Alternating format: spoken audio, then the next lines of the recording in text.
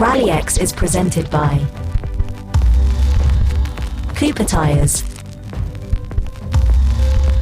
Allsbergs, Thorens and Kiel, and Capital Box. Round 6 starts in 3, 2, 1.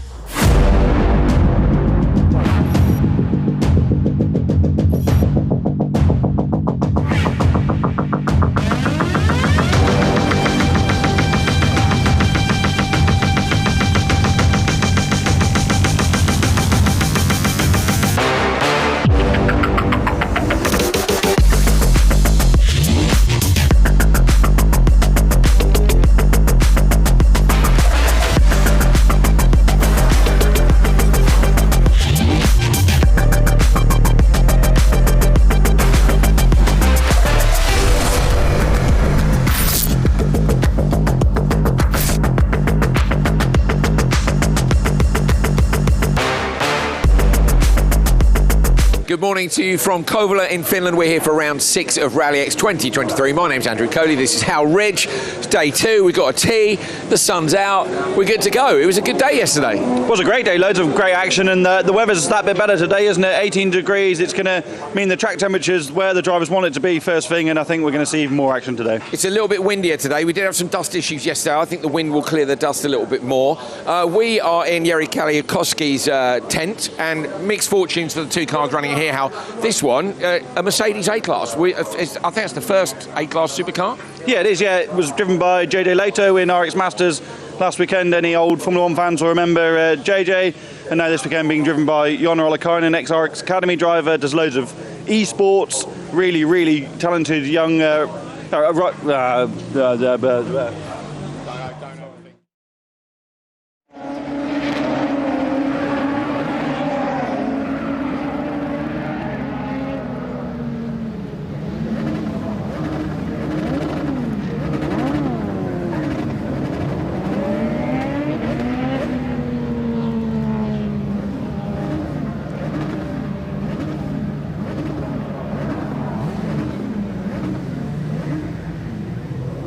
Coming in the various different classes, as we'd expect. We're in Finland.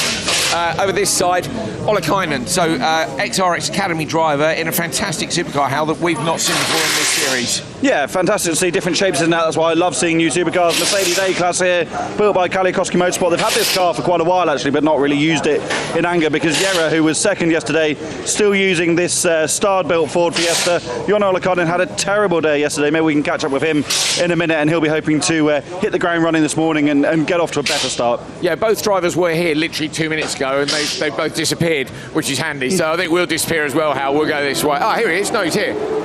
Hey. So, yesterday, tricky day for you, but I believe warm-up this morning's gone better. Yeah, we had some problems with the start yesterday, but now the pace is quite good in warm-up, so let's see. Okay, and how many days have you had in a supercar? 2. Not bad, Hal. No, not at all. And how many dry days have you had in a supercar? 1. all learning there, and you've been here before with RX Academy. Tommy Harmon was saying you had a small issue with the second to last corner when you were here with RX Academy in the clear. How are you enjoying driving the supercar right here? Yeah, it's good, it's fun. So much power, and everything is working well. So feels quite easy and natural to drive, so it's good. What's your realistic hopes for today? Final. If everything goes well, I think we can reach them. Good luck, mate. Hope it goes well. Right, we'll head this way. Thank you. Good luck. Just have a quick look at the tyres here, Andrew. Outside go for it. Kaliakowski Motorsport. This is a tyre trolley, obviously, they use for moving the tyres around, but they put them on here. You can actually feel a little bit of heat in the Coopers already. The tyre construction is very, very soft.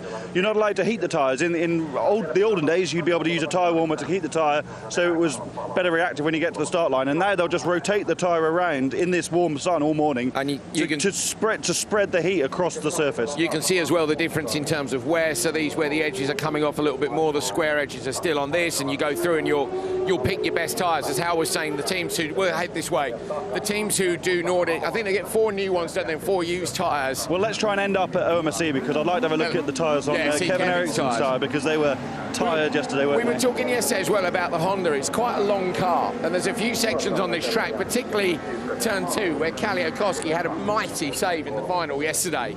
And where the Honda is a bit longer, when they get a bit too much rotation on the car, they drop a rear wheel offline, and that causes them all sorts of problems. Coming past here, we can't not mention, first of all, Lucas Anderson, tricky day for him yesterday, very much learning this year. Started the series brilliantly, and I think yesterday was a tricky one. I think he'll take something from it. But you need to have them, don't you? Because he's here to learn, and then that's all part of the learning, isn't it? You can't have great days every day. It just doesn't work like that. No, and he's been to this track before, but just yesterday didn't go according to plan. But this man, Mats Oman, who, as we mentioned several times on air, is paralysed from the chest down. Actually, can we look in the car? Yeah, let's have a look. Come and look in the car. We talked yesterday several times about how he drives the car. So, Hal, if you hold that net up for me just there. Come around here for us. Put the T on the floor. So this is the device which he uses. So it's push forward to brake, it's pull back for the throttle. Then here, this was gear change, and then it twists across at the front here for the clutch. I mean, it is just incredible. There's another switch here, which I think is for the launch, and then this is what Mats uses to steer the car. It's on here. Yo was telling us yesterday that quarter past is the standard position for it, and it was just such a popular win. I mean, popular with me and Hal, and we you know, as we said, we're not hiding our fondness for Mats, but he was so stoked with that win, Hal. He was, yeah, and so was the whole paddock. There wouldn't have been a disappointed person here, because they know A, what it means to Mats, but B, everyone loves seeing, you know, someone achieve like that. Absolutely brilliant. Get run over, move over that way. Come to the left here, Hero. There you go. I mean, it would be a cool car to get run over by Hal, but is that they've lost the rear wing? No, I think it's a different one. Yeah. There's one with the huge rear wing. Here comes around the line, and have a little look behind you. Spin round, Hero. Here he is. There it is. I like, what a livery. What a livery. Smurfs and flames. I mean, you know, people need to get more creative with their liveries, don't they? It's a winner. Right, Hal, you wanted to go to OMSC? Yeah, I'm just going to go in and have a look at Kevin's That's where we're tyres. now. Of course, they get new tyres for each new round. So follow Hal. Mind your feet on the way in, Hero. Well done, mate. Yeah, so these are not great, are they? And of course, Kevin won't be using the best of his rubber first thing this morning, because you need to save the best of what you've got until later on in the day. But just have a look at these, Hero. Compared to what we saw outside Kaliakowski Motorsport earlier on, these have done a lot of work now, and that could really affect Kevin's performance, certainly later on today as well. You need to qualify well. Like we saw yesterday, Kevin really took the race lead in the final because he had the inside for the first corner. Kaliakowski had that massive moment in turn 2 trying to go around the outside, so grid position is so key. Yeah, so qualifying going to be really, really important. If you missed yesterday's action, you can take a look back now. Brilliant start by Tam on the front row. Oman coming all the way around the outside. Oman's going to get the whole shot round the outside. Mats Oman. Victor Franks down in P5. Going to make some moves here. Try and get back up, but he can't. So Franks is down in P5 now, trying to come around the outside. That's not going to stick either. Mats Oman maybe going to lose out here. He's got to try and hold on. Shuts the door. So Mats Oman leads. Let's go. To defend for the win, and he does go Joker. Oman in on the brakes. Remember, he's doing all of the driving in this car, using his right arm for gears, brakes, handbrake, the lot, and his other arm up on the steering. That is incredible. He's out miles in front of Maiko Tam. Oman through the right-hander, going to open up the throttle now into the last corner. Mats Oman wins the Pro-Am final. Hasn't competed for a couple of years and absolutely gets it done here. Emphatic style. Brilliant start from row 2. Kevin Eriksson, Kaliakowski, Ollie Eriksson on row 2. Juha Ripkinen as well. It's a great start by Kaliakowski, trying to come around the outside. Kevin Eriksson gets there first up on 2 wheels. Kaliakowski trying to go the long way around. Kevin Eriksson squeezes him out to the outside line. Ollie Eriksson looking to try and capitalise if Kaliakowski runs wide, and he does, but he keeps it linked in the Fiesta. It's a little way back still. Oh, into the joke. That goes Kaliakowski. This might be the cover of Rukkanen. inside and outside, two different Ford Fiestas. The two Ericssons come around the outside line here. Rukkanen not going to be close enough. Kaliakowski drops from P2 to P3, but he holds off Rukkanen at the merge. Kevin, he needs to score good points this weekend while Kristoffersen isn't here, and he's doing just that. Gonna nail this joke lap on, hopefully flings it into the left-hand side, gets perilously close to the outside of the course. Ericsson coming round on the inside line. Kevin Eriksson going to take the lead. Ollie Eriksson drops back through the last corner. Kevin Eriksson takes the checker flag and the win. Maximum points here for him. Kaliakowski and Rukkanen round out the podium. Two Finns on the podium. Belevsky gets Eriksson as well.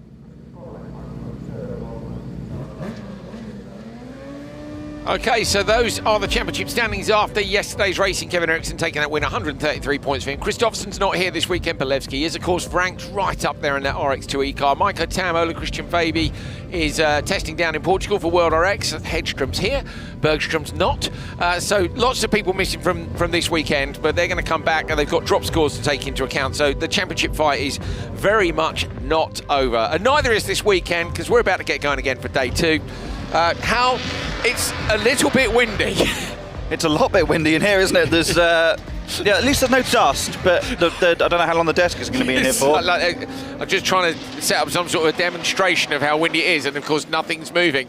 Your paper's flapping about a bit, Hal. Yeah, go on, Hal. No, stop! Come on, you're killing us. Already? Anyway, yeah. So not windy at all. Well, no, the flag. Well, there. Look at the flag in the background. Pointing again. You remember this last time? It's going well so far, Hal. The pointing, look. Great, isn't it? There we go. Well, look, it's windy. Just trust us. Windier than yesterday, going in the other direction. So, unfortunately, the spectators sat down the big grandstands down the side of the track. They're going to be, you know, when you get dust in your teeth and you can taste. There we go. Now it's windy. The dust is going that way, but it does mean potentially it's going to blow off the section of the track which is really dry. It's another sunny day. Although it's cold, it's drying up the track, watering really quickly. And where the sessions in Rallyx are so long, the supercar guys are probably getting the worst of the visibility. Yeah, and I think Ollie Eriksson was telling us how bad the dust was in the supercar final, so it really will help the drivers to have this bit of wind to might not help us, but it'll help the drivers to have that bit of better visibility. We've actually had to strap the tent down to a car. There's a car parked just around here and they've taken the far end off in an attempt to have it not blow away. So if at any point everything disappears, including us, you'll know what's happened. We've been whipped up into a Kouvola tornado. Could end up anywhere, Hal. Yeah, as long as we get home. Well, yeah, fly home. 100k. Can you steer it? So it's only 100k to the Russian border. I don't think it'll be that popular if we cross over that right now. So maybe we'll, hopefully blow the other way. I don't know. Sweden. Which way is the wind blowing? Actually, I don't even know which way we're facing. Do you? Well, I'm facing you. So we're facing different ways at the moment. Hot on the geography, as you can tell.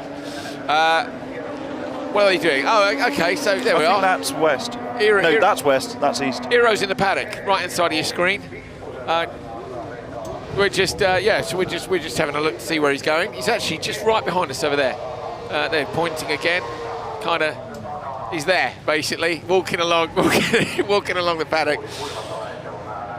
Have a little spin round, look. You're going to wait. There we go. All right. Look at the glamour of our studio. And yeah, hopefully it'll still be here. So the first time I did live rallycross from here, was 2013 Euro RX. Yeah. Chris Meek was co-comps, and we were on. There was a container in the pre-grid over there, which I think the editors were sitting in, and on top of it was an ice cream hut, which me and Chris Meek had to climb up to with a ladder. It was very rickety, wasn't it? It was rickety, yeah, but it was cool. So I don't know if we've come a long way or not with our windy. Well, you've got me as co-comms now, so that's definitely a crash off the cliff, isn't it? Chris Meek, yeah.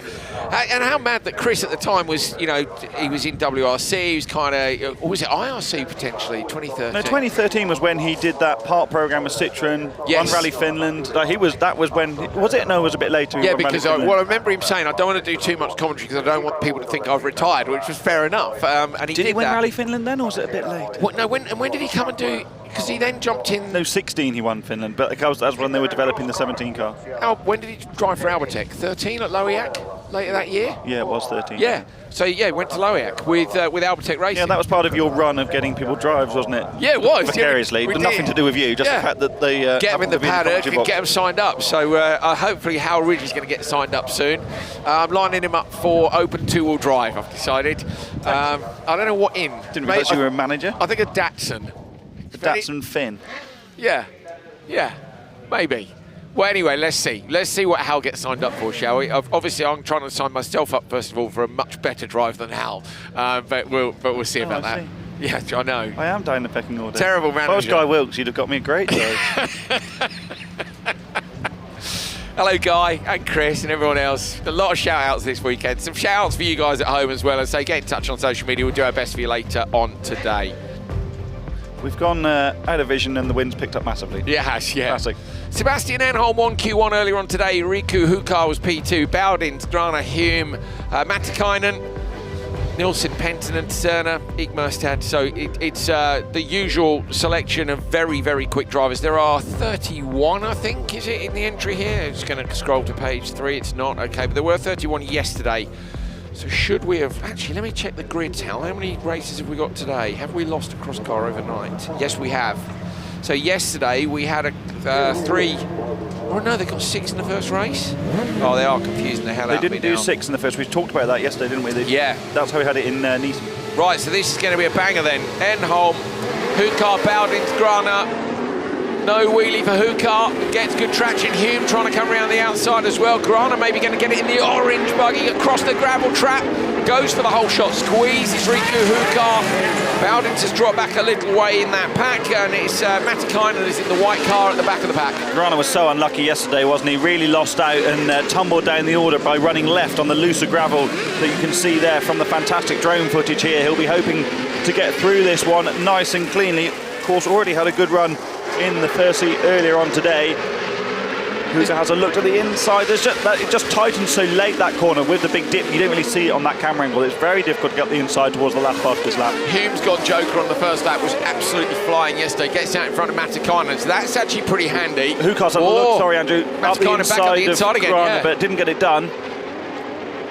So Grana still leads from Hukar. Battles going on at the front and the back of this. We've said it a lot, but the depth in talent in cross car is ridiculous. It really is. And 6 cars, there's definitely room for 6 cars. I'm all about it. 3 laps, though, doesn't give you many options with 6 cars in terms of Joker tactics. Yeah, really changed. We talk a lot, don't we, about how the Joker tactics are difficult on 3 laps, especially when you've got a 5-car race with a 5-car race over 3 laps, because it limits your options. 6 cars makes that all the more difficult, doesn't it? Grana Joker's from the lead.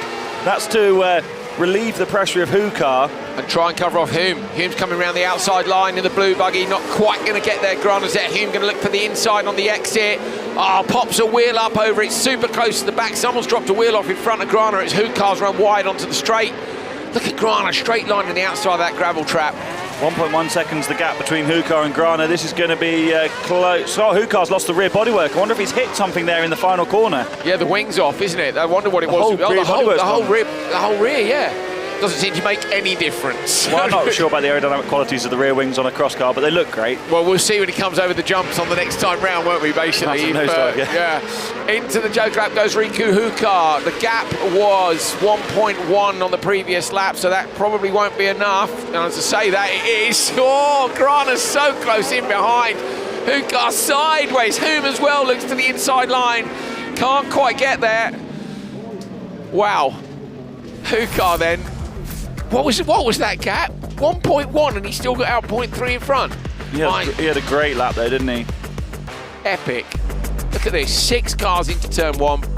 I say plenty of room. There's plenty of room with 6 cross cars. It wouldn't be the same sticking 6 supercars in a line. I know we do it in the semis and the final, but of course at that point you've got a staggered grid, which makes a big difference. But good fun start to the day. So Hukar's last lap and Grana's last lap were only 9/10 apart. Oh, there's the bodywork, and that is a goner now, isn't it? They're not going to be repairing that. It'll take about 100,000 cable ties. Yeah.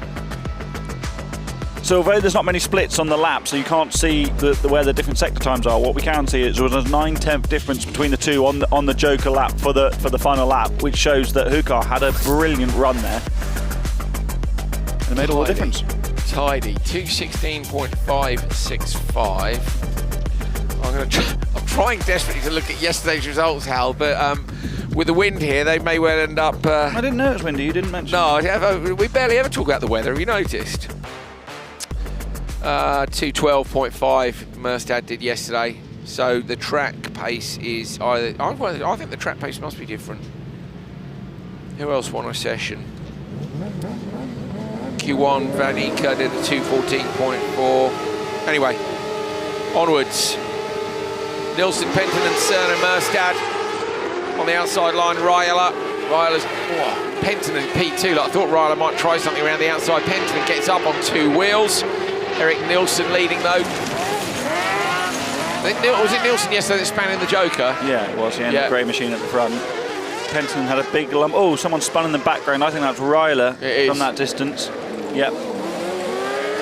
Not Ryler's weekend in crosscar, absolutely flying in his Escort Estate open two-wheel drive, the highlight of the class. Yeah, there was some good action as well in Q1 earlier on. I can't wait to see them back for Q2. We've got a special guest for open two-wheel drive later as well, haven't we? So I look forward to that as well. Oh, 2 wheels very nearly in the wall. My goodness me, Penton and bicycled that right the way out to the tyre barrier and does it again. Steady on now.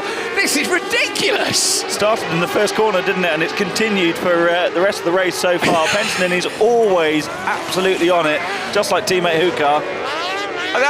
That was mad. Like, normally you get a warning, don't you? You touch the curve, I won't do that again. He did it in the next corner. Unreal from Pasi Penton, lining himself up for some sort of Hollywood stunt role. I mean, that was mad. So Cerner has jokered, and as we say that, leader Nilsson goes in. Merstad coming around the outside line.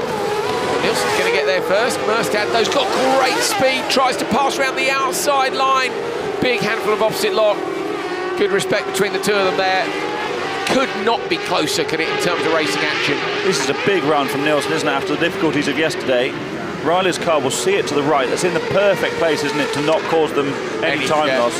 Yeah, absolutely. Of course, you'll always be a little bit cautious when the yellow flag's out, just to be able to come out the throttle if you need to. There's nothing to choose between these two going through the hairpin. Lots of respect. We were talking to a couple of drivers last night, weren't we? And there's so much respect in this championship, especially in corners like that, where you could easily push the driver in front wide. Into the Joker, that goes Merstad from P2. So we know Nilsson will hold on. I say that, we know he bicycles as well. So we did see a car in the wall yesterday. Nilsson going to take it. Joker from the lead and came back out into the lead. Merstad gets P2. Time is at 2:16.0. So how definitely the track is not as quick as it was at its peak yesterday. Certainly doesn't seem that way, but it'll clean through the course of the day. Of course, it'll be manipulated overnight. That was the first of two-wheel moments. Yeah, at least 3. I didn't even spot the one in turn 1. Wait till you see there. I'm absolutely certain it'll be in So what happens place. to Ryler here? Oh, the rear suspension just collapsed on his way in. He's been very fair to get out of the way, but of course it's blind there as well, so you don't want to leave it. Look. Oi, oi, oi. I mean, look at that. And back in the throttle to pull it straight and keep going. And then into this next corner, look. He's like, hang on, oh, okay, you're not going to see it. Yeah, we are. Oh, that, yes, so that from the lead, look, with flames pouring out. They're all at it. Who was in the Joker there? Who was in the wall there on the outside of the Joker yesterday? I can't remember. You, come on, think. Wall in the outside of the Joker. One of the kids? Yeah. One of the kids. Uito, yeah. Who then went over the wall later on in the day. Carnage day for him. I'm proud of you. Thanks, mate. Memory on top form today. I mean, that's not saying much, is it? No, not really. I mean, you know, the level's not high. No, it's Memory not. and level fundamentally poor. Yes, that's true. That is correct. Grid, Andrew. Jorgensen, Svensson, Osterberg, Persson, and Eliasson. Oh, hang on. Let's scoop up Ryler's car. Look, Ryler knows the score. He's not sitting on the scoop out the front. He's like, I'll come up in the cabin with you. I'm not sitting down there. This will be a minute or two.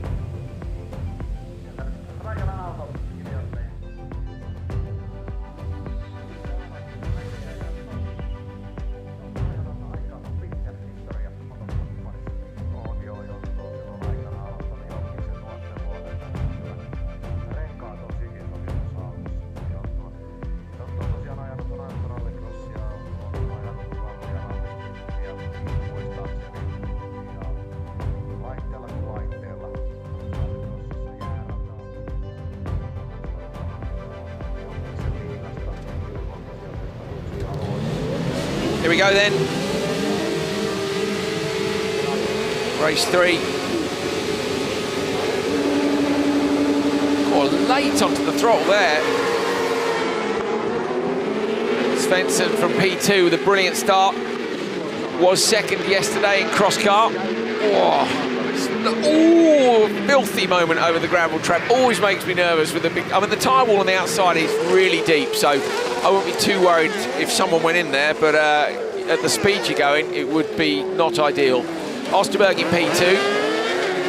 Osterberg was third yesterday, so it was Ingmerstad who took the win, and say Svensson and Osterberg on the podium. So the first and second drivers in this race were podium finishers yesterday. Massive cross car, that the depth is so massive that we're already halfway down the field, or getting towards halfway down the field, and any of these guys could still be on the podium, could still be in the final. And oh my goodness me! They run so close to now. I'm always a little bit concerned, but there's so, like I said in the last race, there's so much respect, isn't there, that you run so close to each other. Like Persson and Eliasson there are taking that to the absolute extreme, aren't they? There's close and there's touching. Persson in the red and black, and Elias in the edge car, the black squarer car.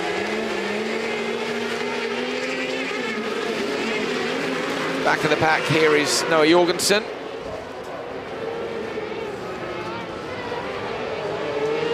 Eliasson Svensson just giving those curbs a little bit more respect than we saw in the previous race. Oh, Osterberg jokering, covering off Persson just about. Oh, dips a wheel off onto the loose, and that's helped out Osterberg, just giving him a tiny bit of breathing space. I mean, like 2 cross-car lengths, which is not very long. Such an important corner, that final corner, isn't it? Because you run the wheel into the gravel on the outside, you lose your momentum, and you're hampered all the way up here, aren't you? Because there's only really one hard stop in the lap, and that's here. Persson closed him down there on the brakes, didn't he? Now the next 2 corners roll into each other. Then, okay, I think you can say the penultimate corner is pretty tight as well, as Svensson's into the Joker for this final time of asking. Osterberg's not going to be anywhere near close enough. Osterberg gets right up on 2 wheels in the penultimate corner, loses the place to Persson. Svensson now takes the race win. We've seen a lot of people go up there on 2 wheels this morning, haven't we? Maybe just taking a little bit more curb than yesterday. 2:13.4 Hal as well, so that's massively faster suddenly. I can't believe the track's changed by 2.5 seconds. All your grids have, is that off the printer? The grids were just printed and blowing away straight away. They've literally gone up like a tornado. I'm starting to tape stuff to the desk now. I might tape myself to the desk in a minute, to be honest. Oh my God, stuff's exiting the folder. What's this, Hal? This is results. Oh, open two-wheel drive. Where's Junior gone then? Is that blown away already? Oh no, sorry, that's next, isn't it? Junior only doing Q3. That's it. Wake up. Wakey, wakey. You had me worried for a minute then. Yeah, I was thinking, where are they?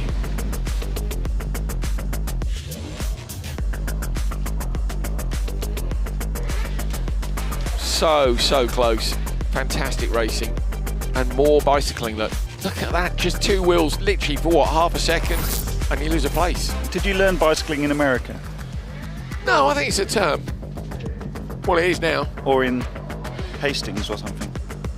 I don't really know, to be honest. Hastings is a bit of a hub for BMX, but this is a different kind of bicycling. Did you know that? Yeah. I thought you might, being the extreme sports aficionado that you are. Oi, oi, oi. Any other motorsport on today, Hal? Nothing that I'm aware of. No? Andreas Eriksson's just walked in to check if we're okay. We're good, thank you, Andreas. His podium's blown away again. From the outside line, Tamo Tudo with the best start. Pace Motorsport driver coming across and shutting the door. Martin Huger's dropped down to P3. But yeah, Andreas has genuinely come to check that we're okay, because the shelter is very, very close to taking off, and the podium, as I say, is literally lying on its back behind the pre-grid. You might be able to see it in a minute. We'll point it out to you. So Tudo with a good start. You can hear it through the mic, can't you? You are, mate? You can hear it. Yeah, it's crazy. Yeah, this is it really is. Track conditions, Hal, 2.5 seconds between 2 races is a lot. Reading a lot into nothing there. Yeah, so do I. But there were clean runs in the previous. They were, yeah. That's what I mean. So I think it's just a mega run from Svensson. We know he's capable of that, don't we? Yeah, true. Yeah, he was miles ahead. When Osterberg went up on 2 wheels, Svensson was jokering and had plenty of clear air as well. So I think it's just a great run. Did he do that yesterday? Somebody did an epic run in cross car yesterday and smashed everybody to bits. Let me have a look. Might have been Merstad. No, it's only half a second. No, Merstad and Svensson did it in Q2. They were more than a second quicker than everyone else. Who was that? I missed it. Sorry, looking at the results from yesterday.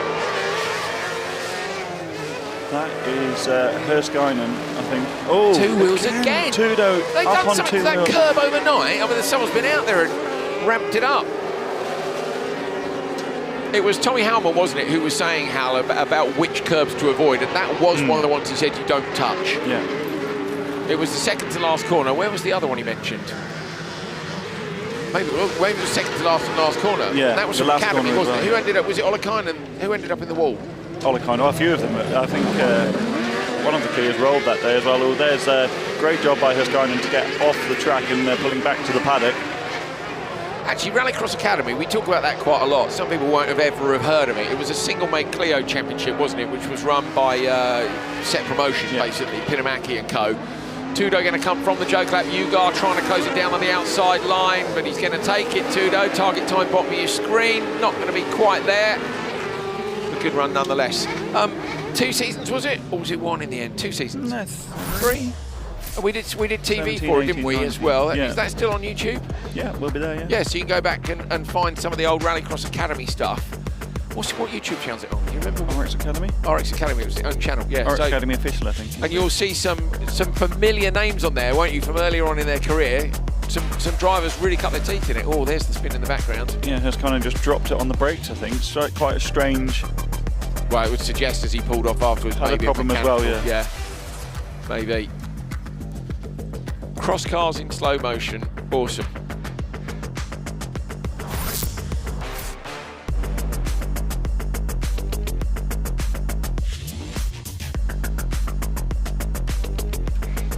Tudo takes it, 217.5. Will slot him into P10 at the minute. 3 drivers from race 3 are at the top of the standings. Svensson, Persson, Osterberg. 2 of those 3 on the podium yesterday. Merstad yesterday's winner down in 8th at the moment in this one. Andreas Eriksson just came into the commentary box before and did... I'm trying to work out what it is the international sign for, but I can describe it. I wonder if we've got time now. Yes, we do. He sort of rolled his eyes, looked up, and then put both his hands out and sort of wiggled them as if to say, we're hanging on. yeah. We're clinging to the wreckage. Right. Oram, Weinicke, Lindenquist, Hoffman and Kong. Now, Weinicke yesterday, Hal, 69 car, slot 2 on the grid, was absolutely on the pace all day long. Doesn't get a good start here, though. Or drop way back down the order. All the way to the back? No, not to the back. Sorry, wrong car, P2. Or 3. Third at the moment, yeah. Third at the moment. The big 69 on the front helps with that massively, doesn't it?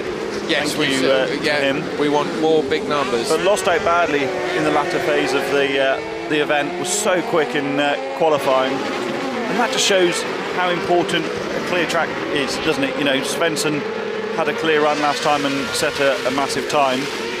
Weinicke third on track at the moment. And even though the pace is high between these guys at the front of the order, in this race and in cross car in general, you just lose out a little bit by being behind, and of course if you're not at the front of the order you're not setting the quickest times. I mean, he was top qualifier yesterday and he won his semi-final. He's saying just in the final you get... He was wide in turn 2, wasn't he? And then we see that so often that you get wide there onto the loose gravel on the left hand side as we go up over the jump and getting all out of shape, coming down the hill for Lindqvist. We watched Q1 from up there early on, didn't we? And we saw a couple of drivers over jump a tiny bit, and that compromises your braking so much down into the hairpin. Such a critical part of the circuit. It's a great experience watching up there because you hear all the locked wheels and the gravel hitting the bottom of the cars. Yeah, and you can see, you see the drivers coming on and off the brakes. It's just a fantastic place to watch. Brilliant chatter. Brilliant braking up there. Maybe my favourite noise. Well, there, it's a great place to watch. Brake chatter, good noise, you say? Div chatter. you know, like the transmission. Yeah, I do enjoy that. Yeah, there was a good view from up there, wasn't there? It was mega. One of my favourite rallycross spots to watch so far this year. And you nearly recorded another Instagram banger, didn't you? But unfortunately, in the pan, you got distracted and lost the shot, which is a shame, Hal. Literally, there was carnage in one of the supercar races. They all came in sideways. There was a spin in the hairpin, and Hal, halfway through the pan, basically was, I don't know, the sun was shining, missed the shot. Could have been an viral Instagram. Of course, he has had a viral Instagram hit before, Hal Ridge, so hence why he's got more followers than Andreas Backerud. Much to Backerud's disgust. Good run by Lindqvist, to be fair. 14.9. It's going to go P2. So Alexander Lindqvist, 2:14.9. Yeah, straight into second place in the standings. Great start.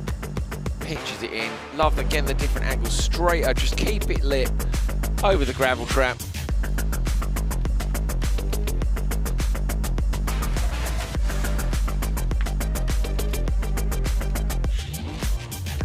That one big moment on the brakes at the hairpin. I say big, pretty standard moment, but very nicely done indeed, as saying slots into second place.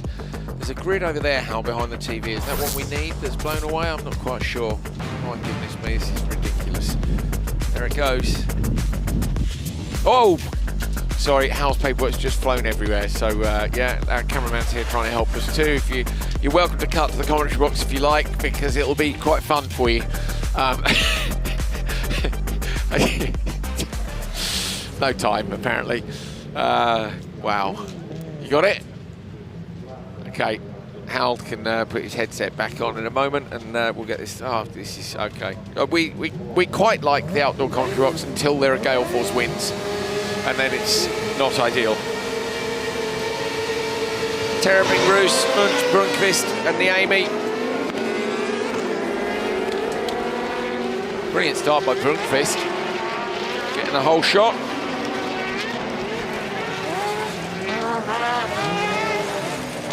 Tanel Terrapin from Pace Motorsport, who's in P2. Major Niemi P3 on that inside line. Terrible start. Might have been for Rasmus Roos at the start. Somebody got left on the grid. I'm afraid we were gathering up 8,000 pieces of paper at the time. What were you saying? I couldn't hear you, obviously, because I didn't have my cans on. I was just saying that all your stuff was blowing away, and I was trying to hold on to it. Meanwhile, a fantastic cameraman was grabbing my folder off the floor. Who's now holding on to the tent. Yeah. Don't blow away, mate. We need you later. Yeah. We need you later. We need you. Yeah. Oh! Big coming onto the straight, dug in. I don't know if it went over or not, but it certainly was going to go round. How dropped over the curb on the outside line and dug in. I didn't even have time to see who it was. I think it was Roos with the Martini type stripes. Oh, and Niemi has a look up the inside. That's brave, isn't it, on Turpering, who goes into the loose gravel on the outside, gets it all sorted back to the tarmac on the inside. But great move pass from Niemi. We've talked about how much he's improving, haven't we? And another example of that. Really nicely done. I can't see any yellow flags at the start of the straight, so whoever it was that was on two wheels got away with it. We've had loads of moments in cross car in this qualifying session, just cars up on two wheels, and so you can kind of put a wheel out there, but there you see this. Yeah, in the gravel, where it's. I noticed as well that Chronomoto now put their timing equipment, Hal, like 85 metres off the side of the gravel trap from having various drivers nail it over the years. Oh my goodness me, it's all blown away again. Right, okay. Sorry, this is going to be a theme today. Yeah, I'm going to have to steal that tape back, Hal, so I can tape everything down. Get taping, mate. Get taping. You commentate, I'll tape. Well, I'm kind of, trying to... Well, I can do two things at once, but the third is killing me. I'm going to have to take a picture of Hal. I can't, though, because I haven't got any spare hands, because I'm holding on to all my paperwork. Brunkvist takes the win. It's brilliant.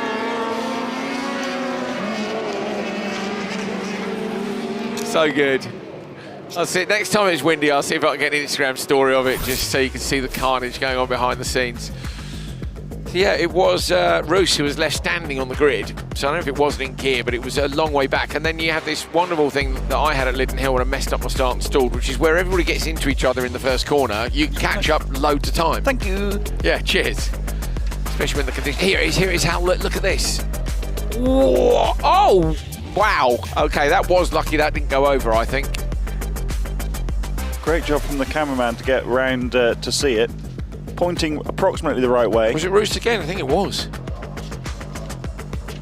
There it is from the other angle. Look at that.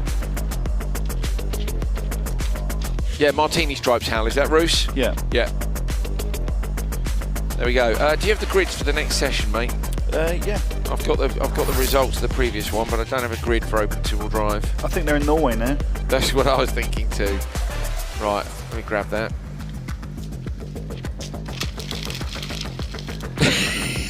It's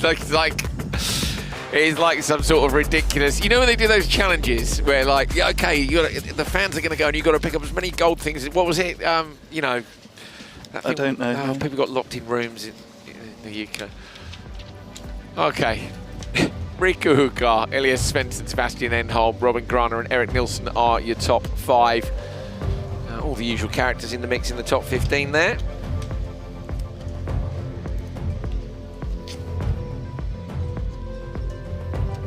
Thanks, mate.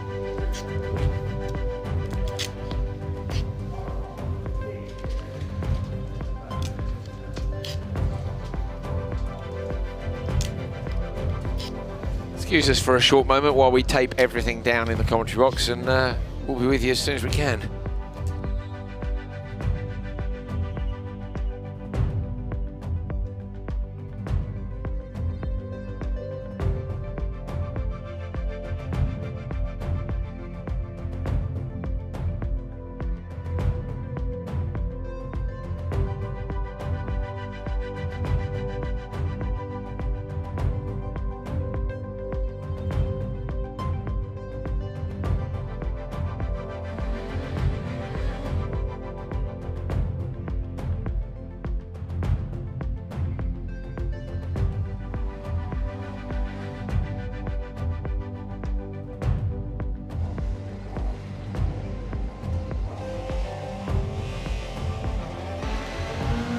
Well, as you saw there, Gabrielsen won Q1, so he's sitting in the TQ position at the minute from Lahti. Joni-Pekka Rajala, who pulls up to the grid in a Ford Escort Estate. Yep, if you missed yesterday, that is... Where were you? That is the new vessel. That's what he's wheeling this year.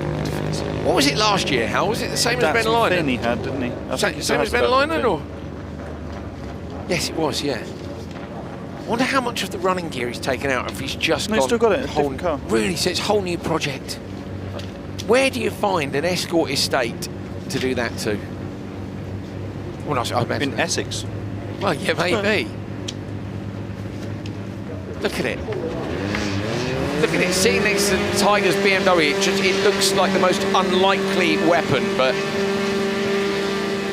Gabrielsen and Toyota Starlet with the Toyota Corolla alongside it, and look at that Ford Escort Estate ripping off the line. Tiger going to try and take them all around the outside, then go inside. We know Simon's got huge power. When we stood up at the back of the circuit earlier on, me and Hal was saying there really isn't anywhere for him to stretch the legs of it. It is just, it's got such an outrageous amount of power. Yeah, I just can't say enough good things about open two-wheel drive, and it was great to watch these cars from the top of the hill as well, wasn't it? Because you got a real indication as to the differences between the chassis. Yeah. Don't always see that trackside on the cameras for whatever reason. No, Ryder's joking on the first lap, sorry Andrew, that's possible in this race, as we always say, because the pace is so high that he's not going to get held up, even if he doesn't get out ahead of Tiger, but it's going to be close, isn't it? The corner speed, Tiger's corner speed isn't always there, but the power in between obviously is outrageous. The corner speed on the leading two here, Lahti and Gabrielsen, is enormous, much shorter chassis. And we were talking to Derek Tohill last night, weren't we? And we were just saying about, I think until this round, potentially, Derek was like, well, I need a longer chassis. All the quick guys have got a longer chassis. And then we've come here and the Finns have proved that actually you don't. Yeah, you can make a short car work as well. Yeah, I think touring car used to prove that. The car that Derek has been racing this year, the Ford Fiesta, that comes from that touring car concept.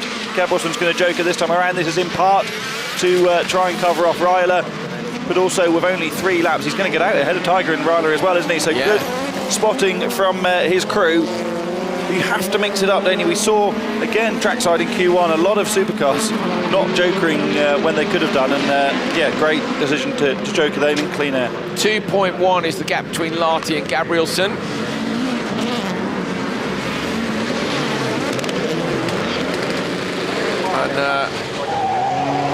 to yesterday's winner, of course. See where Gabrielsen ended up. Sorry, guys, we are struggling here with holding on to everything. Gabrielsen yesterday was P6. Yeah, broke in the final. That's right, yeah, -5 laps, yeah. Here we go then, Larty into the Joker lap. That wheel sits up in the air. Gabrielsen's got great pace around the outside, might get him here. Larty going to try and hold the inside line. Gabrielsen looks for a better exit up the inside. They're nearly side by side, but Larty holds on from Gabrielsen by 0.197 of a second. That is how close it is at the front. Simon Tiger in P4, only 3 seconds off the leader. Really, really close. Look at this start, look at this. Tiger can't get too much power down immediately, and then once it comes in, it flies. But the straight here isn't that long. And there's lots of linked corners, plenty of dirt as well. Look at this, look at that. Sitting down so hard in the rear.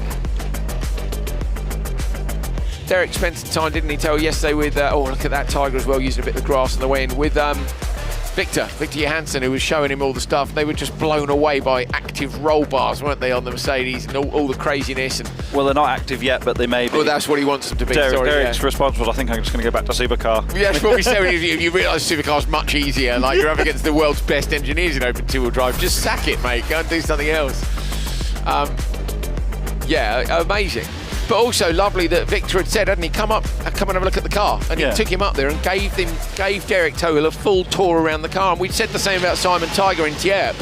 They're all sort of coming over and going, look, welcome to the series. We've been at this a while. We know you're a bit of a ledge, but there's a few tricks that maybe you don't know. And yeah, I think they're enjoying that.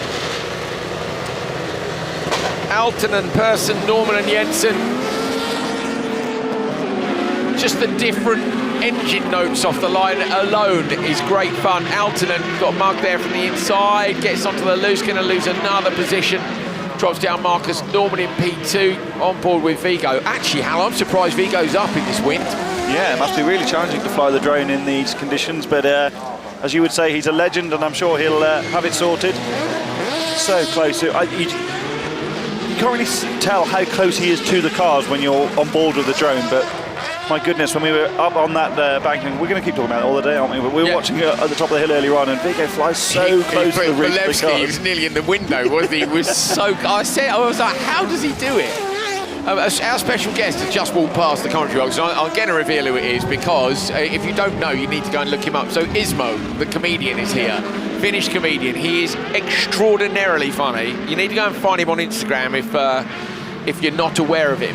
YouTube would be better. So yeah, there's lots on Insta. Is it? Yeah, little short bits on his Insta. You can't do YouTube, Hal. They're watching us on YouTube, so they can go and find it on the phone. You'll need a new tab for that, and you'll have to split them so they're on both sides of the screen. Yeah, and mute one to... It's tricky. Yeah, don't mute us, but you can watch a bit of Ismo in the replays. You know, we'll go quiet in some of the replays. Anyway, find him, because he's great, and basically it's lots of stuff about the English language, isn't it? Well, as people watching this will have realised, we love wordplay, don't we? Yes. And messing around with language, and that's what he bases everything he does on. Oh, it's so absolutely fantastic. It's so good. He's like talking about how you can use the word ass in many different ways, and you have to go and find it.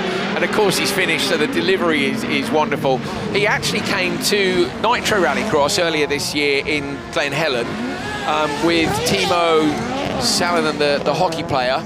I met them both there, and I didn't realise it was Ismo when I was there, and I've been watching him on Instagram, and then today I was like, I've met you before, haven't I? And he's here this morning, so he's going for a ride in the FC1. Who's driving him, Kevin or? I guess so. Or Andreas Eriksson. I think it'd be Kevin. Kevin did the ride yesterday. Yeah. Look, wow. That was very much in sync. Kevin did the ride yesterday. Did you realise? Sorry, completely distracted from this one. Jensen going to take it, coming around the final corner. What's the time? 2:21.3 though, not as quick as the first race was. Anyway, Ismo's then going to take a BMW out and have a little rip around the track himself. So I did ask if he'd driven, and he likes driving, and he's done a couple of little bits before, but he said, I am novice.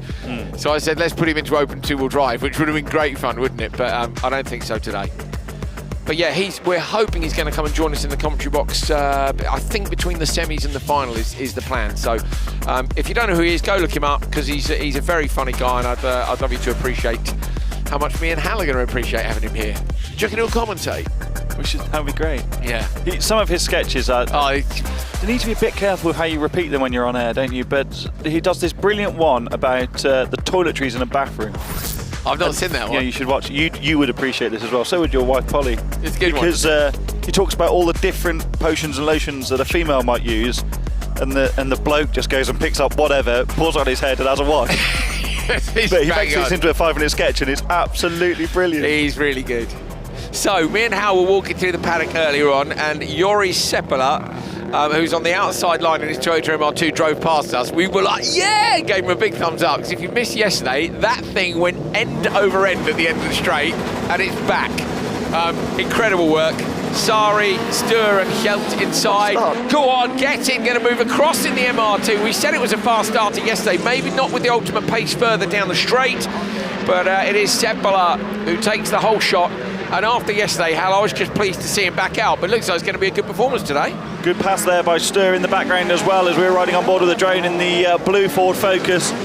Stur's found a bit more pace this weekend compared to what we saw in Tjup and Neeson, getting on top of that car a little bit more all the time. Had lots of engine issues in Tjup, was spending a lot of time in the paddock, revving it up, trying to solve what I presume was a misfire, but going much better. Seppala, though, had a great run through the opening corner, under big pressure here. Going to lose the place, just gets out, breakdown into the last corner. Tidy move by Sari, wasn't it? Front left corner of that car looking a little... Actually, I was looking down the results here. We had a ton. DNF for Venäläinen, Harkonen, Johansson. Victor Johansson, of course, championship leader, had a DNF. We saw him come back on the scoop with a fair old bit of damage to the front of the car. Malinen was a DNS, and Derek Tohill also a DNS. We'll say we saw Derek last night. We knew he wasn't going to race today. Problems with the engine. Yeah, not in a state to race today, unfortunately. But I think they've packed a bunch of stuff off and sent it back in the van, haven't they? Ready to move on to the next thing. Yeah, they won't be here in Norway, they don't think. But Julius is Julius, and everyone wants to be in Julius. So first weekend of September for the Swedish round, they're planning to come back with more than one car, and that'll be brilliant. What cars they bring is still up in the air. Of course, it's well, not of course, because most people won't know, but it's Irish Rallycross Championship next weekend, coupled with the British Rallycross Championship Five Nations Trophy at Mondello Park. That's a big event for Derek, so they're trying to get back as quickly as possible to get the supercar out and take on the best of the British and Irish. We met Jari Putkinen last night as well, didn't we? Yes. He came into, me and Hal was sitting having a beer at the bar, and he came in and he goes, hey, how did you enjoy the race? I said, yeah, it was really good. I said, who were you there with? He said, I was competing. I was like, oh, mate.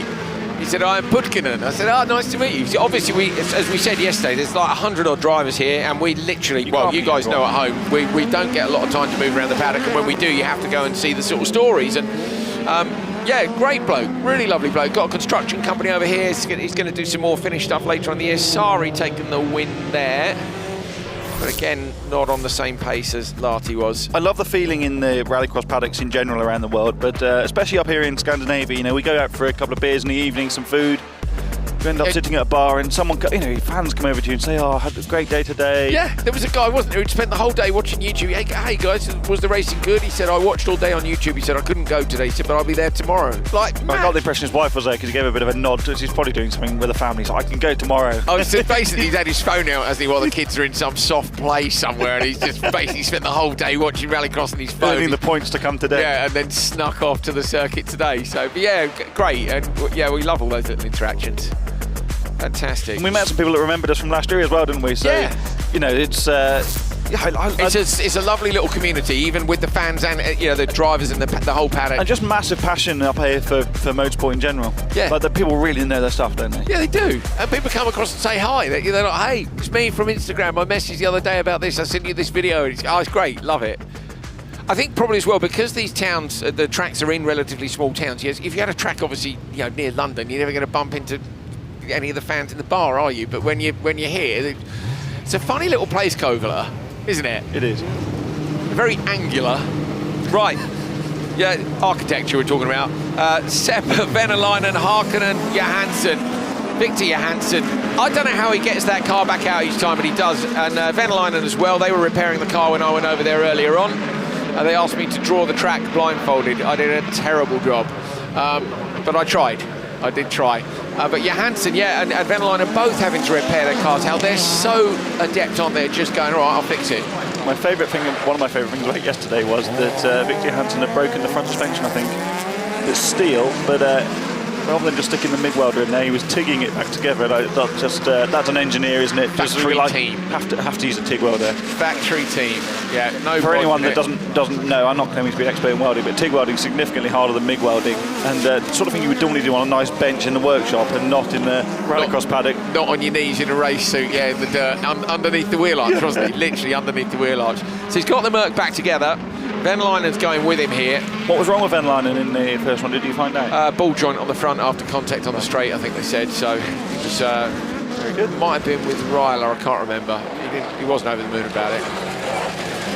What we were saying was, the health, so the front-wheel drive Corsa. A front-wheel drive, I think, unfortunately, because you're never going to win the starts, are you? Rear-wheel drive cars sitting down the grip. That's the age-old thing in the UK, because generally, until relatively recently, Venlainen takes a joker where rear-wheel drive cars have come on so much. A front-wheel drive car is largely quicker around the lap, but the rear-wheel drive car will always make the better of the starts. So you're always having to fight your way back through. But I think the rear-wheel drive progression up here is so big that it's always going to be a massive ask to win in a front-wheel drive. But not everyone races to win, do they? They race to have a great time, and the result is a byproduct of enjoying a weekend. So all credit to them. So what we really need then is open rear-wheel drive and open front-wheel drive. Then I would do what the British Championship had done actually, and keep the mix, but give an award for the top front-wheel drive. Both, yeah. Yes, like it. Then we can see the Super 1600s, the Maxis.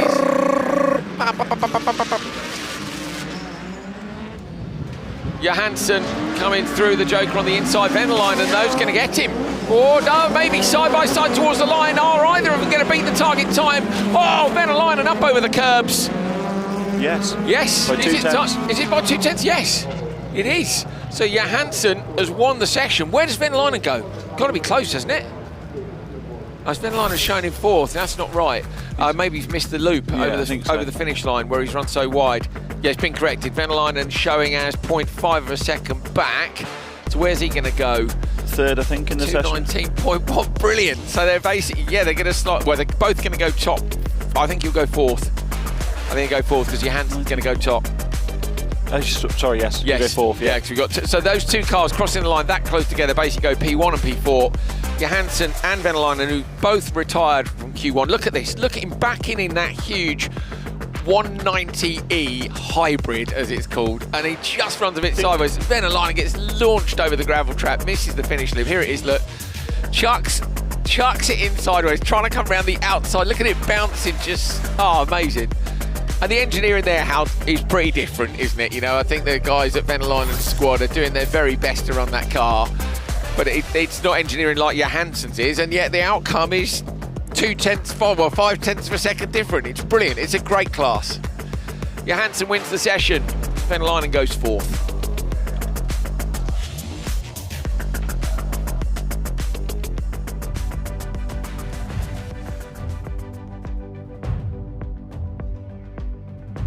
Standings in Supercar Lights. Olofsson ahead of Enland, Anderson. Lucas Anderson had a tricky day yesterday. We mentioned it in the opener today. Sjökvist, Expeth, Jansen Kasman, Haugen Haug. Hal mentioned Ida Tornholt has recently got married, which is where the Kasman thing came from. Clever lad, isn't he? Hal doesn't miss anything. Anything rallycross, not even a wedding. So Olofsson, Enland, Anderson, Sjökvist, Expeth. I'm missing a wedding today. Are you? Who's getting married? Shout out. Our friends Imogen and Sam. Very sad not to be there.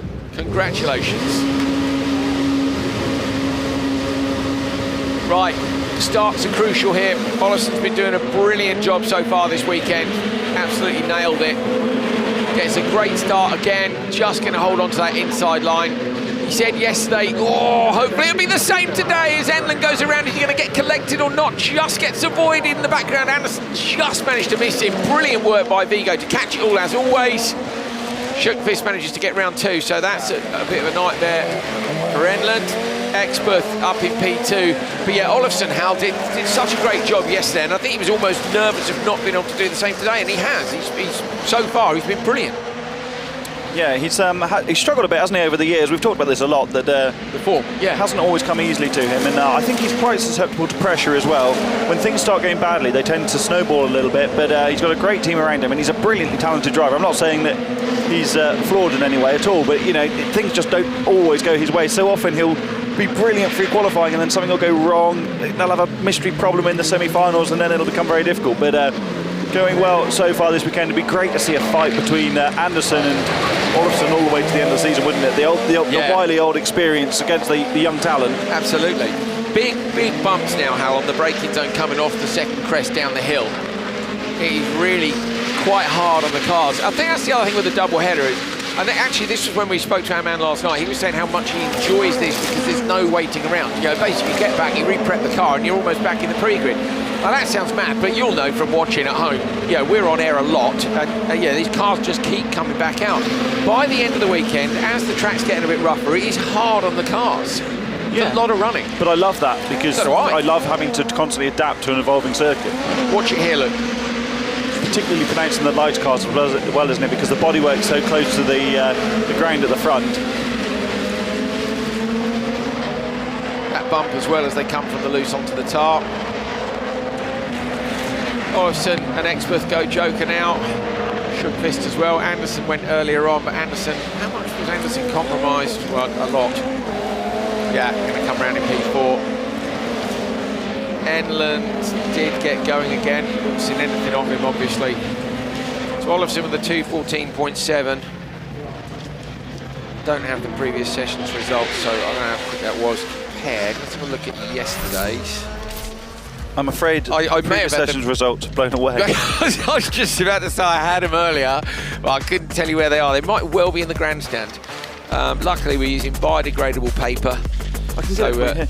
Oh, look at that. Just the tiniest bit of contact, and Enland just gets turned around, and Anderson does well to avoid him, but obviously massively compromises his run. Olofsson yesterday won all the sessions, remember, so 2:15.6, 2:14.1, 2:14.5. And we're just looking now. It was a 2:14.5. Wow, that's 2 thousandths of a second, Hal. His winning Q1 is 2 thousandths of a second different to his winning Q3 yesterday. No, I think he needs to work on his consistency. 14.555 yesterday, 14.557 in Q1. I have no idea what it was in this one because, we're going to go back and find it now. Hold on. Imagine if it's super close. 14.7. Wow. So less than 2/10 different to that. So he's killing it, isn't he, at the minute? I mean, that is consistency on a Kristoffersen's level. Johan would like that, wouldn't he? He would like that a lot. I bet he's watching in Portugal. Johan, send us a message if you are. We know they're all down at the test. You can't be out on track all day long charging your batteries and stuff. I bet they're watching. Thanks, Hal. Hal just handed me a bit of paper and it just went straight away. Literally just flew straight out of my hand. Thank you, Earl. Cheers, mate. This is brilliant. Okay, so I've lost my, sorry Hal, I've completely lost my grids and my paperwork's flying everywhere. Another good start from Ida Tornholt, runs a little bit wide on the exit, but she's improving remarkably in the last couple of rounds. Been very impressed with Ida's progression recently. That's one of the Hauks running wide in the background. Tornholt out front ahead of Omercy's stablemate Kasper Janssen, using a different car this weekend. Janssen, he made a mistake in the last one, well, made a mistake. They called his joker on the first lap and he dropped in behind Ida. And to be fair, Janssen's quicker, but he couldn't find a way through. Yeah. So he lost tons of time. And they've got a bit of a head scratcher here as well, haven't they? Because Haug, Lars Erik, has been having a torrid season. Been really quick, was fastest overall in free practice 2 on Friday, and has just been having poor luck everywhere. Broke the steering, I think, yesterday morning, etc. Had a spin earlier on when we were up the top of the hill there, dropped it on the brakes. Oh, Hal's just lost 1,000 pieces of paper. He says, I'll be back, and he's gone, literally. Oh, my goodness. Let me see if I can get a video of this. Everything is blown away. Hero, our cameraman, is helping Hal to get all his stuff back. It's absolutely Bedford here, it really is. Kasper Janssen can't joker at the minute, of course, because if he does, he'll move back into slow traffic, so... Yeah, that's what I was saying before I was rudely interrupted by the wind, that the Hauks have been having a difficult time, and Niels Christian isn't as experienced as the other guys in the field. Now Tornholt does joker, so that's going to free things up for Janssen to joke on the final lap. But yeah, it's always difficult, isn't it, when you're in a race with mixed pace like this, that you can't joker when you might want to otherwise. So Janssen in free air now with Tornholt gone. And Tornholt actually back in and not far behind, 1.4. He might not get this done. Yesterday's delta varied a bit, didn't it? At times it seemed to be a second and at other times 2. Which was very odd because both the Joker and the standard lap are on tar, so the conditions don't change much other than traction on the exit. So with only one split here, it is a little bit more difficult for us to get super accurate with that kind of thing. I think Janssen's got it here, yeah, he has. So Kasper Janssen aiming for the 2:14.7, not going to get there though, spent too much time in traffic in this one. 2:17.0, we'll see him in the faster heat in the next one, so he goes P3 in the session. That's not bad actually, having sat in traffic like he did. Right, you have a look at this. We'll take the paperwork down.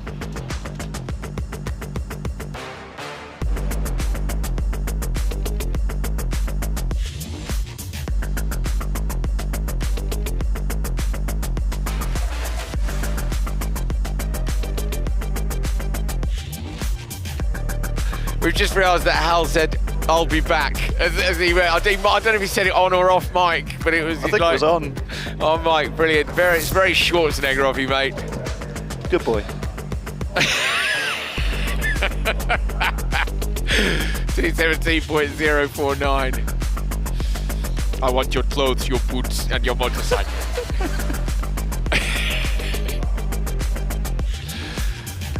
Any Terminator fans out there? We don't care, of course, whether you are or not. We are. Olofsson, is he going to get a double clean sweep? All qualifying session wins, semi-final, final. Kristoffersson was going for it in Tjerp, didn't get it with a puncture in the final. So classic Johan there. Yeah. And free practice and warm up. Yeah, it was terribly. Actually, we haven't checked Olofsson for those. Yeah, he wasn't fastest in free practice too. That's fine, but that doesn't count for a clean sweep. Only the competitive sections of the event. Well, free practice counts for the grids. I know what you're going to say, Hal. I know what you're going to. I'm looking at him already. I know what he's going to say. Belevsky leading from Kevin Eriksson, Jari Kaliakowski, Eriksson and Franks. That was from Q1. We've got some footage for you from Q1. This was best crashes, I believe, from Q1, and that's a bit of content there. Rutkanen getting run slightly wide. Look how close Vigo was with the drone. This was where we were, how wasn't it? Yeah, we watched this one from the top of the hill. Watch this. So Tam gets turned around, backwards. Look at Vigo's flying here. We said it was incredible, and it was. Little nudge from Rutkanen. And there was another section where he flew so close to Belevsky, I really thought he was going to get collected. It was amazing. You can't quite see the podium, it's just to the right of the shot there, but you can see the foot of it. You can see our tent as well, look, yeah, the black tent. Yeah, that black tent in the background, that's us about to blow away. But Belevsky, Kevin Eriksson, Kaliakowski, Oliver Eriksson and Victor Franks. So Kevin Eriksson left of the screen with the orange flashes on the car. Oh, great start by Ollie Eriksson from slot number 4, but Kevin's equal to him. Ollie's going to try and come around the outside. Kevin slots in behind Belevsky. Eriksson gets a nudge. Ollie Eriksson all the way across the gravel, keeps it lit, going to come in just in behind. Victor Franks did well to hold on to that, and actually hasn't lost a ton of time, but has lost those all-important positions. Kevin Eriksson sideways, dropping the rear left wheel, and we've said it before, the Honda is a long old car, and it's hard to keep it on the clean line, but Belevsky leads, having won Q1 earlier today. I think the OMSE boys were trying to stay out of each other's way there, didn't they? It almost worked for Oliver to go round the outside, but just that tiny touch with Belevsky forced him that bit wide. Kaliakowski going with Kevin Eriksson at the front. That was Franks into the Joker this time around. That'll help the fight here because Franks is quick on a lap, isn't he? But he doesn't have the power or the performance in that RX2E car of these headline supercars. So good for them that he's jokered early. That means that the strategy is a bit more available to them on this next lap. The straight is so short in a supercar, isn't it? I was just thinking of Kevin, whichever Eriksson it was that dropped a wheel off, I think it might have been Kevin, dropped a rear wheel off. I was thinking, oh, I wonder how that's going to go later down the straight. He was already in turn 1. Like they're just so fast. We were saying earlier we'd love to drive a supercar around this track. Again, look, if you watch Vigo, look at this: crest, dip, crest, and you just—it's a little mini roller coaster. It's so technical. I think getting a really good lap round here would be hard work, but I'd have a crack at it. I would love to see Vigo follow a supercar, but quite low through that final section on the standard lap, where the track really drops away, to get a great indication as to how undulating it is. Belevsky's on an absolute flyer here, isn't he? Another fastest lap, 40.7 last time around. He's 1.7 and nearly 2 seconds up the road from Kevin Eriksson. Great job. Yesterday he had a nightmare in turn one, didn't he? Just kept getting taken out in turn one. Not his own fault, really. Yeah, go, look at this. Look at me go, following him in, following him in into the joker. Look, there's a crest, there's a dip, then they chuck it back the other way, get the rotation done. Bolevsky is absolutely flying. He's wiped the floor with him here. Coming around to cross the start-finish line for the final time. Stops the clock with a 2:09.084. He did a 2:08.9 earlier, so it's not quite as quick. But we are talking small margins, like a tenth of a second. They're very consistent. Here it is, look, that tiny touch. Oliver Eriksson, literally a nudge on the front right wheel. He keeps it lit, good awareness as well. Watch this here, look. Okay, it's a bit more than a nudge when you see it from that angle, but you know, that's fair. I think, yeah, trying to come around the outside, cause some big old rocks in the outskirts of the gravel trap there. Yeah, it was Kevin who dropped the wheel off, look, and then we pan around and he's at the other end of the straight, but Bolevsky is killing it.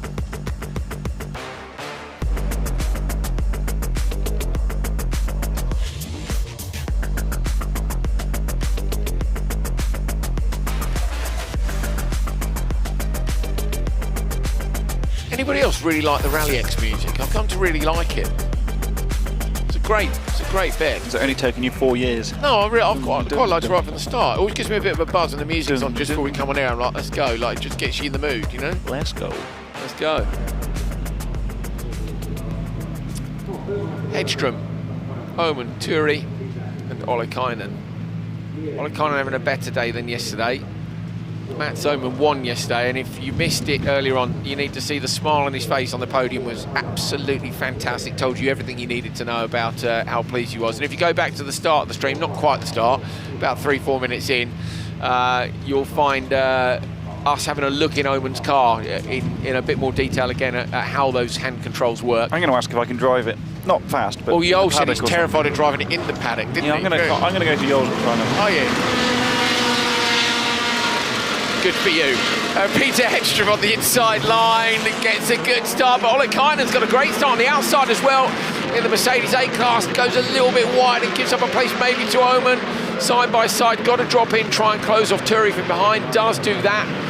Dusty up on this back section, Oman in P2, Ollikainen third. That was important for Ollikainen. He lost out badly yesterday with issues at the start. He had another problem at the start in Q1 early on, and then got terribly held up by two of the other Finnish guys in his race. He's got good lap time pace. He was sixth fastest in warm-up earlier on today on the back of Oman. We know Oman's quick.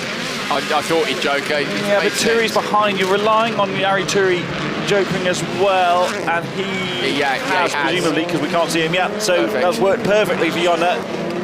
Another RX Academy graduate, just like his friend and colleague Tommy Howman. So now Jonna can get the hammer down in that unique Mercedes. I love seeing unique rallycross cars. So do I. The thing I loved about Super 1600 was the fact that people used to build Super 1600 cars that hadn't been rallied, you know, just to come and do, what was it, the City Go? Was it the... still have it. Still, Jan Cherney's still wrestling the City Go around. Yeah, mega. How, you were going to say something about Hedström? Yeah, it's just, the car looked a bit unstable there through turn 2, didn't it, for whatever reason. Is Oman jokering in the background? I think he is. That'll be to try and cover Ollikainen. He might do this. He's going to cover him off. He does, covers him off easily. But that's great for both of them, isn't it? It doesn't really matter. It's just that they're both going quick enough to not hold each other up and compromise their overall position in this session. Ollikainen thinks it's realistic to try, or if he can get the semi-finals, you think it's realistic to fight for place in the final. I think that's absolutely fair.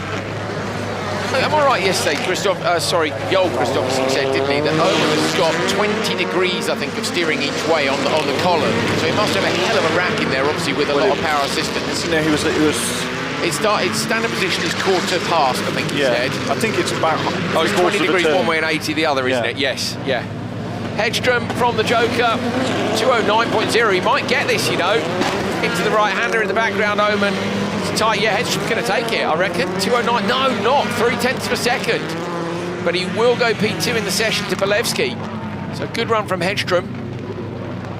See them go up against each other in the final qualifying session later today.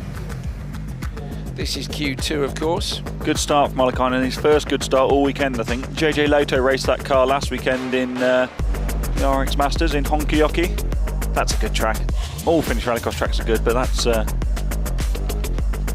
good one. Looks like Kouvola. Hedstrom's car's reacting strangely to the bumps, I think. I wonder if they've changed the setup of the suspension a little bit.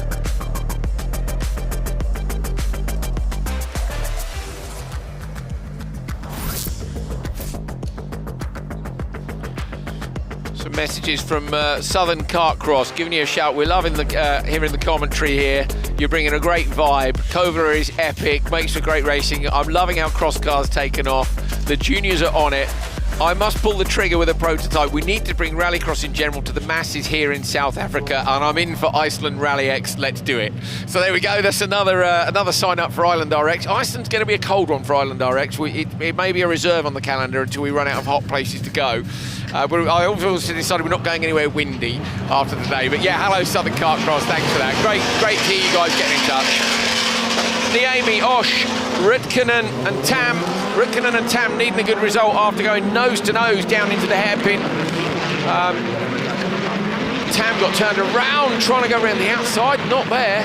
They got turned around and basically Rutkanen had nowhere to go. How did he? Absolutely nowhere to go. And just they did well not to have heavy damage, but both lost a ton of time. Eddie Osh just had a big old lunge up the inside of Ari-Pekka Niemi into turn 2. Got it done. Rutkanen had problems after that nudge you were talking about. Sounded like he was struggling for boost perhaps, because the intercoolers are in the front of these supercars. Get some damage to that, and that compromises the performance of the engine basically, where the boost pipes are for the turbocharger. No such problems for him at the moment though. We saw yesterday how Hedstrom got the exhaust squashed, didn't he? Completely folded. You said that probably that with the contact in turn 1, was it Oman hit him in the back and folded the exhaust? But and that's a similar thing, you know, even the exhaust, if it gets squashed, the flow from the engine is spoiled and it takes away. Well, that was squashed through 90 degrees, wasn't it? So yeah, it was folded. Lose massive amounts of performance. The easiest way I can describe that is if you take a loo roll and fold it in half. That's literally what it looked like, wasn't it? It really was. It was, yeah. Very so normally they have a flexible piece in there which allows you to have a bit of contact from the back. Was it the Hyundais? The first year one of them got folded up, didn't it? The first year we saw the Hyundai. Maybe, yeah. It did, and they modified the exhaust. There was 2 cars that ran with a modified exhaust, one with the old one. Can't remember. There was only 2 Hyundais in the first year. Maybe it was the second year then. A year in the past. Huh? A year, yes. I've done it, mate. The memory's fading now towards the end of the session. Yeah, I think we've done well. Considering the conditions here, the gale force winds. Rutkanen's best lap is a 10th slower than Belevsky's. So he's on it. Is he going to get there? Rutkanen, he might well. 8 seconds to make it to the line, but that last corner he could lose a ton of time. Rutkanen trying with a recovery here. I think he's going to do it. Crosses the line. 8.6, he's done it. So 0.4 of a second quicker. Rutkanen with a clean run, got into turn 1 first and wins the session. Having had a shocker in Q1, he was P12, and remember there are only 12 slots in the semi-finals. Out wide and in, look at that, and then Tam slotted out to the left. Look at Osh here, the green car at the back. Oh, did he get through or no? Good old sink up the inside of Niemi. Rutkanen sent it over the jump, didn't he? Brilliant drive. So Juha Rutkanen, not a surprise because we know how quick he is, but takes the session.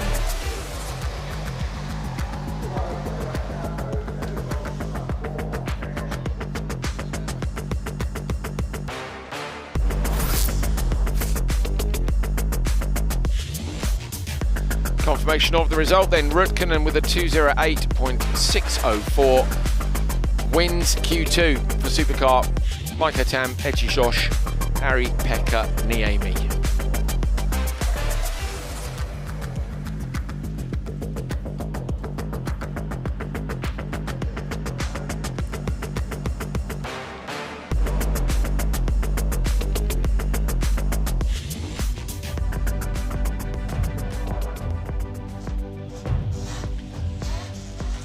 Belevsky leads on 95 points from Kevin Eriksson. Juha Rutkanen, look, moving up from P12 to P3.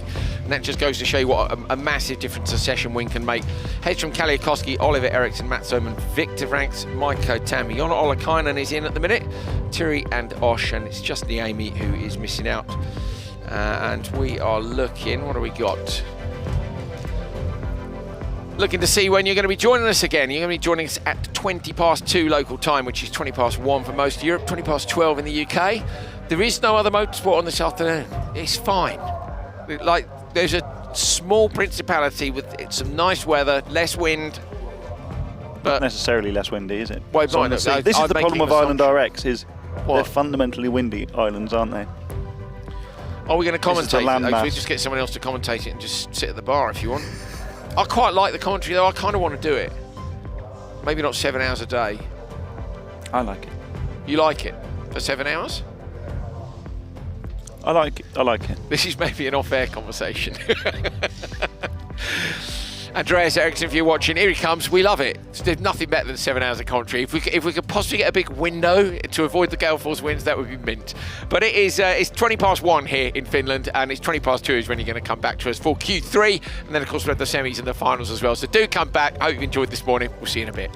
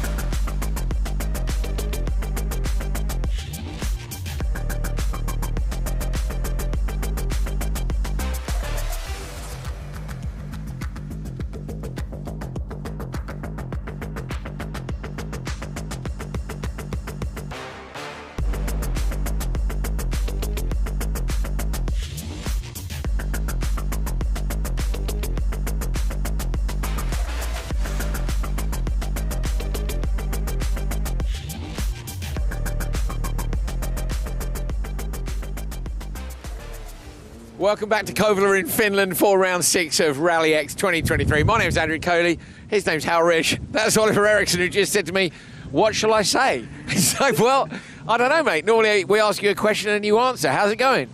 I say like Finland. Good. Quite okay. Not quite okay, though. What yes. happened? Oh, yeah, your hand. Show the people.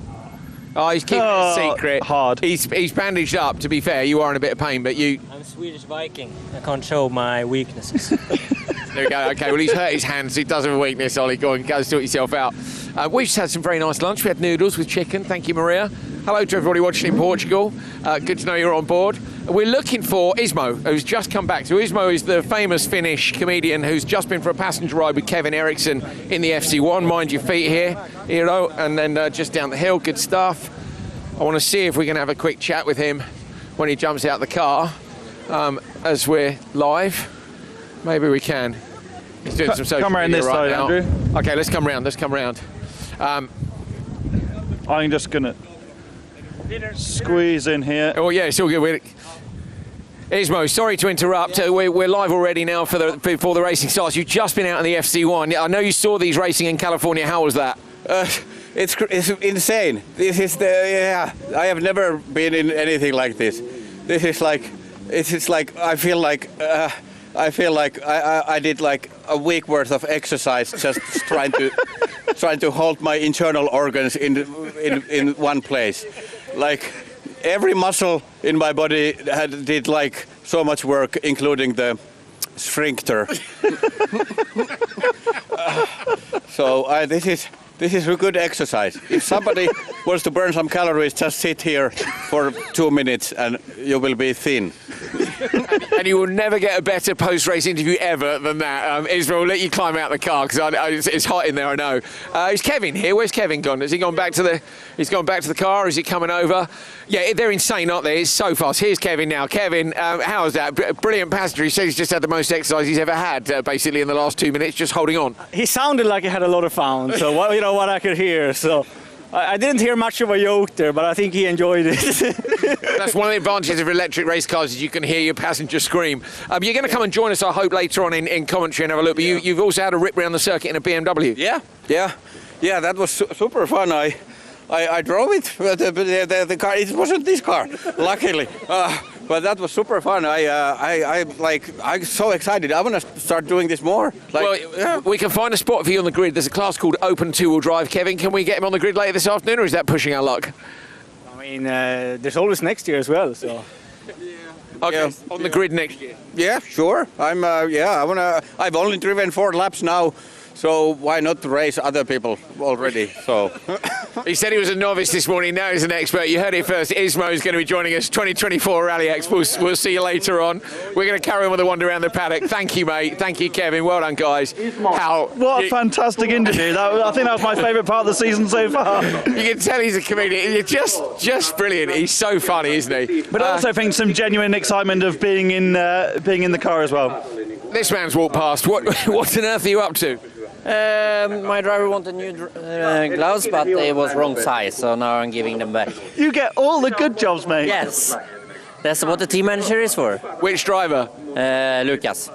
So Lucas, the 15-year-old? Yes, the small kid, yeah. So the good thing with Mats is he's only using one glove, so we can use the left-hand glove to Lucas and the right-hand glove to Mats, but then we're missing one.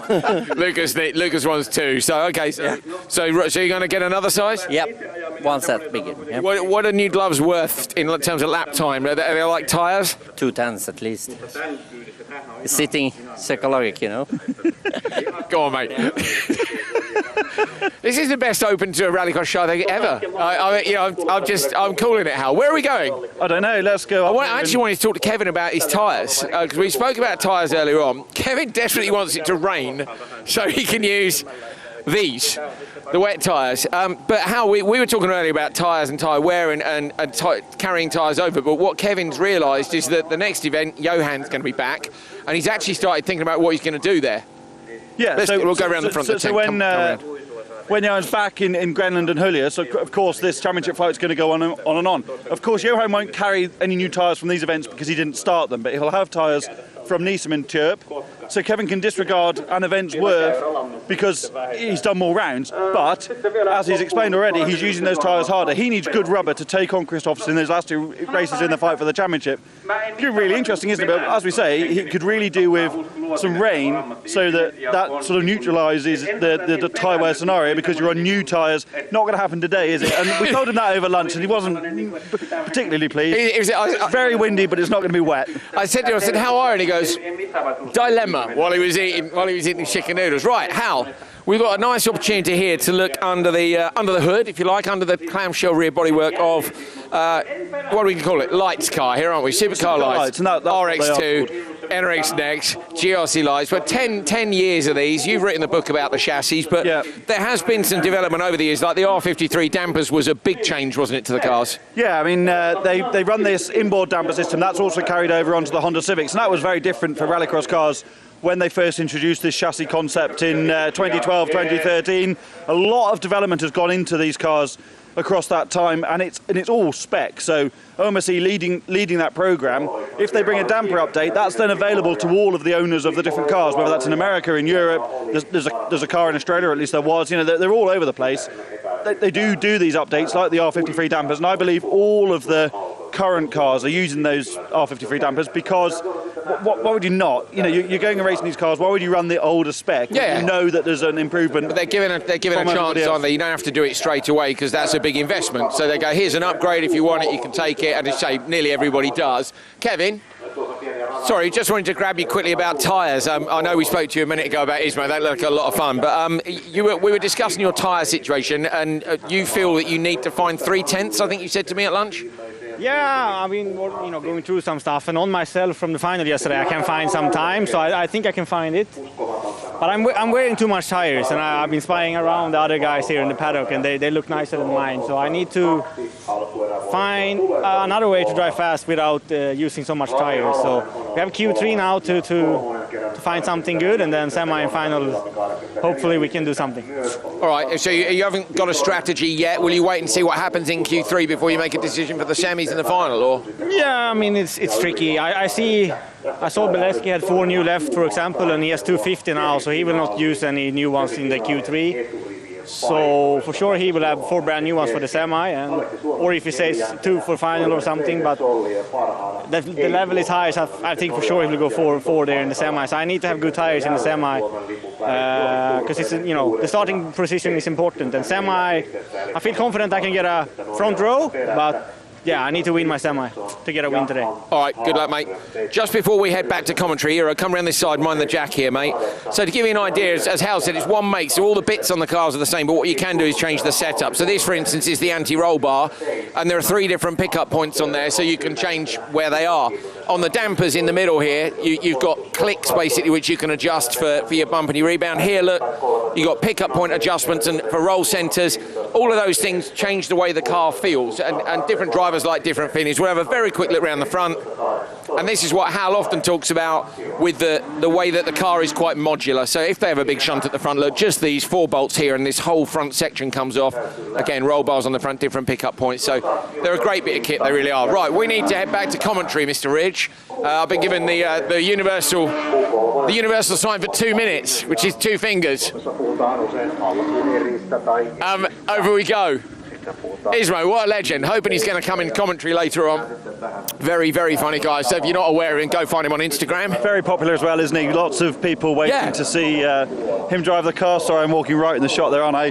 Not the easiest bank for climbing up when you're holding a camera. He does well, doesn't he, walking up there? Right, here we go. Headsets on. We're back in the room. Thank you very much. 1 microphone for you, 2 microphones for you. I'll take that, Hal. Oh, there we go. Cheers. Top work. Legend, eh? It is hard walking around the camera, I promise you. Walking backwards, bumpy stuff. Right, junior cross car. Apparently they're good to go, which is handy, because we are as well. Let's, I think we can take a look probably at their qualifying positions ahead of the session. There he is, look. Here's Mo. What a legend. Quick selfie.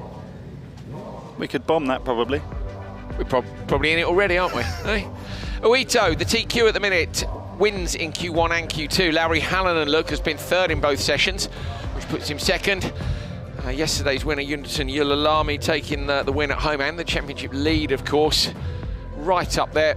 2 drivers going to miss out because there'll be 3 semi-finals. I think today there might only be 2 semi-finals for Open 2-wheel drive because they've got a few less cars. Yesterday we had 3 semis, didn't we, for Cross Car Junior and Open 2-wheel drive. We're hearing that's correct, so we think only 2 semis for Open 2-wheel drive later. I've come up with a new thing for my paperwork. I put it all in the folder, Hal. Now, I'm intrigued to see if this is going to work. I suspect it isn't. It is still very windy. Weather update. Oito, Suono, Hallinan, Solly and Yulalami. It's a packed grid. Yesterday's winner, Yulalami, red and yellow on the outside line. Oito on the inside line, was championship leader. Goes into turn 1 first, with Yulalami right behind. Larry Hallinan's dropped all the way to the back of the pack.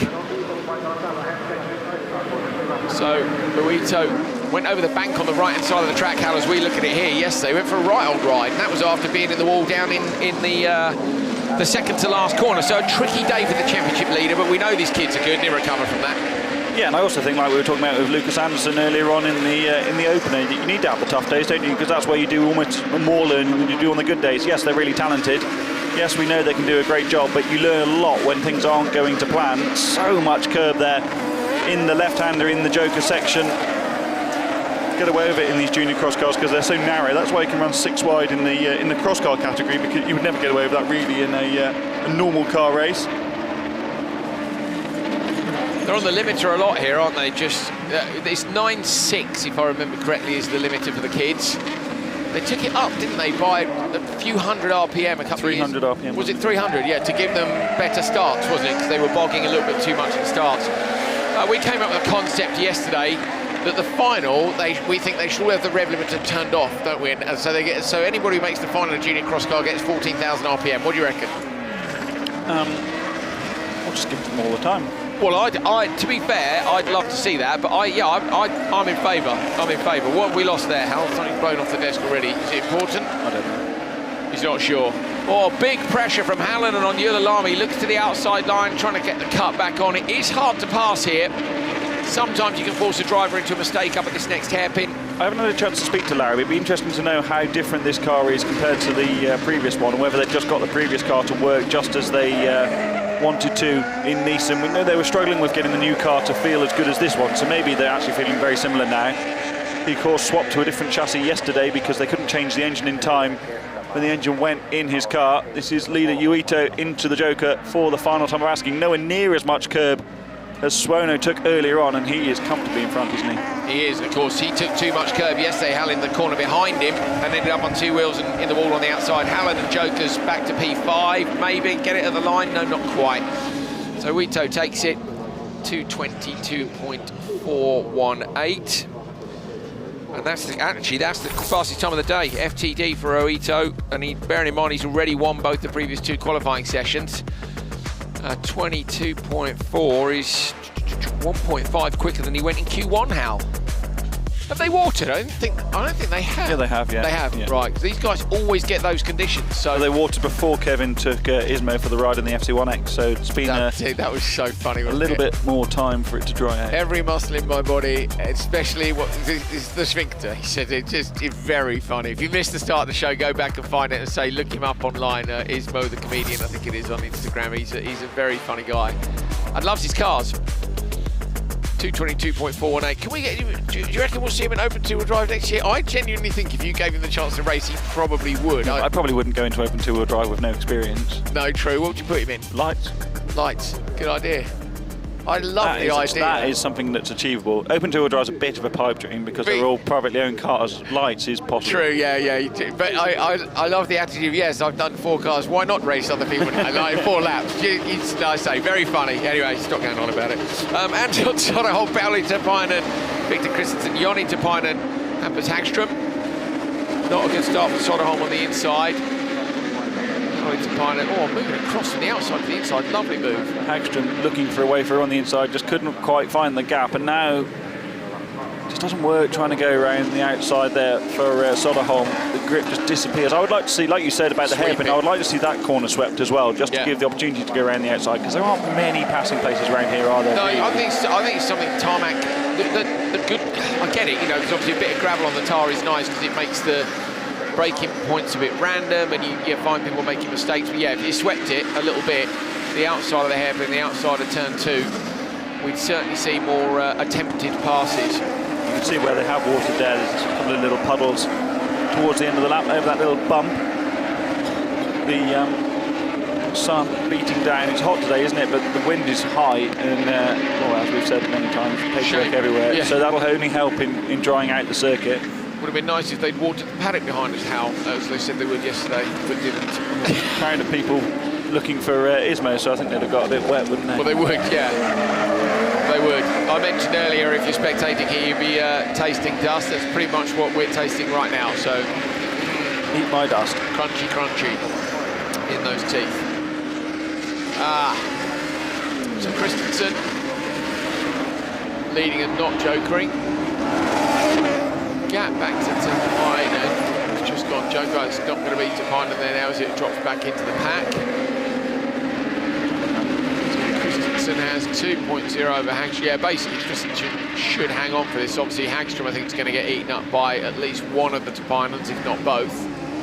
Soderholm's just done the best lap of the race so far at 45.9. 46.2 for Christensen at the front, but Soderholm's 3.6 off the lead in 5th place. Great bit of flying there by Vigo. Nice little loop in to drop in. You see the shadow of his own drone as he follows Christensen into the Joker lap. Great livery on Christensen's car as well.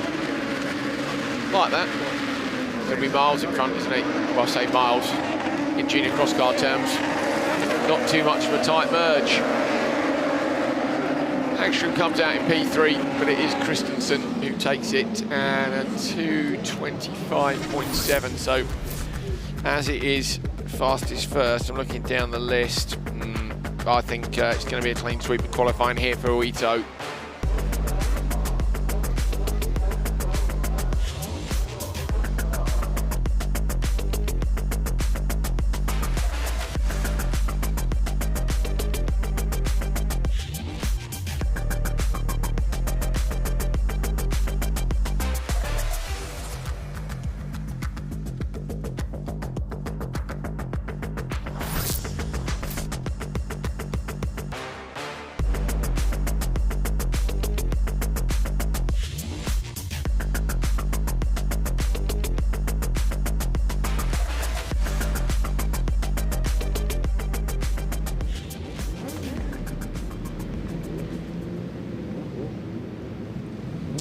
Uito actually ended yesterday, Hal, P13. It's always tricky to figure out exactly where people are going to be during the racing. He retired, as we said, went over the wall, well, over the bank in his semi-final 1.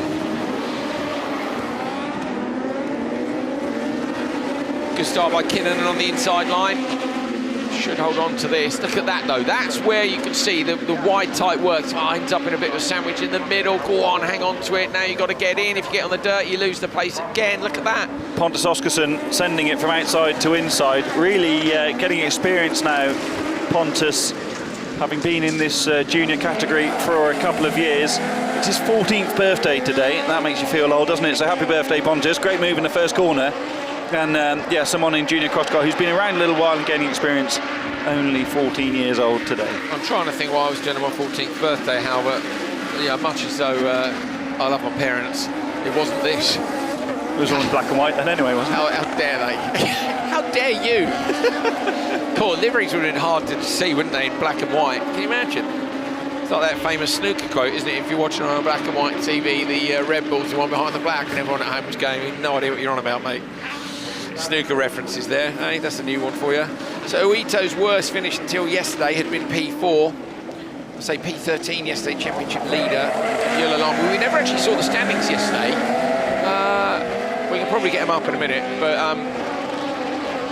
I think Yulalami took the lead in the series. Yeah, definitely will have done. Yeah. Because Hallinan and... how far back Uito fell, isn't it?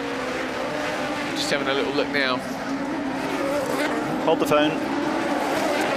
Hold the phone caller, hold the line. Oh, tight at the merge.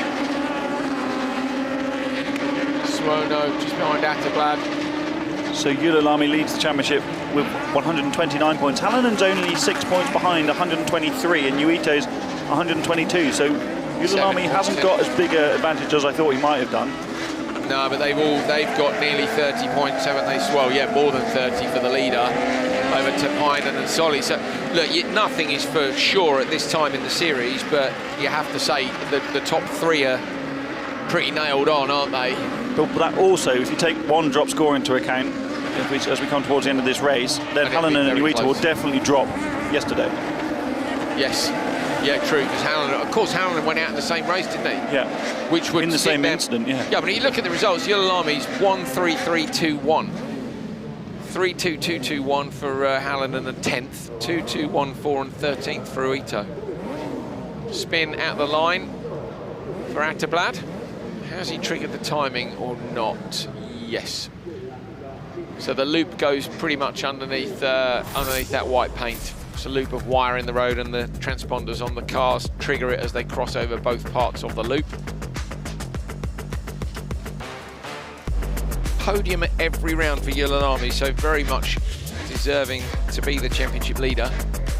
What happens sometimes then is, though, that your consistency can hurt you in the drop score scenario, because you haven't got a bad score to drop, so you actually end up, when the drop scores get accounted for, you actually drop a lot of points because you've only got good results to drop, if that makes sense. I know it's a bit counterintuitive, isn't it? It's only, yeah, until, obviously if they're all good, you're laughing, aren't you? But yeah, it's, Kevin was talking about drop scores earlier on, wasn't he? He's just saying you have to count. So you have to count your result from Norway and Sweden. So if you have a shocker on one of those two, I think they'll be, being single headers, I think we'll go back to 4 qualifiers, meaning you'll have more chance to recover if something goes wrong and a bit more time between sessions to fix stuff. So I think the likelihood of retiring, other than a big shunt, is less, probably. Yes, I agree. So, but yeah, you have to count those. Other than that, you can chuck away. You could drop the double headers, couldn't you? And that was so that you could miss a weekend and you didn't lose. Like Johan, Ola Christian, Gustav have all missed this weekend. But also, you can drop a score from one and a score from another. But obviously not for those guys. So their consistency earlier in the year is super important because they already knew which scores they were dropping. I do like the final rounds having to count from a journalistic television point of view. Everybody or whoever's working it out. At least you then know you're not having to work out the drop scores. Yes. Posthumously. Oh, It mate, gets more complicated, doesn't it? Yeah, it's very annoying doing that. Yeah. So, for example, 1999 British Championship, I'm sure it was 99. Dermot Carnegie and Helmut Holfeld going for the title at Croft. Dermot broke a drive shaft on the line. Helmut then finished second in the race. Dermot was disappointed, but then realised that was his worst score of the year, and actually on drop scores he ended up winning the championship. Yeah. So that's all a bit complicated, isn't it? It's just not a good way to finish.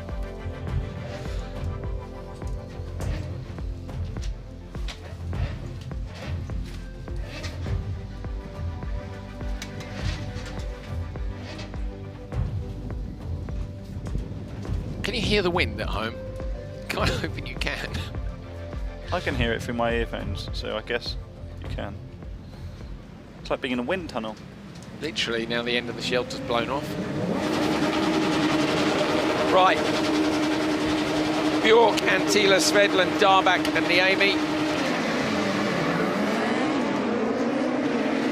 Great start for Antila. Gets across to the inside line. Loads of little steering corrections as they go through turn 1. Oh, a bit of contact there on the run into turn 2, and that's Constantine and everybody up.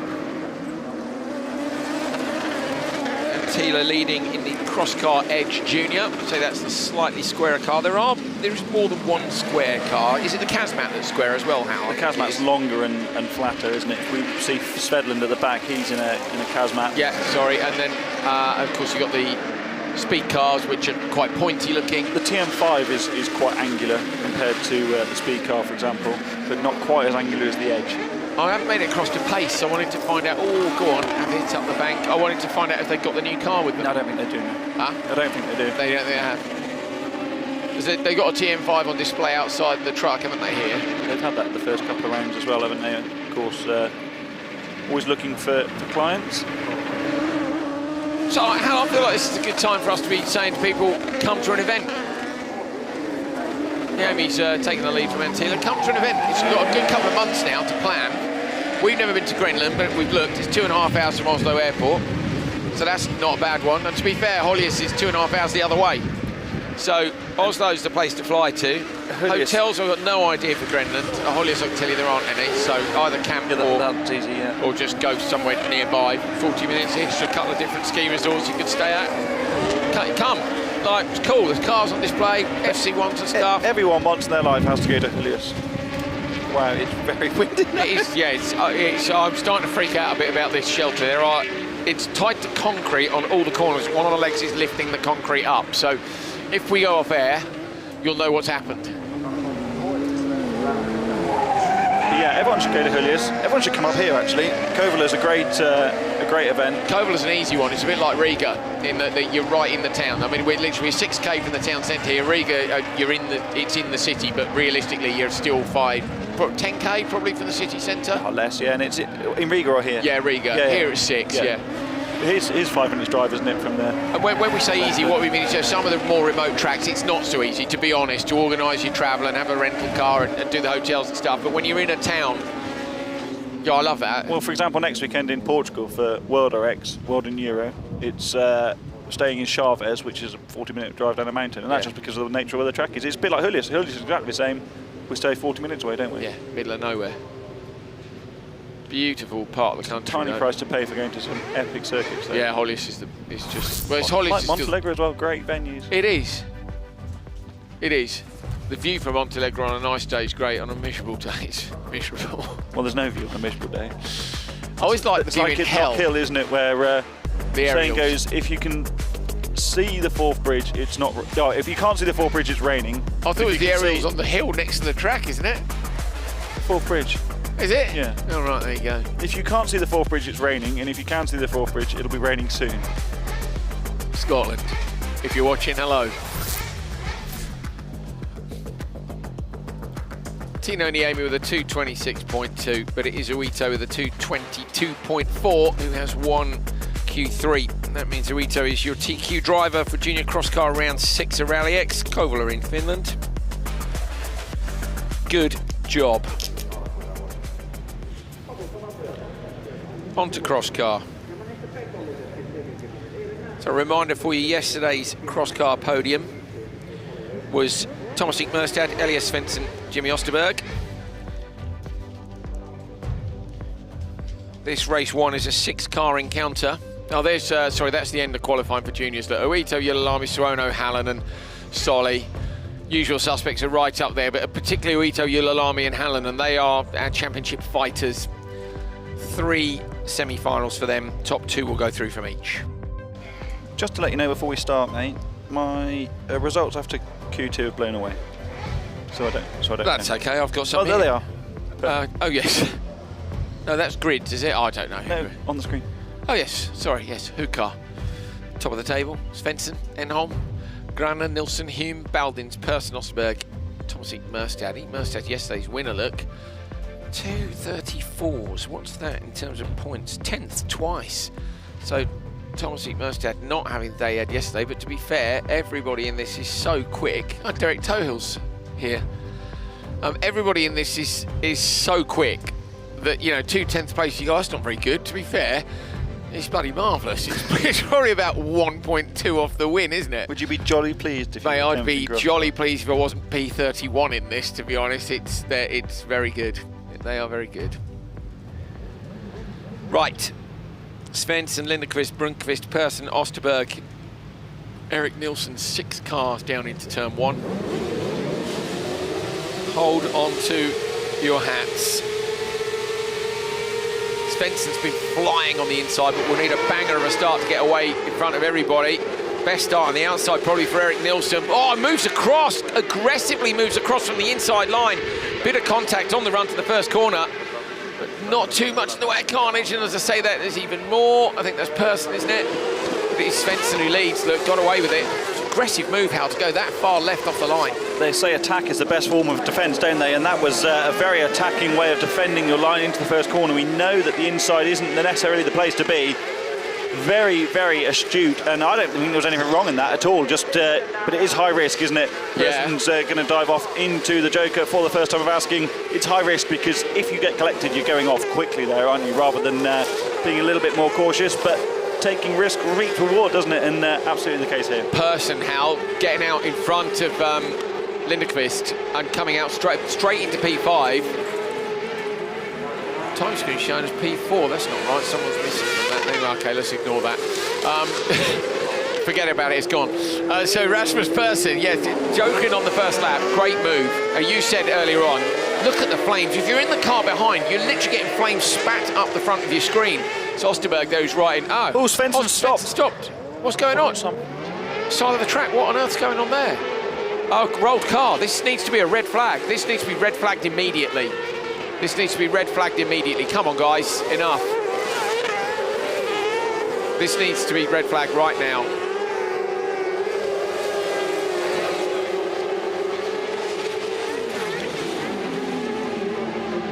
There we go, that's the right decision. Sorry for being so blunt about that, Hal, but when there are rescue crews on the track, it's an immediate red flag, and that's why, unusual. Yeah. That's why Svensson and Cole stood on the brakes, wasn't it? Yeah, I thought it was a problem for Svensson at first. Yeah. Who's rolled? Lindqvist? Yeah, it's Lindqvist, isn't it, in the orange machine? Right, which was why when Person jokered, he showed us as P4, not P5. But because at that stage you don't cross I don't think you cross the sector until the Joker entry. He probably hasn't made it quite that far, so exactly. We're still showing us on the first lap. Yeah. Okay, we're going to reset these. Hopefully they've all got enough fuel to go again. They will. You need to do 2 race distances, don't you? And the fuel tanks on these are reasonably big. Partially to get the weight in where you want it as well, you know. It doesn't hurt you to carry that weight around. Okay, we're sending the rescue vehicles out on track. Obviously, our primary concern is with the driver. Hal's going to just go and take a look at what's going on out there. As soon as we have an update for you, obviously, we will bring that to you.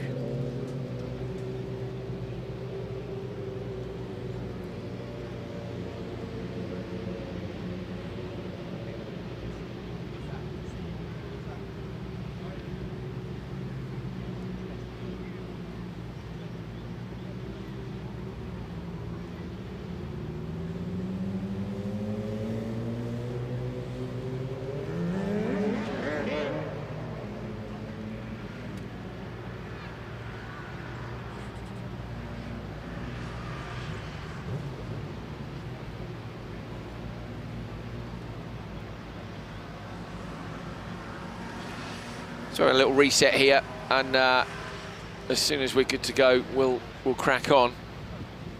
But it's not going to be for a few minutes, I would suggest, with the rescue vehicles back out on track. So give us a moment.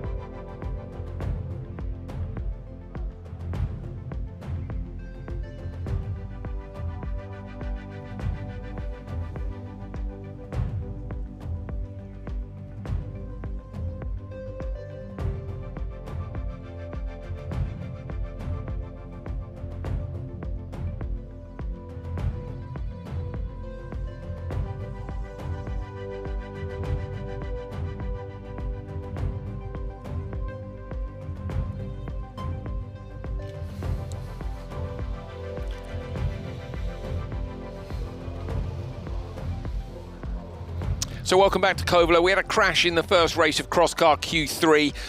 Alexander Lindequist, who started second on the grid, they had a pretty significant shunt in his crosscar. Medical teams attended to him and he's been taken to local hospital for further checkup. So we're hearing he's okay, but obviously okay is a relative term after a big motorsport crash. Obviously the most important thing is that he's all right. That's why he's been taken to local hospital, and the delays so that the ambulance can transfer across to those local medical facilities. So he's in good hands here in Kouvola, Hal, and obviously if we get an update during the show, we'll bring it to you.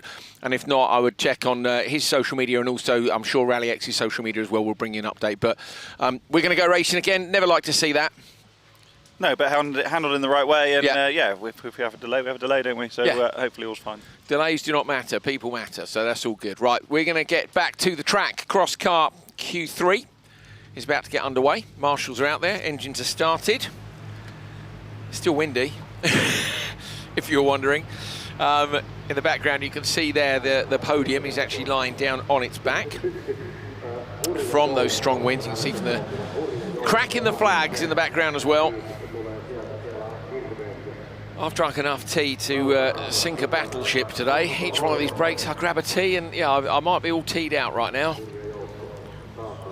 Svensson on the inside has that little bit of extra breathing room for the run to turn 1. Then it's Brunkvist, Persson, Osterberg and Nilsson. And Svensson, remember, in the last one, cut right across the pack to open up the first corner, so that will be made all the easier now, won't it, with this arrangement? Yes, a bit of space. A bit of space.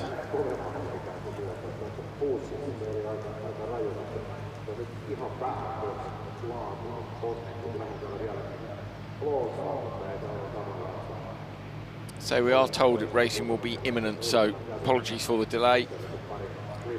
Engines were cut for quite a long time, weren't they? So the fact engines are running again is a bit of a sign that we're about to go. Everyone's having a little clean out now.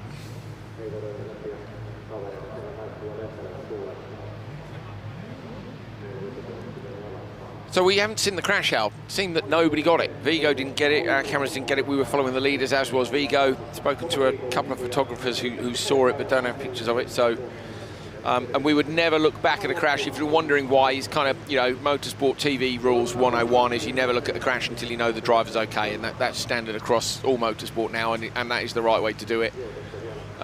We're motorsport fans, not crash fans. Crashes happen in motorsport when people are driving on the limit, but that's not what we watch it for. Is that Andreas Eriksson running through the paddock? It is, yeah.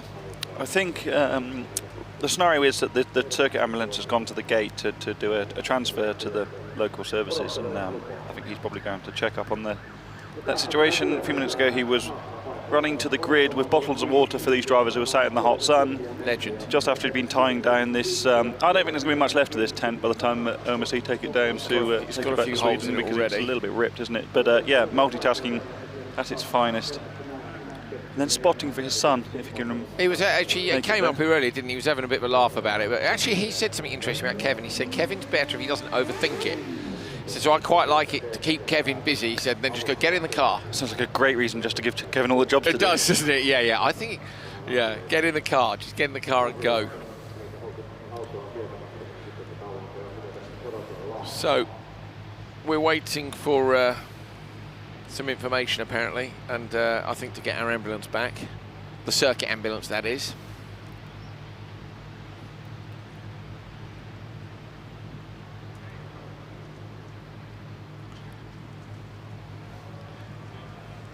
Okay, right. So they're transferring information across from the circuit ambulance to the local one.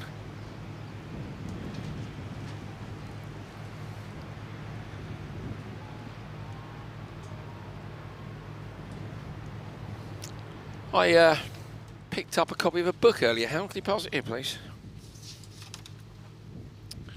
Oh. OMSE, Engineered to Win. By Engineering. Hal Ridge. Huh? Engineering to Win. Oh, sorry. Jesus Christ, trying to give the bloke a plug. He makes a remark like that. Honestly, he doesn't know. He's got it made, does he? So it is made. Hal Ridge.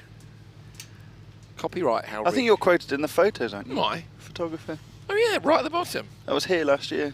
Look at that. Race of Champions, Dodge, Andrew Coley. Is that the one I took of you and Andreas? Yeah. Where is it? Page is it on? No, at the start. at the start. This is my favourite picture in the book. This one. That was at Hollius. The nutty, but no, this is in Strangnes. Oh, Strangnes, right. So that the airfield in Strangnes, but this is like nutty professor mode, isn't it? For no one can see it, but it's Andreas Eriksson. Probably can't see driving an FC1X with no body on it. There it is here, and we had that car in at Hollius, didn't we? For Magic Weekend, or was it the year after? Might be the year after. 21. Yeah, 21. With RX2E running gear in it, I think, at the time as a test chassis. Need to find this photo. This is thrilling TV, isn't it? Me and Hal reading a book. Is that the one I took? Yeah, look, that's a great photo. This coat's done me well, I have to say. Look at this picture. I took that. Andrew Coley, motorsport photographer. What do you think about that, eh? Hal? What are the other pictures? I enjoy these pictures. They're not as big, Hal, or as good, apparently. I mean, they probably are. These ones. I took these on my phone, but this is Joel Kristoffersson looking confused. Kevin and Oliver looking a bit confused. Sebastian Eriksson. Yeah, and you know why? Because you're sitting there asking them what car was used in what race. So it's basically this. To be fair to Hal, this is a proper work of love, and it's about all the chassis that OMSC have built, including every single lights car. So they're here. Look, 27 built in 14, right the way through, goes to the very latest one, which I don't think was sold at the time, was it? But is now. Am I right? Yeah.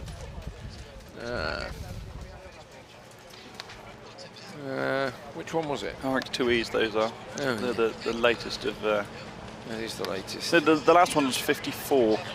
Oh, 53 built 29. 54 is not in the book. The 54 is not complete, that's why. And there wasn't any space for it, because it doesn't really exist. Like 52 hasn't done anything, that's not complete either. See what I mean? Yeah. The 53 is in America. I think Eric Gordon's got 53. Is that correct? Yeah, I think it is. I think it is. So yeah, so every chassis is there. Hero's out with the camera. It was a little bit like trying to count grains of sand on a beach doing the lights. That's what I mean. Like, to be fair, that's why everybody looks confused. But I say it was a real work of love for Hal. How long did it take to write, mate? Seriously, you know, it wasn't 5 minutes, was it? No, but it's difficult to put a time on it. If you added up all your time, it's not worth it. Okay, so not how long? Over how long a time? 2 years? Yeah, two or three, I think. Yeah. So that's just to get all the research done. You spoke to the likes of Travis Pastrana, didn't you? And everyone that's driven a supercar, yeah. But you know, it's a lot of it happens when you're doing other stuff as well. You know, so you pick stuff up as you go along. This is why I religiously keep notes of what happens after each weekend now, because otherwise why I get text messages when I'm in America. Can you just go and check on it? Honestly, I get some funny looks when I go peering into the front of somebody's lights car when they're sat in the pre-grid, and then make a note on a piece of paper. Actually, I don't normally just WhatsApp it straight back to you, don't you? Vermont Sports Car particularly enjoy it when I go and open the doors on Travis Pastrana's car and lean in to check the chassis number for you. And it never changed all year, did it? But we always check. Well, you just got to be sure, haven't you? Because you never know. Because they've got more cars, you see. They've got 4 cars, so... Yes. Even then, people do odd things, don't they? They do. Like Casper Jansson's changed his chassis this weekend. That could easily have passed us by, so I'm glad I know that. Which no one else cared. Who was that, sorry? Casper Jansson. Yeah. Oh, yeah. Are you pleased? That you knew? No, yeah, you pleased that you found out? Well, I mean, shows how stupid we both are, because it's a different colour than the one he was there is that. It was the a different livery, yeah, it is a completely different livery. Oh, Hero's got the... Hero's here with the duster. Which one is this screen, mate, the big one. It's so dusty. Hero gets all the good jobs. I know, he's literally... Hero's our cameraman. There's so much dust on the timing screen. Oh, look, it's like going into HD. Wow. I actually prefer it with the dust on, Hal, because there's less reflection. Well, did that occur to you? You can't put it back on now. I might prefer it'll be back on within 10-15 minutes. We had heard that we were good to go racing, and I say we are sorry for the slight delay, but as I say, we're also far more concerned with the well-being of Alexander Lindqvist than we are about us not having to watch TV for half an hour longer. So, ambulance is back. That's just come past us, left of the commentary position, and it's heading back to the pre-grid. It's always right there on the track side, so it's absolutely ready to go, and obviously that's what the delay is for, and it's absolutely right and correct that we had that delay to make sure everything's back in place. Hero, thank you for cleaning the monitors. You are a legend.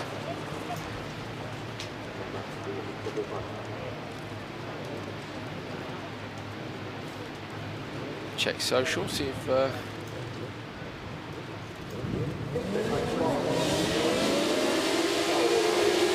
Here we go. Svensson, Brunkvist, Persson, Osterberg and Nilsson.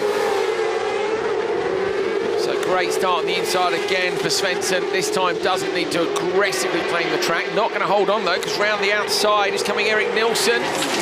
Nilsson gets it. Oh, spin in the background. Person's gone round. So Rasmus Person's gone round in the 21. The red-coloured car has disappeared into the dust in the background. Elias Svensson slots into second place in behind Erik Nilsson, who was on the far outside of the grid. Down through into the stadium section. A little bit of dampness still in the track. Actually, Hal, it's going to dry up a lot more, isn't it? With another half hour of sunshine and wind on it that we weren't expecting. It's going to be dusty towards the end of this session. Yeah, you're right. Svensson had a good old look up the inside of Erik Nilsson there, but you can't really make it stick at the bottom of the hill as you come back into the auditorium section here below the trees. Look at the attitude of those Kazmat machines as they throw them through the first corner. Svensson looks the quicker of the two here at the moment, but so difficult to find a way past when the level is so equal. You can see really how dry it is. This is going to be very dusty for Supercar later on. I think they're probably going to have to water before Supercar. I like how the look, both the look of the Kazmat, as in its physical appearance, but also I like the way it looks like it handles. Like Svensson just looks like he can pitch it in and lean on it really consistently anywhere. You know, it doesn't look twitchy. It doesn't look like it does nasty things. I think it looks a bit longer as well, doesn't it? Maybe that extra width in the chassis, the extra length, sorry, in the wheelbase. Good call, sorry, just to interrupt by Svensson's crew there. Look, covered off Osterberg, who was absolutely fine. Osterberg is right on the what would be the back bumper of Svensson. So I guess now it's whether or not these two are travelling quicker than Nilsson out front. I reckon they might be, you know. He's a great lap time pace, Osterberg, this weekend, hasn't he? On the podium yesterday. Look at the flames. The Kazmat puts out so many flames, doesn't it, compared to the other cross car machines? Also a massive plus. Yeah. I just need a blue one with a Smurf on the side, then you'd be really happy. I'd be full stoke mode, wouldn't I? Yeah. I'd be very pleased. I would be. Yes, I would be very pleased. Person going to come out, but I don't think it's going to be enough. Svensson comes around the outside. Oh, epic job. Elias Svensson by a tiny margin from Erik Nilsson and Jimmy Osterberg. They are within 0.7 of a second, the top three. This was the start. Look at the outside line.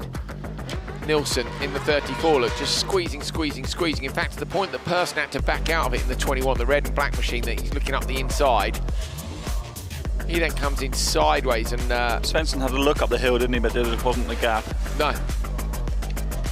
Lovely joker by Svensson. Look at this. And then this was the final lap. Just enough. Sitting that low in a cross car with the tyre barrier on your left, he probably won't have known Svensson was there until right at the last second.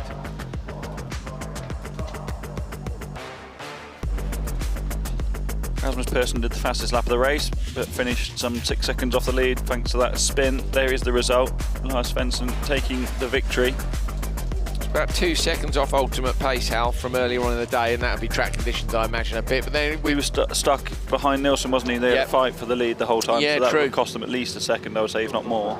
So that would put him a second off. He's 2:13.5 was Enholm in Q1 and 2:13.4 Svensson in Q2. But Hukar, Grana, Humig, Merstad and Vanica. Great start by Hume in the middle, squeezing in towards Grana. Hukar's getting squeezed as well. Hukar pitches it in, runs a little bit deep. Hume going to get up the inside line. You're on board now with Vigo, 3 carts wide as they head up into that right-hander. Thomas Merstad sneaks up the inside of Vanica. Vanica dumped to the back of the pack, so it's Grana leading from Hukar as they come down into that bumpy braking zone. Look at the attitude on Hukar's car, just getting upset by those bumps as they've developed more and more through the weekend. Did well to maintain the traction on the exit of turn 2, Hukar. Didn't lose out too badly by running the rear wheels into that loose gravel on the outside. Will anyone joker? Yes, they do. That's Grana that's Grana on the standard lap. Who's in the joker? Merstad. Yeah, and Vanika's gone in as well. Vanica. Whom all over the back of Hukar. And Grana, who had all the misfortune in this part of the circuit yesterday with getting forced wide and then just plummeting down the order. Love the noise these cars make. How that section at the back, we might have mentioned it earlier, we were watching up there. It really is not at all straight, is it? There's like, what, 1, 2, there's at least 2 kinks in it, 3 if you count turn 2. Yeah, there's nothing straight about it at all, is there? So I was saying to you, if I'd had to do the fender line and track drawing, I would have thought it was straight, but it's just not. No, not at all. And the camera angles don't really do that justice, do they? No, I think sometimes when you're with the drone, you can see it a little bit more. Supercar going to have to joker on the last lap from the lead. Hume's going to get eaten up by Grana, definitely. Supercar's going to be in danger, and I think he's made a mistake in turn 2 there. Not a big one, but a tiny little one. Hume might lose a place to Eek Merstad as well. He's about 1.2 further back. My goodness me, a lot of dust just came in here. Ow to my eyes. They were fun while they lasted. Supercar and Hume coming round. Watch for the joker now. Off they go to the right-hand side. Hume's going to get gobbled up by Grana, definitely, but can Supercar hang on the inside line? Grana on the gas on the outside, should have enough pace here. He comes round the outside. Supercar, does Hume get P? Oh, look at that, Hume and Enholm. What a Merstad it was, side by side. Absolutely brilliant finish. Grana, Supercar, Hume, Merstad. What was the gap between them? It was 1 second across the top 4. Great stuff. So watch Vanica on the outside here. Made a reasonable start and then just lost out. So tries going around the outside. Gives plenty of room. There's Hukar crossing the middle of the pack. Look how much speed Hukar carried through there. That's Hume on the inside, and Vanica just lost out in the run up the hill. And then once you're on that outside, yeah. Eek Merstad gets through as well. You get on the gravel and you just go backwards.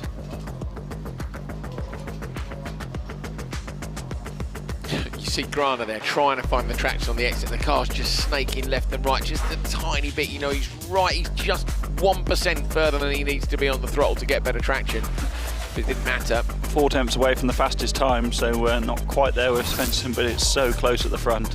It's ridiculous, isn't it? I say a second over. Well, what's the gap like on the timing screen? Your P1 to P6 is, what is it, how? A second between P1 and what, overall at the moment? Yeah. 9 tenths. Oof. Hot diggity dog. Baldins, Trudeau, Ugar, Enholm and Jorgensen. Do you think it's going to rain? Kevin Eriksson will be pleased if it does. My iPhone said no at lunchtime, but... Oh, Tudor gets left at the line. Baldins gets a good start, but Ugar puts a squeeze on him. Enholm with a nicest start on the outside. He's got Baldins inside, but he comes around and gets that whole shot. And then it's Jorgensen in the white and red at the back. Ugar slots nicely up the inside behind Baldins and Enholm. Visibility is getting hard at the top there, isn't it? Yeah, it is. And that's just that extra half-hour drying time, isn't it, while we waited for the ambulances to swap over.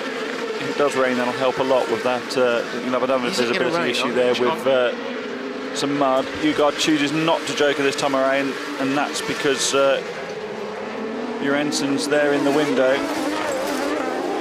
Tudor's there as well, having made that not ideal start. What's the gap back to Tudor as they cross the start-finish line for the first time we're asking? Tudor's only 2.6 off the lead, so that poor start recovered from well.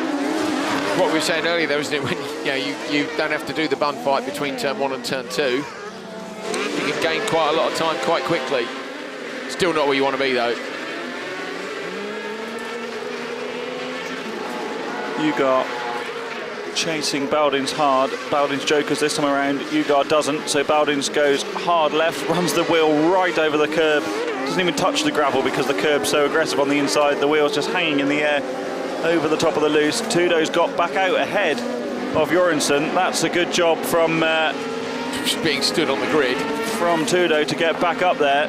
This is Enholm, who is currently 2.9 ahead of Baldins and 1.5 on Ugar. So I don't think Baldins is going to have enough here to leapfrog Enholm. But we will see in just a minute. I'll let you take it to the finish, Andrew. 2.9 is the gap back to Baldins. Lovely reference there, Hal. Norway, I think. 2.9 for Baldins, the gap. Enholm in, and it's an easy one, isn't it? Baldins super smooth and tidy in the background. Might get Ugar if he's good on the exit. I think Ugar's going to hold on. So Enholm takes it and goes quickest, 2:13.8. So track time is still there.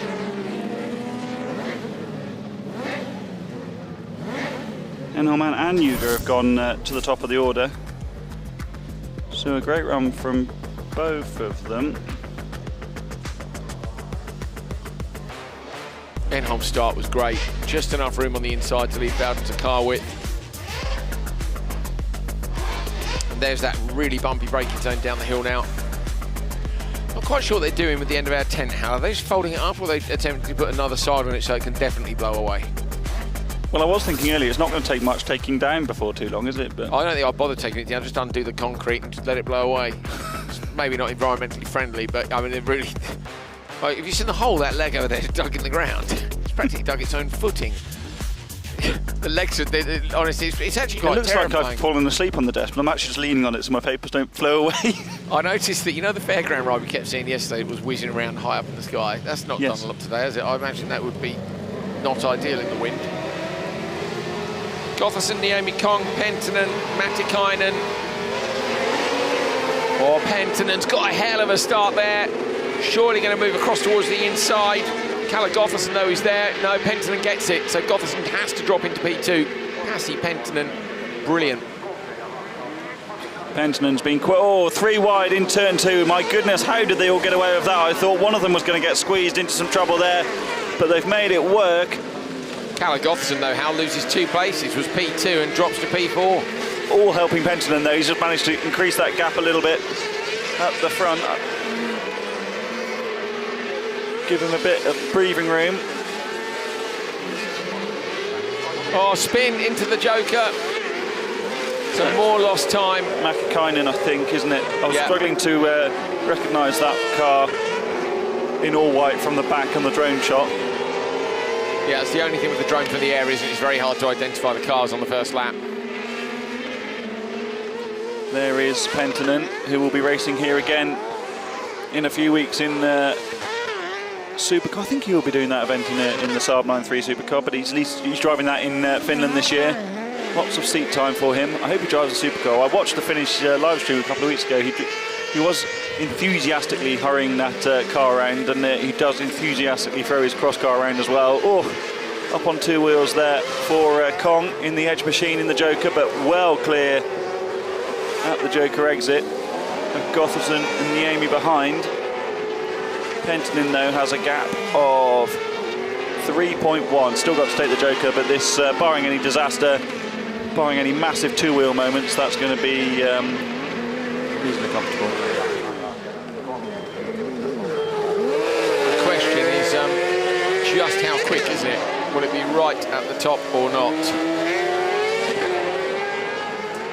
Best lap's a 43.0. The best lap person did in the first one was a 42.5. Or maybe 2 sideways on the way into the Joker. I don't think it's close enough. Nice and tidy there, though. Oh, wheelie out. Okay, 10 points for that immediately. That should be FTD, but yeah, he's not going to get the quickest time. 2:15.6, so 1.8 off. Good, though. Mind you, when we've got 1 second covering the top 6, it'll drop you down pretty quickly.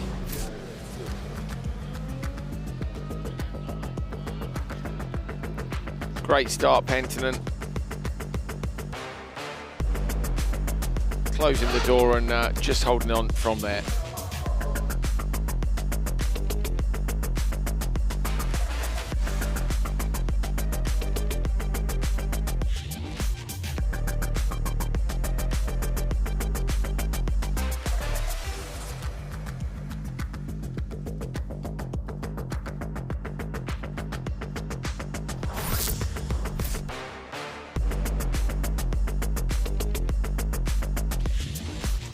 Pasi Penttinen quickest from Patrick Kong. Some of the sides are off the tent now, and our screens are blowing about, so interesting.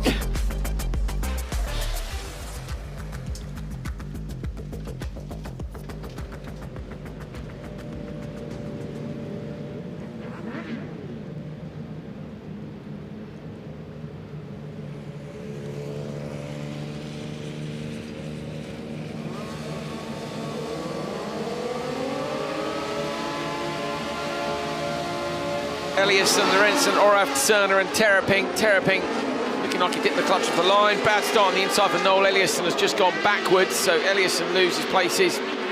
Or nearly contact on that run between the first and second corners as well. Hal Ridge is inspecting the monitor, which looks like it's about to blow over in the wind. So if it does, we won't have any idea what's going on. Got a great big TV screen basically wobbling about in the wind. So yeah, fixing stuff. Sorry guys, excuse us. Lorentzen leads. No, actually Ryler is in the last one. We've got Ryler still in.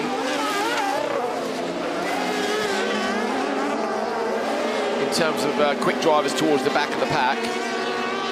Joni-Pekka Ryler just hasn't had, I was just saying how that Ryler is in this last race that's still to come. And we have got drivers here that can trouble the top of the timesheets, but you normally see a couple of names who've had a bit of a shocker, and having Ryler down in that last race, hopefully he could do something from there, but it just hasn't gone his way in cross car this weekend. And when you're double running, that's quite tricky.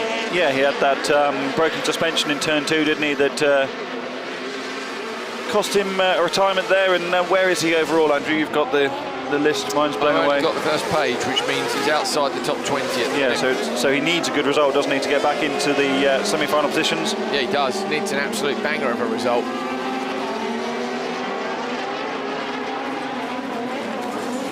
Morav and Terrapin have both jokers at 3.2 back. Lorentzen can still make it. Sorry, mate, we need to just see if we can see the timing screen now that the walls come off the studio. Okay, we'll back on. I'll let you know. Yeah, go on. You carry on. Honestly, I'm good. I'll see if you can fix that with Peter. So Hal and Peter are trying to fix the timing screen here. So it's extremely windy, and we've lost one of the sides of the tent, and now we might lose some screens, but we're working on it. So forgive us for it being a bit disjointed. Oh, unlucky there in the background after a bad start. We lost the other monitor lads, lost pictures.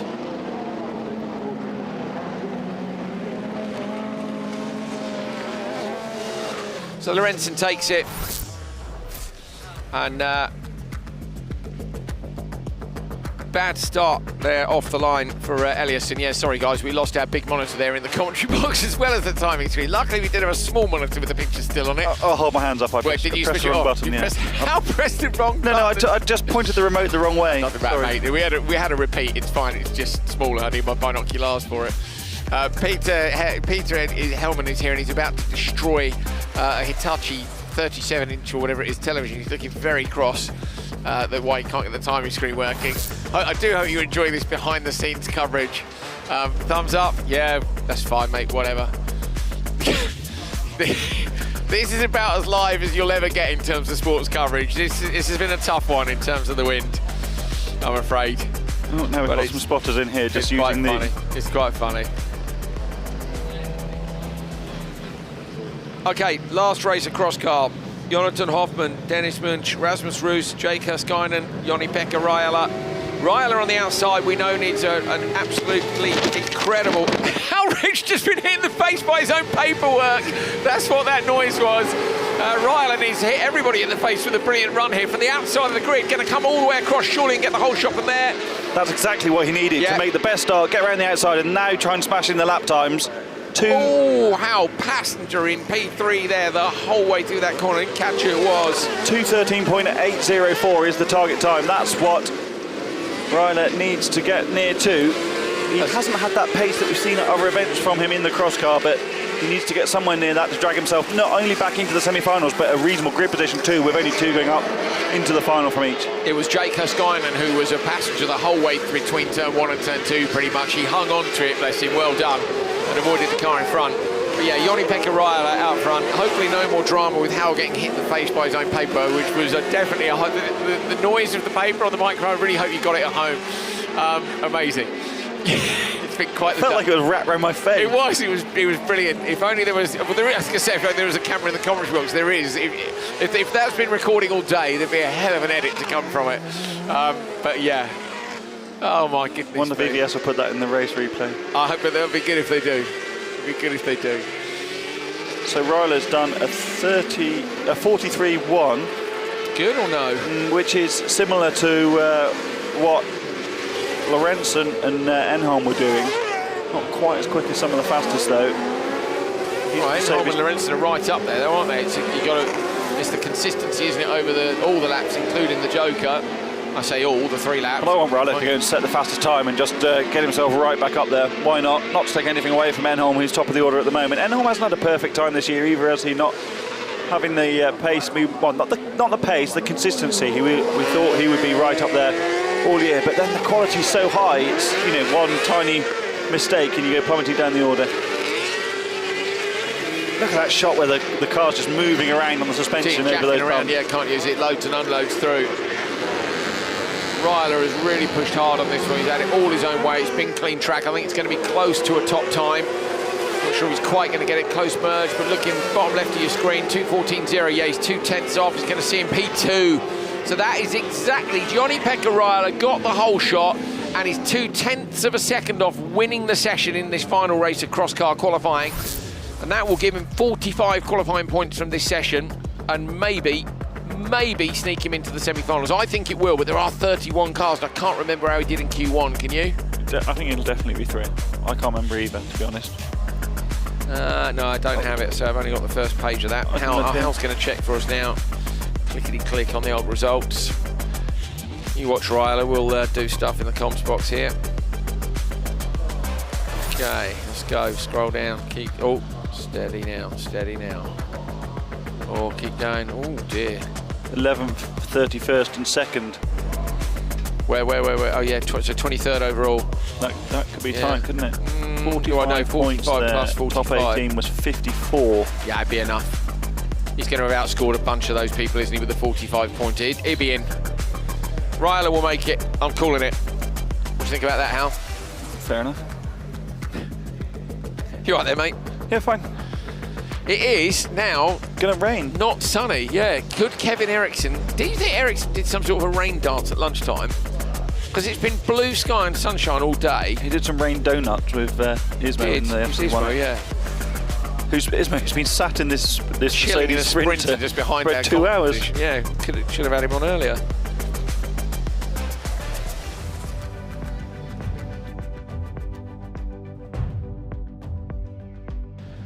Sebastian Enholm is your TQ for today. Elias Svensson, Hukar, Bowdens, Nilsson, Grana, Hume, Osterberg, Ugar, Merstad, Penton and Ryler does go in P12. Persson, Lorentzen, Cerner, top 15. Remember the top 18 go through to the semis. So Brunkvist, Jorgensen and Tudo are in. Vaineika's missed out. Yesterday's top qualifier is P20 today. Wow.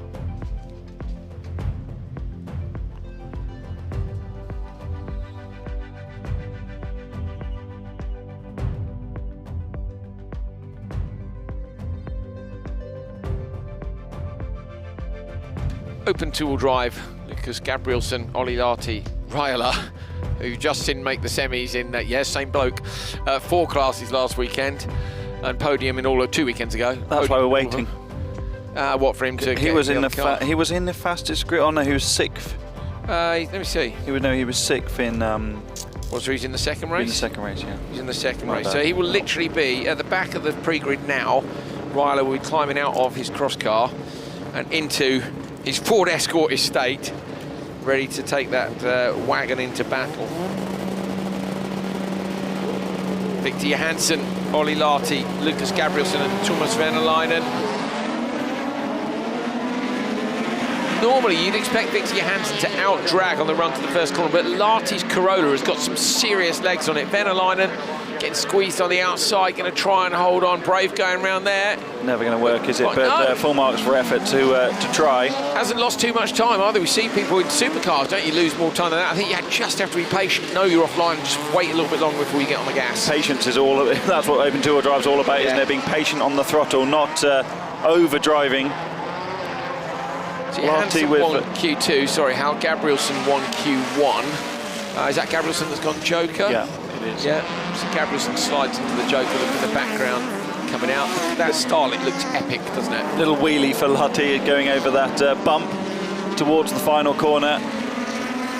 Gabrielsen's Starlet's been in the wars this weekend. 3.2 litre engine in Lahti's Corolla.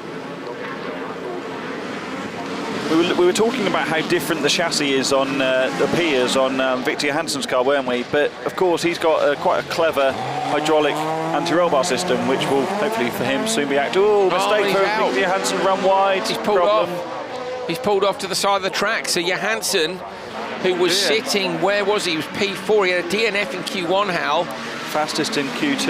If he gets another DNF here, mind you, a few people have had DNFs. Is that going to knock him out? It's got to be top 12, hasn't it? Because I think, aren't they only doing 2 semis? Yeah, we'll be down to 2 semis because Tohill's not in. So only the top 12 will make it. I think that spells trouble for Victor Johansson, and that is going to play right into Simon Tiger's hands. Yeah. Well, especially as Tiger, of course, had a DNF and a DNS in Tieppe, so he didn't finish the one event with the blown engine, didn't start the next one. So it kind of evens them out on what's likely to be their drop scores and so on. We won't see that now because all their scores will count at the minute. Drop scores will start coming in. Is it 6 from 8? Yes. Yeah, but you can drop the double headers, one of the double headers. Yeah, yeah. So one of the first 3, basically. Well, yeah, but you can choose one from each one. So you can have one from Denmark and one from Sweden, for instance, if you want to drop them. Yes, that's true. Yeah. Larty to 18.4. This is off the start look, and that's where you expect Johansson to start getting that torque coming in from the electric motor. But say Larty's Corolla is just a weapon. And what other race series do you see a Mercedes 190 Evo hybrid, a Toyota Corolla, a Toyota Starlet, and a Datsun Finn with these liveries, this amount of fire? You just don't. No. There isn't another one. No, there you go. Just rallycross. That's exactly it. Look, Paul straight off to the side. He must have known immediately, mustn't he? Unless something's had a light on the dash here, like engine oil pressure. Yeah, but if it was engine, he can just switch to the electric motor to drive around. So although, has he finished? No, he has stopped and retired. So, yeah, interesting. It takes a lot to stop that car with its different methods of propulsion. Looking at what a DNF means for him today, it's 25 points, Hal. So it'll put him on 100. And at the minute, the P12 car is Bjorn Stjør on 66. This is qualifying points. I think he'll still make it, you know. I don't. You don't? No. No, I think he will. Because P12's only worth 32 points. 32 for Stjør would put him, for instance, on 90. Yeah, it's going to be really close, isn't it? It's going to depend for him, really. What other people do, yeah. Yeah, how the drivers at the back do. Like, if they continue to be at the back, he might just scrape in with 2 DNFs, which is ridiculous, but he did win a session. Where's Tiger? Tiger's P5 with a 4th and a 9th. Anyway, what about that Ford Escort?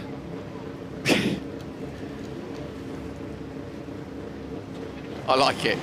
I do as well, yeah. Love variety. So watch the Corsa on the inside, front wheel drive, and you'll see what we mean about getting those cars off the line. Just a load to wheel spin. And you can't get the kind of start that Sari's got from the outside line. Only bigger Ryler, look, it just looks too long. Up the inside, now the Corsa's got some momentum. He can get on with it a bit, and it is fully inside here. Look at that left foot brake, just little bits coming on. Ryler on the lock stops, gets a little nudge from behind there. Got a tiny bit of contact from Christian Jensen in the Ford Fiesta. Red and white car. These two were side by side for half of the first lap.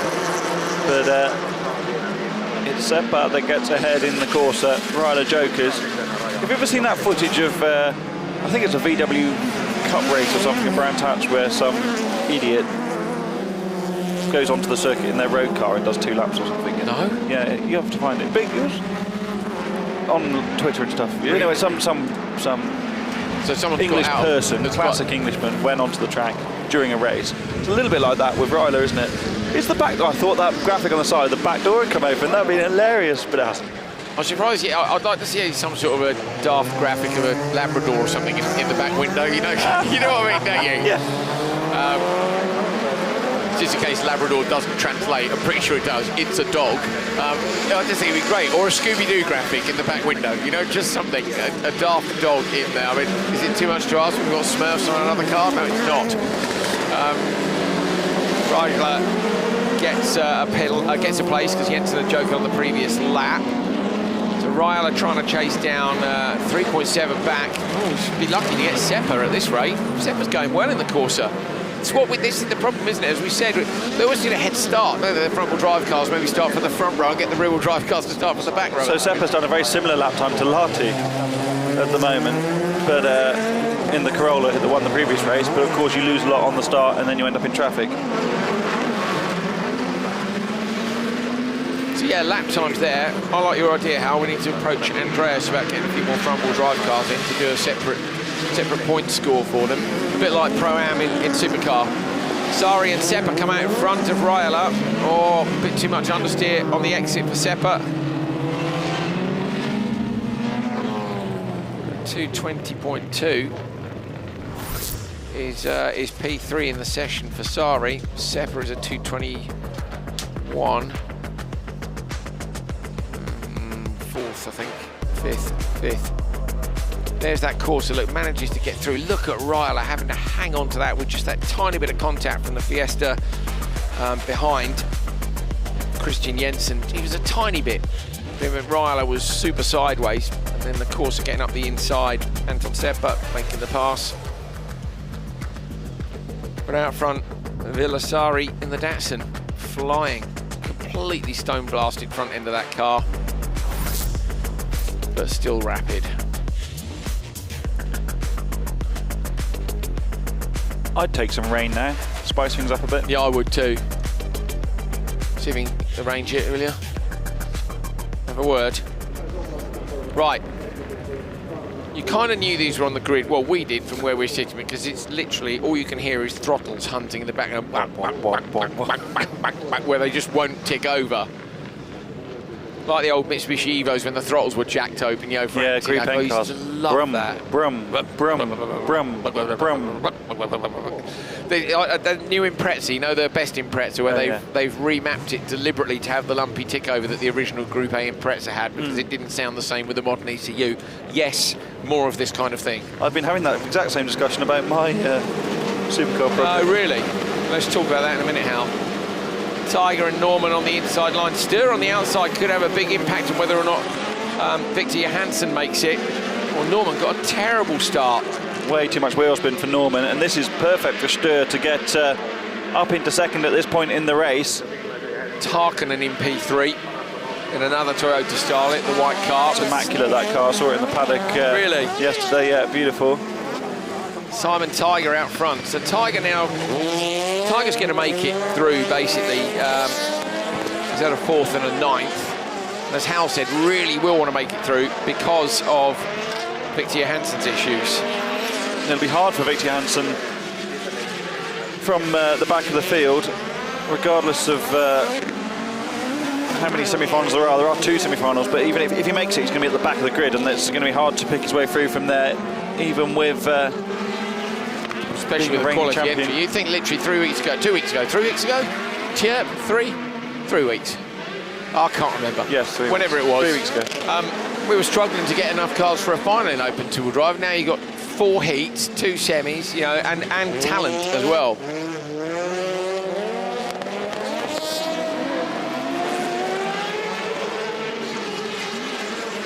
Those huge bonnet vents in the front of Tiger's BMW. No problems with the engine this time. They said they'd found that extra 100 horsepower, didn't they, by doing something with, was it the wastegate? Bjorn Stjør going to come out in front of Norman.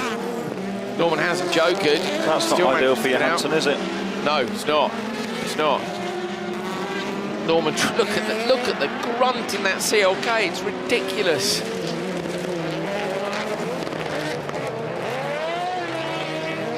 Listen to it. It's just brilliant, isn't it? Just have a listen. Yeah, that's it. Wailing away in the background. It's epic, isn't it? Simon Tiger into the Joker lap. Pops a wheel on the left and then on the right. Just going to keep this nice and smooth. Target time is a 2:18.4. Getting close, I think. Bjorn Stjør going to get P2. Norman comes out into P4. Tiger, though, 2:18.6. Just misses. Yeah, 0.2 of a second off. Went a 10th slower on ultimate best lap time than Lahti had done.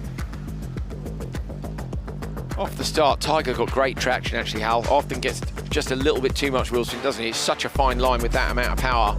Gets great traction, literally just drives away from everyone. Bjorn Stjøre's impressed me as well, just seems to be just getting quicker and more confident. Improved a lot over the last couple of rounds. Yeah. Victor Hansen's wife's running through the paddock. Obviously they need something or to borrow something or...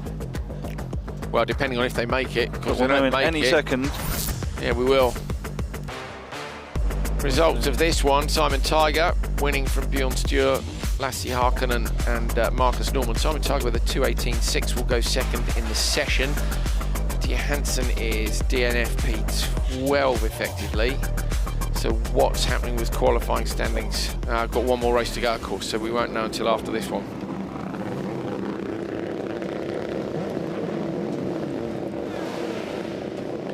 Jori Seppala on the pole in the Toyota MR2. It's very quick off the line, but then sometimes loses a bit of ground after that. Then it's Persson, Hilt and Aaltonen. Aaltonen, the fast starter on the outside, but a quick start again from Seppala on the inside line. You see losing a bit of ground to Michael Persson on the run down in the Golf down towards turn 1, but as long as he gets there first and keeps the door shut, no problem. And I say, if you missed yesterday, that MR2 literally went end over end about 15 feet in the air, but somehow landed on its wheels and didn't... Look at the roof, Hal. It's mint. I just think he breathes a little sigh of relief every single time he makes it through the first corner. Go, yep, yeah, it's all good. Yeah. What on earth is that? Marcus Norman. I think Norman's got something wrong with the exhaust. That might be why we can hear it so much in that race. What's wrong, though, makes it very right. The cat was absolutely glowing orange. Yeah, it does, through the paddock. It does. Toasty, toasty. The cat being the catalytic converter to help with the emissions that these cars have to run. At the, you know, in a competition car, you put it right at the back of the exhaust to make it easily accessible. What are you insinuating, Mr. Ridge? But they do look cool because they're all red hot and orange glowing. Yeah. Dust blowing away pretty quickly, but it is significant up at the back of the track now.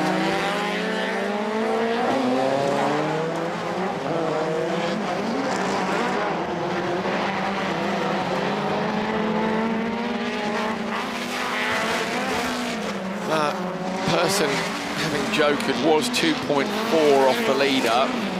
I don't think he's eaten much into that on this lap, so let's see. Sorry, 2.7 off the leader. Let's see what it is as he crosses the line now. And it is 3.3, so he's losing time. So Seppala and Aaltonen should both be able to joker and come out in a good position, well, in the same position they're in now. No alternate strategy from these two on the last lap.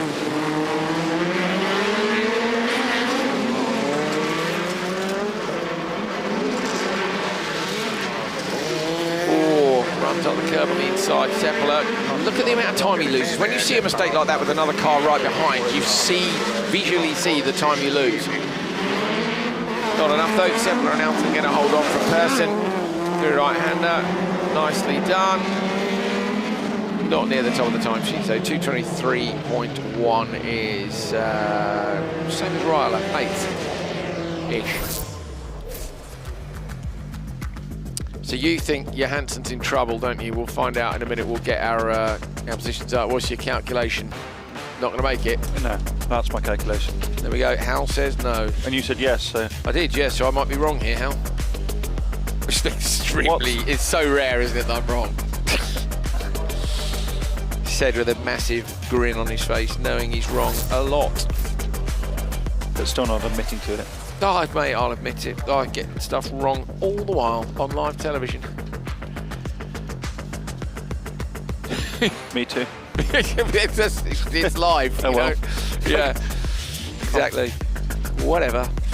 Seppala 223 point. No, of course, you always do our best, but you know, white cross cars are hard to identify. 31 cross cars are hard to remember when 15 of them change at each event. Yeah, but we enjoy it as he made. Oh, on you. No! Victor. Oh, Oh, and look, 3 cars on 100, so he loses that on the basis of having the worst score in the last session. So if he DNF'd in Q2 and won Q3, he'd have gone through on countback, but because he is the lowest scorer of Aaltonen and Persson, Victor Johansson, the championship leader, has not made it to the finals. To be fair, from a totally impartial point of view, that keeps the championship alive, doesn't it? Because Simon's had a few not so good scores. And then anything could happen yet. He'll go to pre-grid as the first reserve and see if someone doesn't make it. But do they have reserves in Nordic? I'm not sure we do. Rallyx, sorry. More importantly, we bet dinner on that. So you'll buy. You did not bet dinner on that. Yes, I did. I just didn't tell you. So it's £125 dinner for you this evening. Dinner at Gatwick Airport sometime, Hal, in Nando's. Gatwick Airport. Yeah. Do you know they've got any? Where are the next 2? Oslo twice, going to fly to Oslo twice. I'm not buying any dinner there either. Jesus. Norwegians, loaded. I'll buy you, but what's the burger chain? Is there a burger chain? What's the one we like? Max. Is that Sweden? No. Yeah. Maybe one on the way to... No, there isn't, is there? We know there isn't. Simon Olofsson on the inside is looking for a perfect weekend, but an even start across the grid is going to make it tricky for him. Oh, just runs out, gets a little bit of contact. Can he hold on? He can. Coming back in contact again. Oh, now Kasper Janssen picks up the rear expert as well. How they all got through that. Like, there was cars everywhere, and it was the attitude of each of them was that anyone could have ended up in the wall. Expert was facing the wall at one point. Sjöqvist and Olofsson had the contact well out to the left of the circuit, almost in the gravel trap by the time they touched each other. It's quite heavy contact too, actually, when you look at it. And we know these cars are susceptible to a breakage with a side-by-side contact, but they both seem to have got away with it. And that's how your weekend can unfold. You know, we were talking about Olofsson still needing to get the job done. The car skipping around as he gets over the curb. Oh, Exbiff drops the rear wheel into the gravel on the outside. That actually helps him rotate the car forward. If it was just grass, maybe he would have got further out and spun there. I noticed OMSC have packed up the parts tent, Hal, that's at the far end, and put everything away in the van. I think they'll be looking at this this race and going, oh, we'd best get all the bumpers out because there's bits missing off the front and rear of all the cars. Hal Ridge's paperwork is again headed towards the pre-grid at 70 miles an hour, but he's retrieved it. He's done a lot of running today, Hal, around the front of the desk. It's been very impressive from where I'm standing. Olofsson. Janssen goes joker now, so Janssen trying to come out in front. Oh, Janssen's broken the car.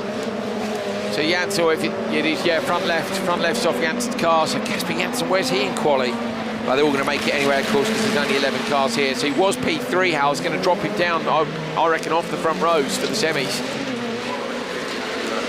Not had the best weekend, actually, Kasper, has he, really? Not the best year so far in no, true. Rallyx, just hasn't really been working for him.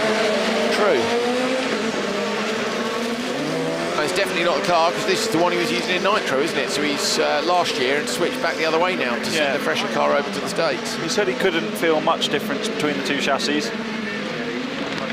Olofsson's driven a few different chassis in the last couple of years, but this one worked beautifully. It's another win for Olofsson. Sjöqvist in P2. Olofsson has won all 6 qualifying sessions, well, assuming he doesn't get beaten in the next race, but Anderson could beat him. Lucas Anderson could, Enland could as well. So Anderson and Enland still to come, so be quiet, Andrew, because look at this. Ooh, okay, they were lucky it wasn't wheel to wheel, it was kind of... Door to wheel. Yeah, which takes away some of the risk in terms of the momentum. Then look on the inside, look. Tornholt did brilliantly to save that, to get the nose. You've got to come... Once you've got into that situation, you've got to come back out of the brakes. Right on top of the white car at the rear here, hopefully we do, with the 4 on the roof. She's just got nudged that a little bit. You've got to come back out of the brakes and bury the throttle in a 4-wheel drive car to get the nose to pull back in the direction you want it to go. That's where Kasper Janssen presumably broke the suspension. That nudge in the rear of Exbiff at least maybe weakened it, and then got finished off by clattering curbs like that or in the joker. Potentially the runner jumps up the back as well. You know, it's quite a high impact circuit from that point, and then also the lean through that long the long left-hander in the middle. It's probably given up, hasn't it? Yeah, it has. Olofsson 2:14.5. We have 2 quick drivers in the next one, Lucas Anderson and Martin Enland. If Olofsson holds on, he'll have won all 6 qualifying heats this weekend, and he could be on for a double-header clean sweep. Pow, pow, pow! But we'll see. Back in a minute. Pow.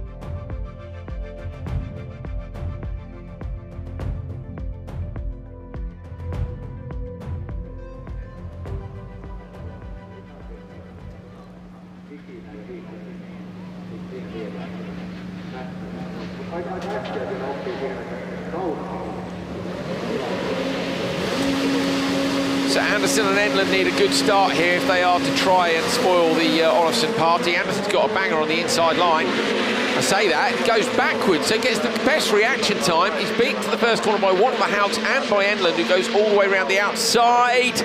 Enlund's in danger here. Haug gets all crossed up, runs the front right corner across the Armco and the front left corner across Enlund. Anderson trying to find a way to. I wonder if Anderson's got a problem, Hal. He was wide in turn 2 as well. Lost out badly in turn 1, didn't he? And then side by side of Haug up the hill. Those new gloves obviously not quite giving the performance gain he hoped they would do. Well, Joel hoped they would. That was brilliant, wasn't it? Where are you going? Oh, to get a new pair of gloves for my 15-year-old driver. I'm the team manager. This is what I do. But it is, isn't it? That's what's so funny. Is oh, the team manager. Not like F1, mate. Has he got a problem? I would have expected him to close a lot quicker onto the back of Niels Christian Haug, given the so far this year. Having jokered, 4.1 is not bad having jokered.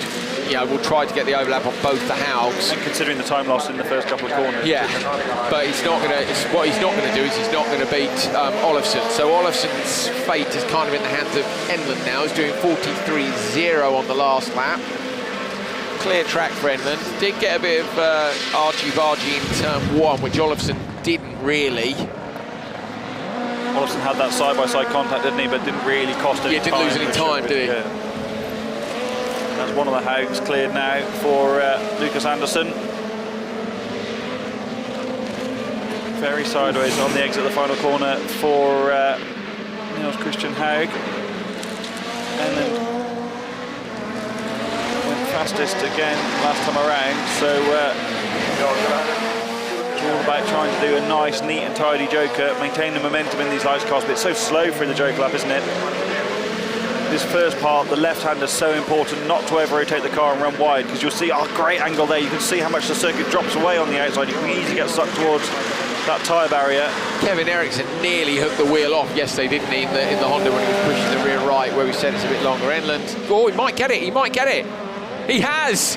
Oh, he spoiled the party for Olofsson, so it's a 2:13.8 for Enlund. I say spoiled the party, Olofsson is still going to be the top qualifier. But Enlund has won the session. Yeah, so now he's no pow. No pow, pow, pow, pow. No pow.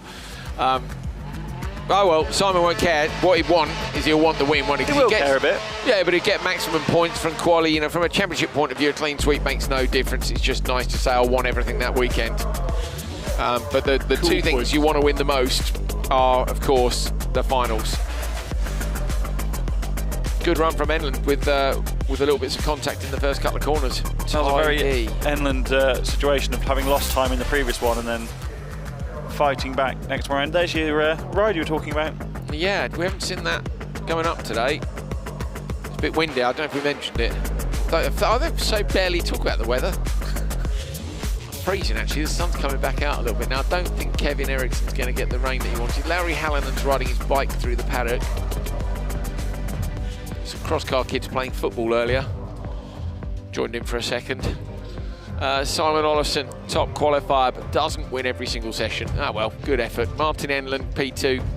Exberth Sjukvist, Lucas Andersson, P5. Kasper Janssen, P6. Ida Tornholt, P7, ahead of Lars-Erik Haug and Niels Christian Haug. They'll all go to 2 semis. Top 3 from each to go through. That result has lifted Enlund up from 6th after Q2 to 2nd. So that's pole in the second semi-final. Great result for him. Supercar standings ahead of this final qualifying session. Bolevsky ahead of Kevin Eriksson. Oh, significantly ahead as well, 11 points. So Bolevsky's TQ to lose. I'm trying to think if Bolevsky's had a TQ before Hal in... Yes, I think so. Last year. I'm going to look. I think Riga. you're probably right, 'cause you always remember stuff. Where was it? Riga, I think. No, I wasn't in Riga, that doesn't count.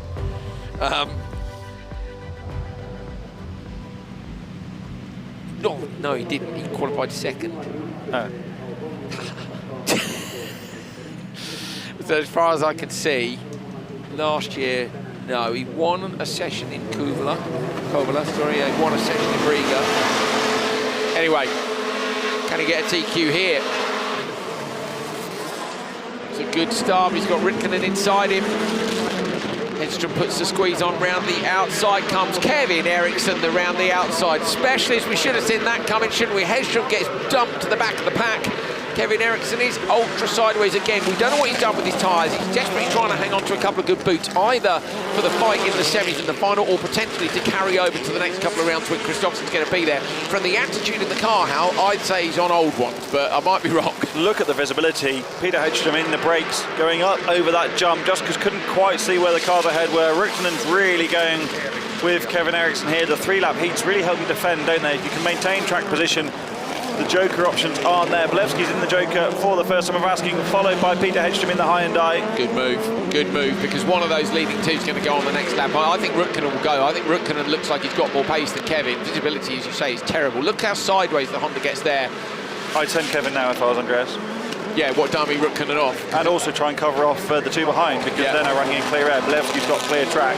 Or he might have had a little nudge there. He does just push the rotation round. So if Kevin goes now as well, Ritkonen doesn't get the chance to get that brilliant exit. Ritkonen's compromised now and he pushes Kevin wide anyway. Kevin had to go regardless of whether he wanted. I think he would have gone anyway. He's done well there. In the background, Maiko Tam coming through the right hand. He's going to get out in front of Tam and Bolevski.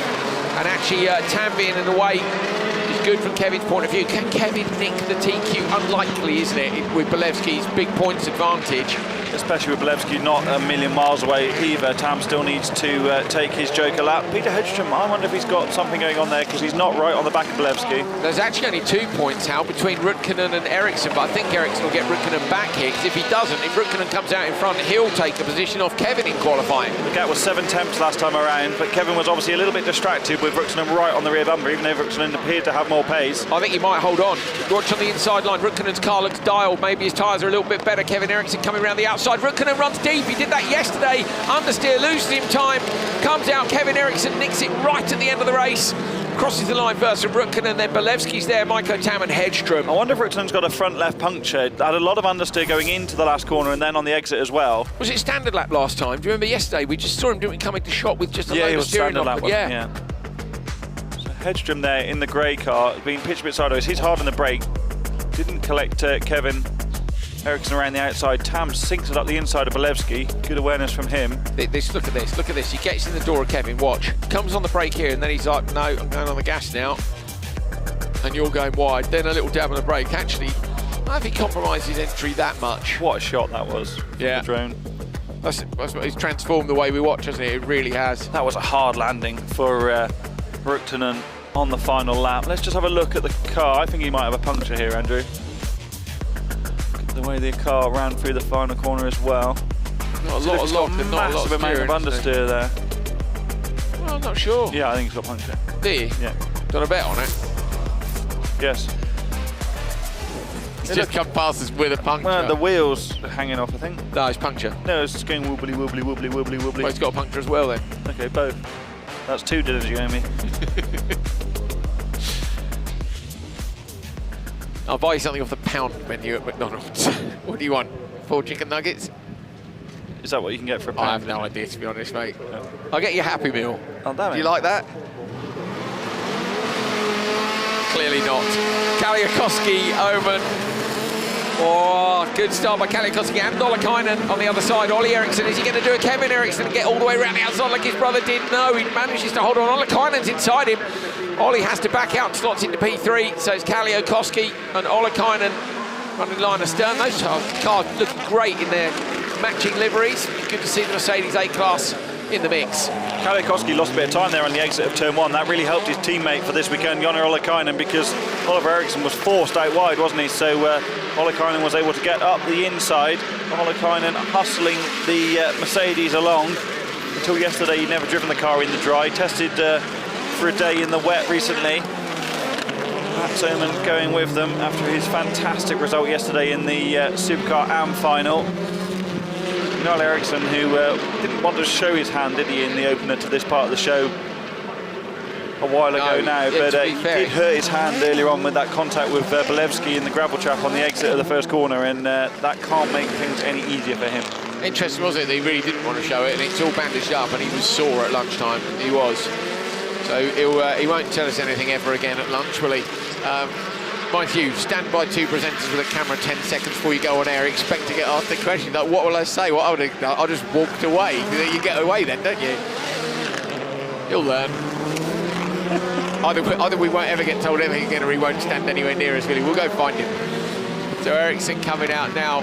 How far behind Ollikainen? 2 seconds behind Ollikainen. I think Ollikainen's got this done. Yeah, good job, isn't it?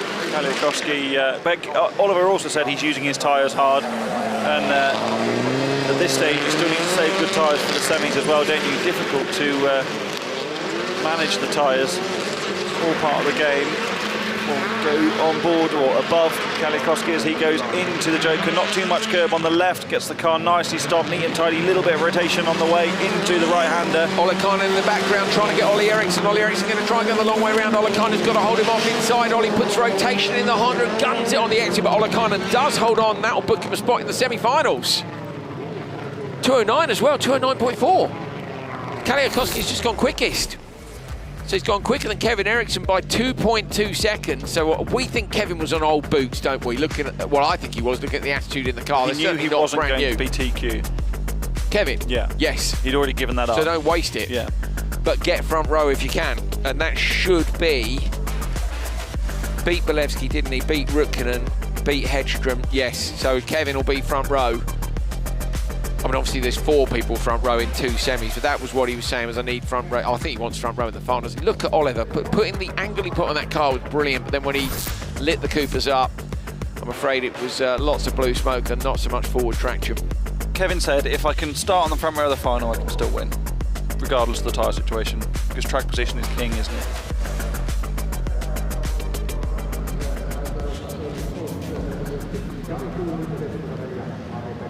What do you reckon's going to happen in turn 1, Hal? Literally anything can happen in turn 1 now. Victor Franks edges Osh, sorry. Latvian friends, thank you. Jari Turi and Ari Pekka-Niemi. So Victor Franks will lose the start, but traditionally makes up at least 1 place in turn 1, as we see a massive spin to the inside line for Turi, who almost gets collected by Osh. Osh actually did brilliantly there to avoid that with the amount of dust there was. Turi goes right the way around. It's Niemi who leads, and straight from 4th to 2nd is Victor Franks. Staggering if that happened. Really haven't seen much carnage in the first corner for Supercar this weekend, have we? But I wonder if Turi's steering is broken, because I saw the wheel wiggling around a bit. I predicted that from the drain a couple of times yesterday and went wrong, but Turi hasn't got going again at the moment.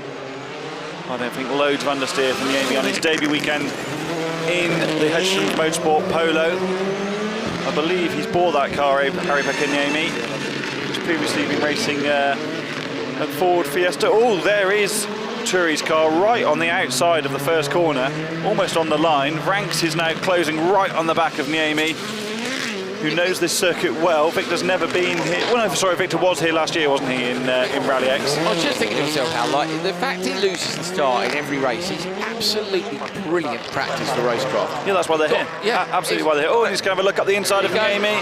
That's a perfect example. See ya. Look, it's great, isn't it? Look, I know he's aggressive. He must really enjoy driving. Oh, I would too. It's great.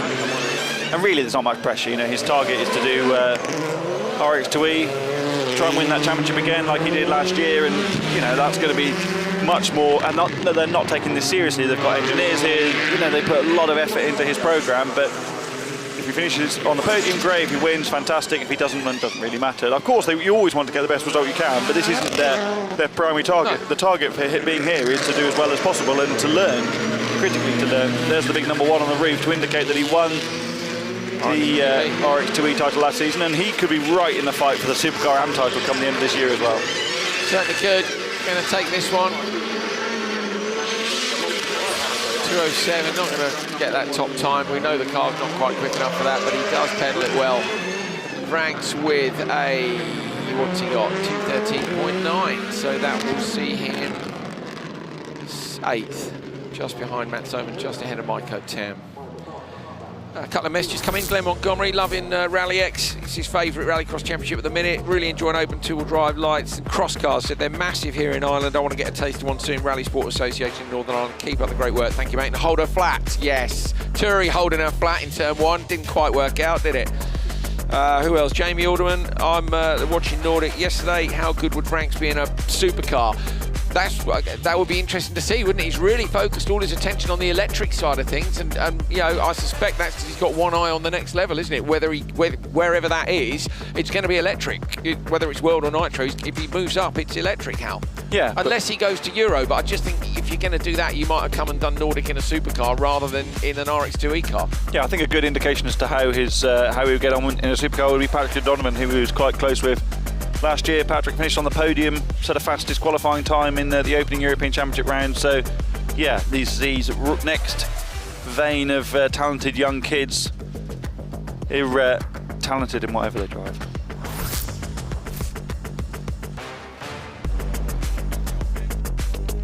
Victor Franks takes it from Ari-Pekka Niemi. Edsis Osh and Jari Turi with a DNF.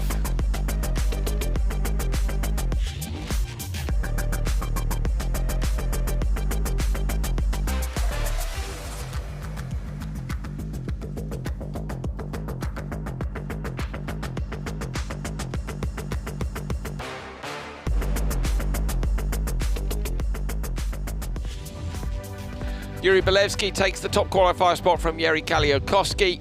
Kevin Eriksson is 3rd, Juha Ritkonen is 4th. They will be your 2 front rows in the semis. Then Eriksson, Hedstrom, Olakainen, Oman, the 2 middle rows. Franks, Tam, Niemi and Osh are the 2 back rows.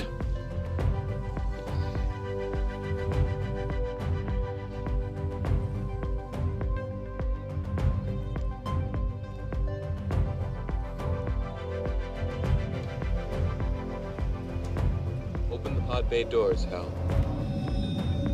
I'm sorry, Dave. I'm afraid I can't do that.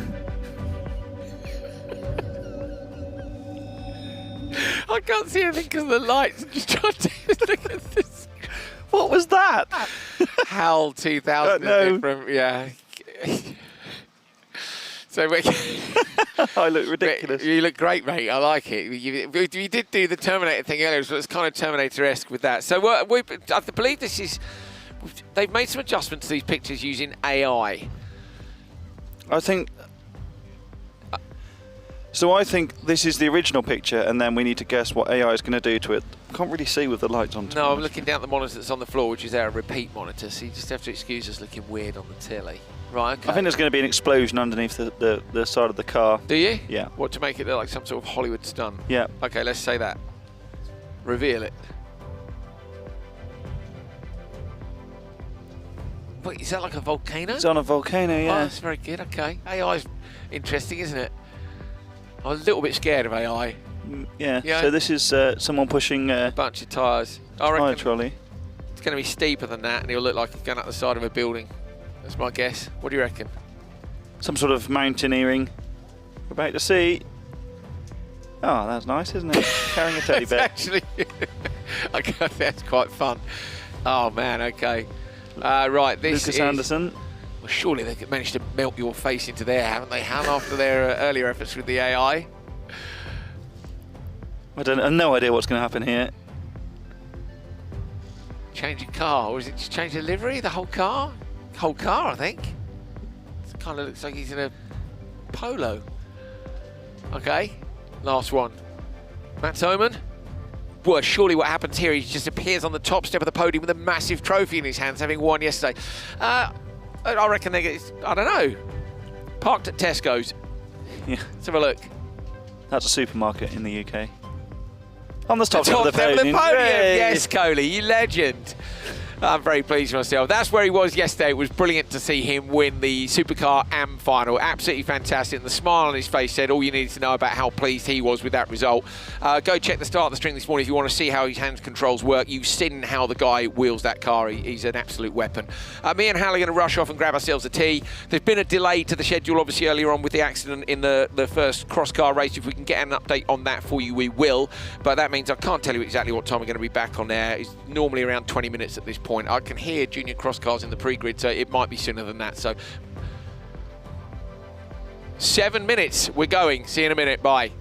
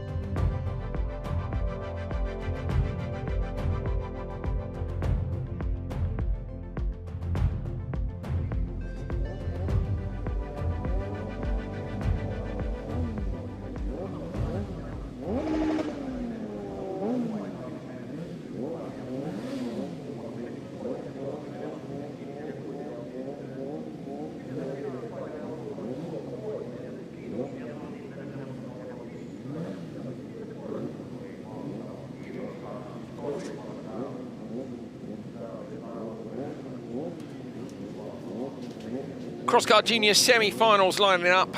3 of them, top 2 go through from each. We are just about ready. Hal, what did you do with your extensive break? Well, there wasn't one, so I didn't do anything. No. Made a tea and printed 2 pieces of paperwork of the 10 we One need. of which blew away. Yeah, it did. And a nice man from Ferratum chased after it for us. Michael Uito with the TQ from Uniton Yulalami, championship leader. After that, you've got Suono, Hallinan and Solly. So our regular front runners, Uito, Yulalami, Hallinan and Solly, all in that top 5 in this first semi-final. You've actually got Uito and Hallinan. Joni Tapainen as well, who's up there in the standings. So Tapainen could be a threat inside of row 2. Kinnanen's been pretty quick here today as well, on the outside in the red and yellow. At the back is Oskarsson and Antablad. Sometimes I think it's a long hold for juniors, and sometimes I think they just get on the throttle really early. But Uito and Hallinan leading down towards turn 1. Kinnanen's gone with them, but Tapainen, I'm afraid, who was potentially going to trouble these 2 on pace, got left on the grid. The track's been wetted in between the sessions. Hallinan had the front right absolutely velcroed to that barrier on the inside, driving beautifully. And look at them, just judging the grip levels immediately as they come around. These 2 should go through, but how yesterday they had a shocker. Yeah, they both had a shocker in turn 2, didn't they? Uito left the circuit and Hallinan was involved in that incident and also lost out. Hallinan driving his 2022 junior cross-kart machine, not the car he's been racing so far this year. But really, they're both going to have the pace, if you look at the results so far this year, to get through from this one. Yeah, they should do, shouldn't they, really? Let me see, I haven't got standings updated, championship standings updated from yesterday, but I have got my stats. Yulalami's 6 points ahead of Hallinan, and Hallinan's 2 or 3 more ahead of Uito. Thank you, Hal Rich. So yeah, basically the 3 of them are in that championship fight. If one of them were to mess up again here today, that would be a shame. I suspect Uito and Hallinan are both going to drop yesterday's score. Yeah, definitely, yeah, because of the... Actually, at the end of this event, you'll know what scores you're going to drop, won't you? Yeah, you have to count the next 2. So that's why that's good, so we know exactly where what's we're going at. on in the points. But I'm interested to see, because we're not going to see that on our standings, are we? Our standings are going to show all 6, but you're going to pick the lowest 2 of those to bid. But even for me, that's pretty basic maths to work out which is the worst of the scores. Oh, are you going to do that for me in a minute when it comes up on screen? What, live? Yeah. Give it a go. All right, there you go. So, ooh, Uito, look at that, just catches that bump, and it affects the attitude of the car straight away. Shame for Tapainen. Is Tapainen on a DNF? Yeah, Tapainen never made it around a lap, so there must have been something wrong at the start there.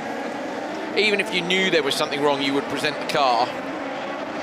Yeah, just to get the points to ensure you make it to the start.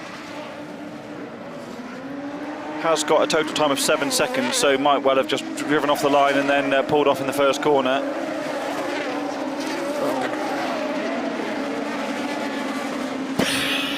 Sorry, Hal's just running after more paperwork. There's one behind you, mate, on the floor there under the light. Well done. Oh no, it's all gone everywhere again. We're just coming up with the idea. Can we get some bulldog clips screwed to the desk so that when we're outdoors? This is the first year we've used an outdoor commentary box in Nordic Rallyx. Sorry, and Uito snapping from oversteer to understeer. Car looks a bit of a handful. It does, moving the wheel a lot, isn't it? Right. Is the front right looking like... Yeah, it's got loads of camber on the front right. Oh, no. So he's got another lap to go, and the front right looks like it's barely hanging on. You can see he had massive understeer and then massive oversteer. Oh! Kinnunen in the background had a massive bicycle 2-wheel moment on that penultimate curb.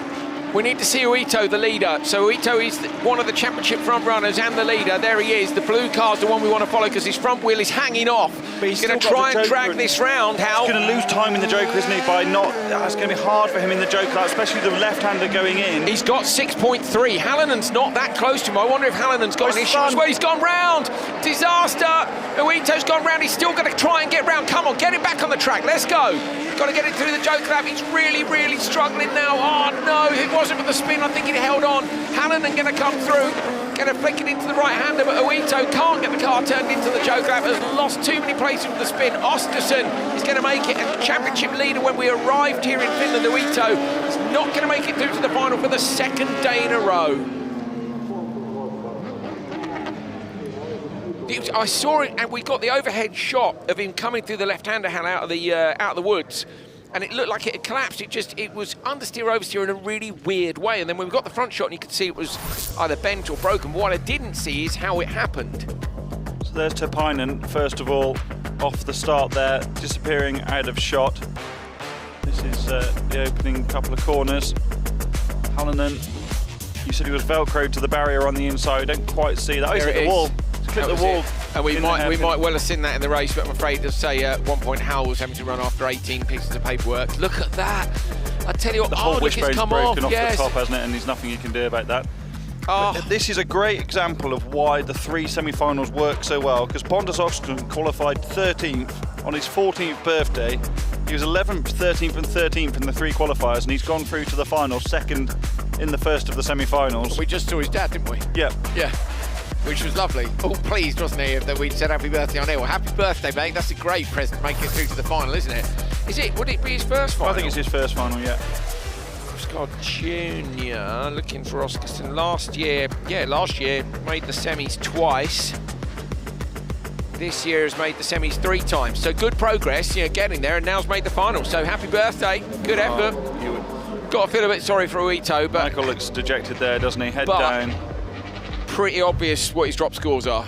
Yeah, his home rounds, unfortunately for him. Yeah, that's not ideal, but with what were the results earlier? Reasonable points. Well, he was top qualifier, so he'll have had good points from dominating qualifying. But he's 16 there. Yeah, but it's still not. His worst result was 4th in Tjerp, having won. Of course, yeah. Having won his semis, so he's won his semis at every event. So if you look at that, so in Tjerp, then he got a max. Yeah, he was TQ at all the first 3 rounds. Second in Neeson, so he got 29 in Neeson. He would have got 30 in the second round at Neeson, 30 in Tjerp at the first round, and then was 4th in the final worth, 8, 6, 5, 4. So 26. 4th in the final is 3 points. So goes 8, 5, 4, 3, 2, 1. So the max is 30, isn't it? So if you get the 8 and you only got 3, so 25. So his worst score is 25 at Tjerp, because he's not going to beat that, is he, with either of these? But that's not a great. When you look at Hallinan, has been on the podium at every event except yesterday. Julalami's been on the podium at every event, including a win in the first one, the last one. So yeah, it's going to hurt him. It's going to hurt him. But we'll see. Long way to go yet. Still a couple of rounds. Oito was champion in 2022. We'll want to hold on to it, but Julalami, current leader on the front row here. Solly's got a great start though. I think Julalami will get to turn 1 first. They slot into a line, all very sensible, aren't they, up in turn 1. Except for going all the way across the gravel trap and losing a couple of places, which is not ideal, but no contact, nothing daft going on there. Solly right on the back of Julalami. Play it safe here. Do you think that's the game plan? The thing is, when there are 6-car semis, you know you're not likely to get challenged on pace by the guys behind you, because there is a bigger pace differential, isn't there, in junior than there is in cross car across the top 18? Absolutely, yeah. But Hagström has good pace, we know that. So you still need to be aware that Hagström's in the blue machine running 3rd, so you need to be getting on with it just to make sure you don't get passed from behind.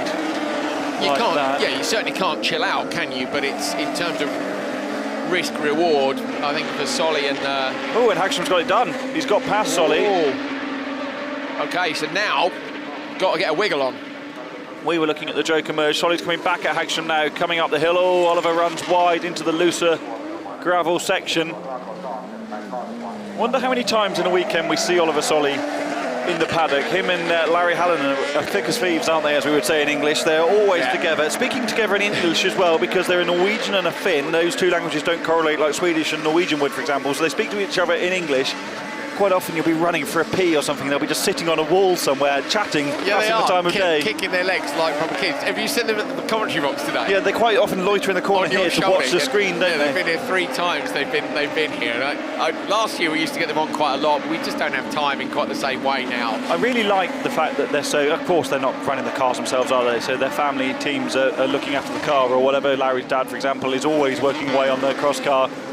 It probably works for both of them that Larry's not there getting in the way. He potters off he's always on his bike, isn't he, Larry Hallinan? So he's always off cycling around, usually with Oliver Solly sitting on the handlebars as they go somewhere. Fantastic. Solly's got back, or had got back to Hagström. But then has maybe made a mistake. Here comes Yulilami. So Yulilami's in the Joker, watching the background, because this is for the spot in the final. And Solly, I think, could get him. Solly trying to come around the outside of Hagström. Hagström holds the inside line. Solly round a little bit deep, now gets to the inside of Hagström onto the straight. That's a brilliant move by Oliver Solly. Takes back that position where Hagström took it off him a couple of laps ago. Hagström fully lit across the gravel trap. Perfectly executed that. He knew he was going to do that. The moment you don't have track position at the Joker merge, get it stopped, get the rotation done to drive up the inside. Sometimes that doesn't quite work out because you lose that bit of momentum on the way in, but he absolutely nailed that move. He's 12, if you're wondering, Oliver Solly. He started at the youngest possible age. You can start in your 12th year. So he was here last year when he was 11 years old, which is the youngest you can race in this series in Cross Car Junior. But he has got to hold on for another lap. Alan Hagström is definitely not making it easy. After we were saying about the pace differential, he's right there. This is where Hagström got Solly on the second lap. He's going to have a look again, but Solly, great car positioning there. Just came across a bit to the right to mean the gap wasn't there to sink the nose into. Oh, Solly runs a little bit wide on the way up the hill, but fortunately for him, Hagström has a moment as well. They both lose a bit of momentum. Doesn't matter, the race time's irrelevant. Just maintaining track position and barring disaster. I think if Solly gets through here okay, he's got it done. You could slipstream in these, couldn't you? Like, seriously, where the RPM is low, if you had a long straight, you could potentially be slipstreaming. You could see Hagström closing in from turn 1 to turn 2 to the point where he was nearly touching the rear wheels, but not quite. Yulilami, the championship leader, is going to go through. Solly behind in a great fight with Hagström. Hagström gives it everything over the curbs on both sides of the track, but Solly takes the place and will go through to the final. Fantastic race. That was brilliant. That was brilliant, yeah. Good like stuff. It.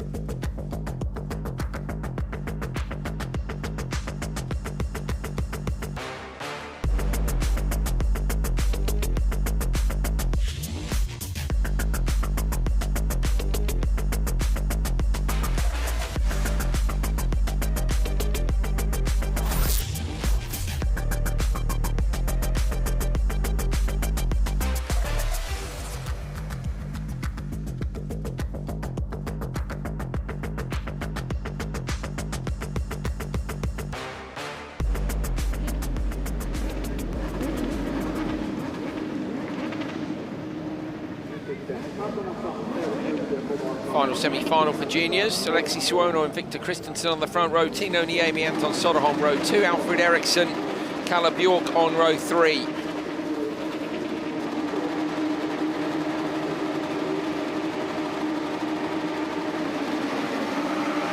Christensen got a great start. You saw the nose of the cross car come up and stay up. Good traction right the way through the first couple of gears. Don't leave too much room on the inside line for Suoni in the background. Oh, how did that get avoided? That's the reaction times of a 12-year-old, isn't it? Because I'd have hit that 100%, Hal. Great reactions, as you say, for all of these drivers to avoid a melee in the first corner. So aware, aren't they? Their spatial awareness is absolutely brilliant. Alexi Suono going with Victor Christensen at the moment. There's nothing to choose between the pair of them at the front of the order. Soderholm's just lost out a little bit. You can't afford to joker on the opening lap because the pace of the guys at the back just isn't the same as the pace at the front when you've got these 3 semi-finals, as we always say. But Imagine, sorry to interrupt. Imagine learning the. You know, obviously they don't have a spotter, so they're choosing their jokers for themselves. Yeah.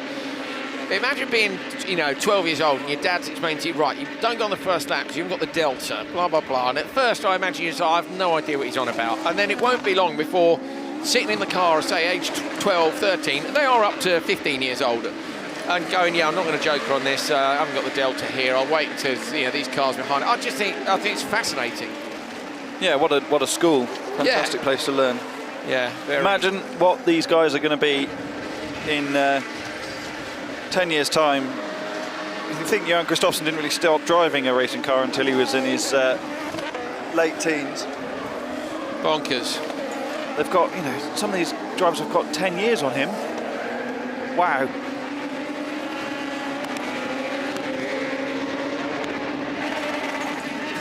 Constant rev limiter action, isn't it, in junior cross car up the hill.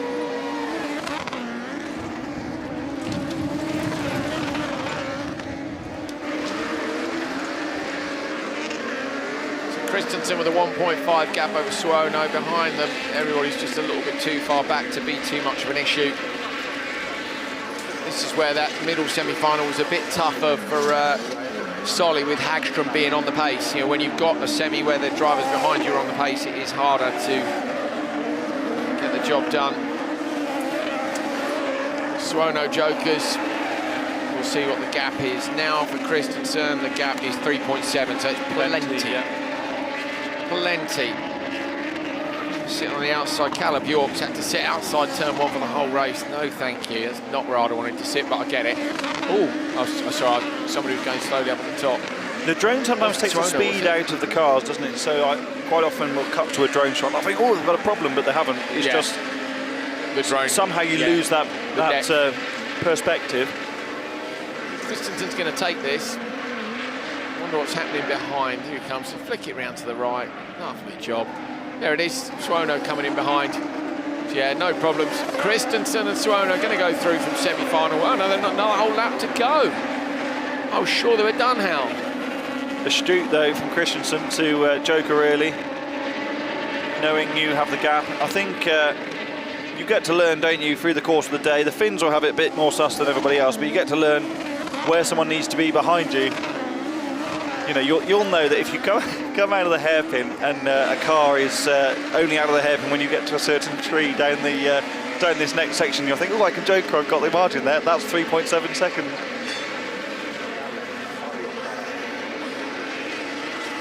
Christensen this time is on the final lap.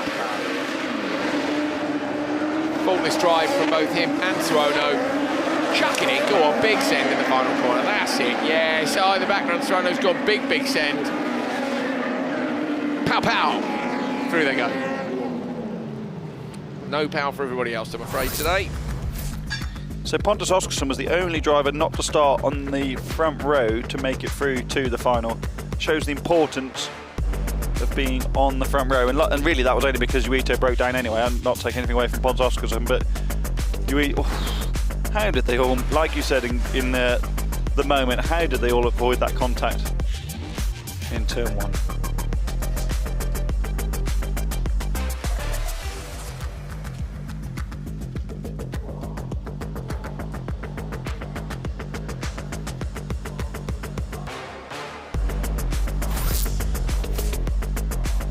Outrageous. I was going to say I wish I was that good when I was 12, but I wish I was that good now. I wish I was ever that good. You've been getting better though. Yeah, thanks mate, it's good. Maybe luckier. No, better.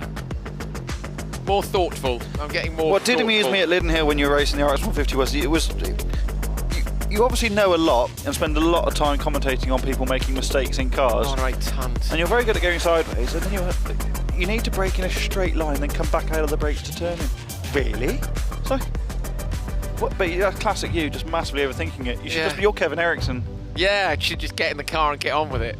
But yeah, thanks, mate. It was your advice to tidy it up after free practice, which was shocking, which made me think, yeah, just tidy it up. And once I tidied it up, it was fine. It was bloody hard work, the worst conditions I've ever driven in, but I learned a lot, and I think that's pretty fascinating. I'm not of a learning age, let's put it that way, and I learned more. Are you an old dog?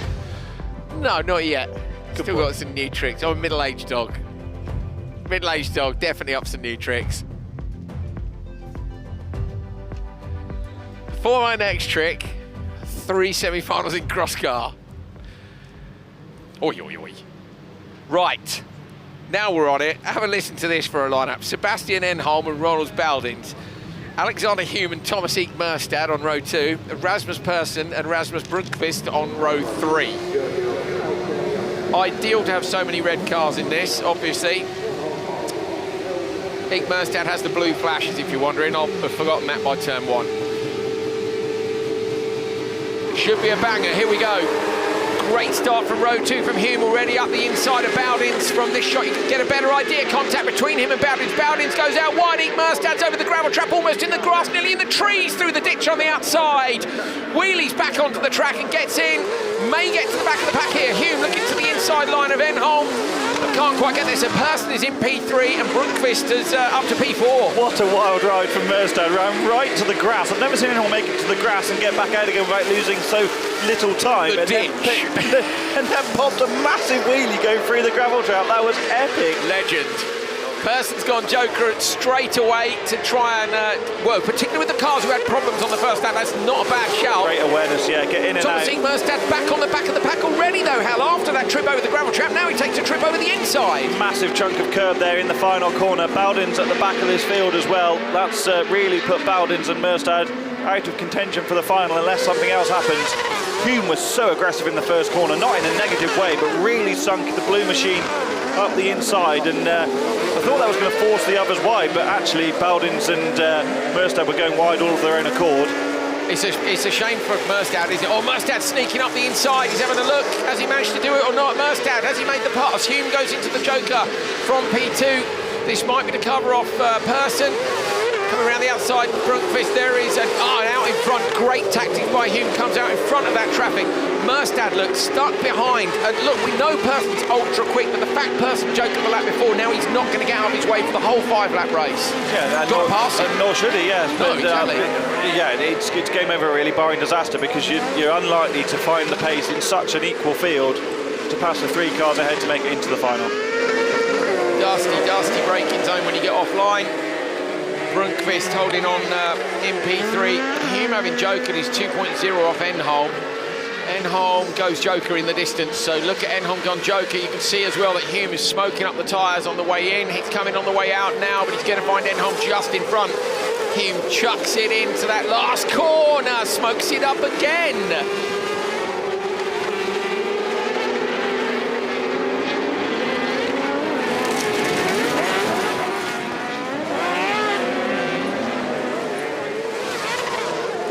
Leader. Persson has dropped Merstad just a little bit. Flames from the back of Hume's car, still putting the nose up the inside, no way through, but he's going to have a look anyway. Enholm and Hume, surely P1 and P2 unless they do something very silly in here. Brunkvist going to peel off to the right-hand side, and you'll see Persson slot up into the 3rd spot. There is Persson in the background, tidily done, top 3 sorted. Brunkvist comes out in P5. It's Enholm, Hume and Persson onto the last lap. You see where the water barriers are watered before the cross-car juniors. It's one line. They had such little time. This has proper woken me up. I love this. And it's not drying as much as we thought. Oh, Hume just has a little nudge in the rear of Enholm at the hairpin. It's a rehearsal for the final, isn't it? It's like, you might have got this wrong, but I will not make it easy for you in the final. I'll get to be all over you like a bad suit. Oh, it's smoking as well. Something in Hume's cross-car smoking, the Kazmat machine, or maybe it was just tyre smoke. I think it's more than that, though. Difficult to tell. Oh, it's close behind between Persson and Merstad, side by side, nearly over the line. Who's going to take it there? Persson does get it. Merstad came back to Persson after Persson Joker, I guess. Woo! Enholm and Hume, that was a great and totally unnecessary fight, other than getting a row up in the final, which is always appreciated. Of course, it's only top 2. So I'm thinking that it's top 3 and it's not. Person's not made it, of course. Look at this run. It was the tiniest of contact. Watch this, look. Watch on the outside. The red and black machines. There's Hume. Look, just a tiny bit of contact from Bowdens. Through the grass, near the tree. He goes in the ditch, look, in the ditch. Ooh, oi, and then the big old wheelie back on again. Some commitment just to keep the throttle buried and get back out to the front. Look how much the cross cars move around on landing from the jump. They're jumping higher and longer now. This battle was epic. It was absolutely brilliant. He's totally unnecessary, as you call it. It was, wasn't it? They are going through to the final, Enholm and Hume, and I am excited for it. Normally, though, what happens is you get something brilliant in the semi, and in the final, they'll either all chuck it into a ball of snot in the first corner and it's rubbish, or everyone gets a bit sensible and it's a procession. Enholm is coming back behind us in the paddock now. Yes, we love that. He's just given us a fist bump. Yes, mate, they're brilliant. They're all coming back in. And Hume, you must be on a massive high after a race like that, though, even if you are second, when you've been laying it down. It's almost like they've come back in and waved at us. I hope you appreciated that. You better have gone mad, because we were loving it. Well, we did. We loved it. Okay, here we go again. Svensson and Nilsson, Osterberg, Penton and Lorentzen and Jorgensen. Oh, jump start, no! Eric Nilsson with a jump start, and he's rolled it away down as if to say no, because that's position, for me, that's the final gone, Hal. We've seen some carnage, but that is disaster.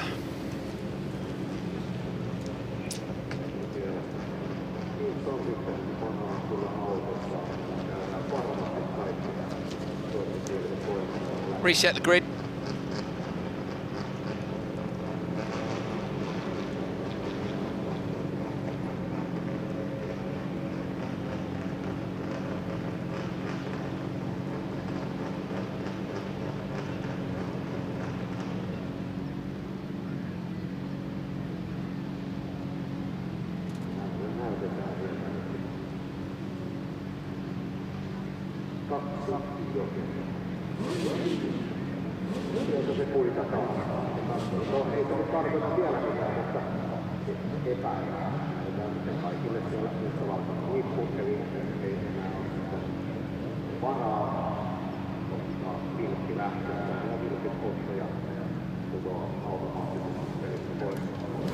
Molly's just posted, missing the Rallyx Nordic team at Kouvola this weekend and the picture we took last year. Missing you too, Molly. Hoping to see you in Norway, mate. Right. Disaster for Nilsson on the front row with a jump start. Needs to get it done here. Hope there's a bit of carnage behind and has two jokers to do. Does get the best start. Into the lead, and there is contact behind, into the wall. Huge roll. That's a massive crash for Penton, and again, surely that's a red flag. Clipped the barrier and just got sent. That is a big one. That is a big one. He was unlucky there as well. Well unlucky. Almost fitted through. I'm pretty sure red flag, but I mean, we'll see where the car is. Half the field will have seen it, and obviously if he's in the car and waving at the marshal saying he's okay. Was that red flag in the background? Is it or not? Where are the marshals? Coming around to, yeah, it is. Thought so. Whoa. It was a biggie. That was a biggie. Just a clip, Hal, and then a fling like, ooh. Second big crash in a weekend in a row for Penton and two.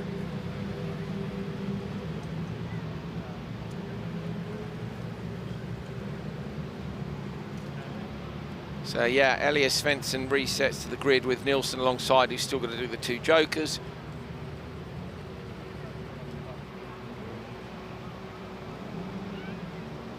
Okay, so they've said, we've had notification from race control that Penton is talking in the car and seems to be okay, but at the minute I think he is still in the car, which he will have been rattled big time there. So just a shake of the head from some of the crew heading back out to have a look. Give us a minute, we'll find out what's going on.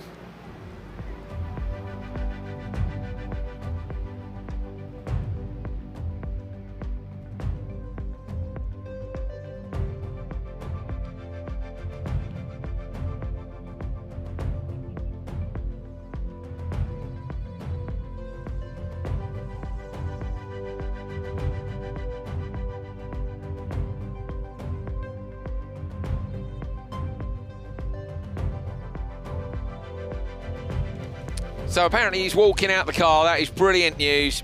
Pasi Penttinen after another monster shunt. That team have had a rough year. Watch this. So he's on the outside. You've got Osterberg. Who's just in front there, Hal? Is it it's Svensson, isn't it? Svensson, yeah. Svensson look, gets sideways, comes back the other way. And look, he's so close. And then over. 1, 2, 3. 3 was it? Maybe 3. Could have been 4 in the dust. Just from the other side in the 77. Just a tiny bit of contact between him and Svensson. Osterberg's up the inside. 1, 2. Is 3. Sort of rotates around on the rear as well for a little while, doesn't it? That is, that's possibly a write-off, Hal, that one. Depends on the cage, doesn't it? Ooh. Funny enough, again, I don't think there's a big impact on the top of it. It won't be doing anything else this weekend. You know, the rear corner's completely ripped off it, but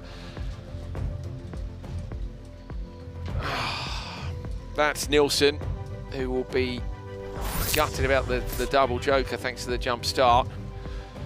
And we talk about the scoop. It might as well be the sweeper truck, mightn't it? Because you could do with a broom for that one. It's in bits. Ambulances are heading back already, so that's good news. Okay, Penttinen is out. Oi, oi, oi, oi. That was a big one. It was. It was indeed. I'm going to cross some stuff out of my paperwork here. You entertain yourselves, all right, just for a minute. I'm just printing grids. Thanks, mate. The printer's just under here, and what happens is Hal prints it. If we don't pick it up within a tenth of a second... It's got to be more controlled than normal. You just go print, print, print during the session, and then they just appear, and then you sort them out. But now you've got to press print, catch, but also print, catch. It's very slow printer, so it teases you a bit. So the whirly bits start going around the top. You're like, oh, here it comes, here it comes. Then you get distracted by a good race. Out pops a grid. And then it's over tornado, and it goes off towards the border again. So I'm not even joking, am I? Who's gone? Pasi Penttinen's gone from that. There we go. And Nilsson's got the ×2 jokers. There we go. Oh, man. Got a feel for them. Both cars, wasn't it, in a big crash last time in Tierp, yeah. Tierp, into each other, wasn't it? Well, Hukar had the massive one, didn't he, in the chicane? But they seem to have it all sorted. Scooped up, heading back to the paddock. And there is, I think that is the sweeper truck, is it, that's out there as well? Supercar lights. Thanks, mate, mega. He's having to go in the folder. Normally they just go on the desk, but there's absolutely zero hope of them remaining on the desk for longer than the tenth of a second, as I say. Your reaction time's been impressive today, Hal. Speed of a Puma. Kiitos.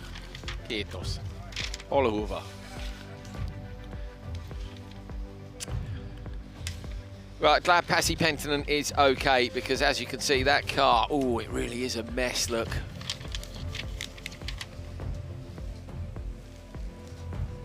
My goodness, yes. Tough to, just shield myself from the lights so we can see. With the lights, I think that's like, what's that there in the distance? They are bright. They're bright because it's bright behind us. So they have to light us so you guys can see us at home, which is why I've got such an amazing suntan, because of these lights, basically. Factor 30 in here all the way, Hal. Is that lights? Yeah, it is. There we go, they've turned the lights off now so we can go racing again. Back to it. What was the last thing I gave you? Supercar lights intermediate classification after Q3. It's very, made myself sound very professional there, didn't I? A lot of cars have gone, Hal, from the paddock. It's like everyone's left behind us. Yeah, there have been quite a few delays. Maybe they had flights to catch. I think Ismo's gone.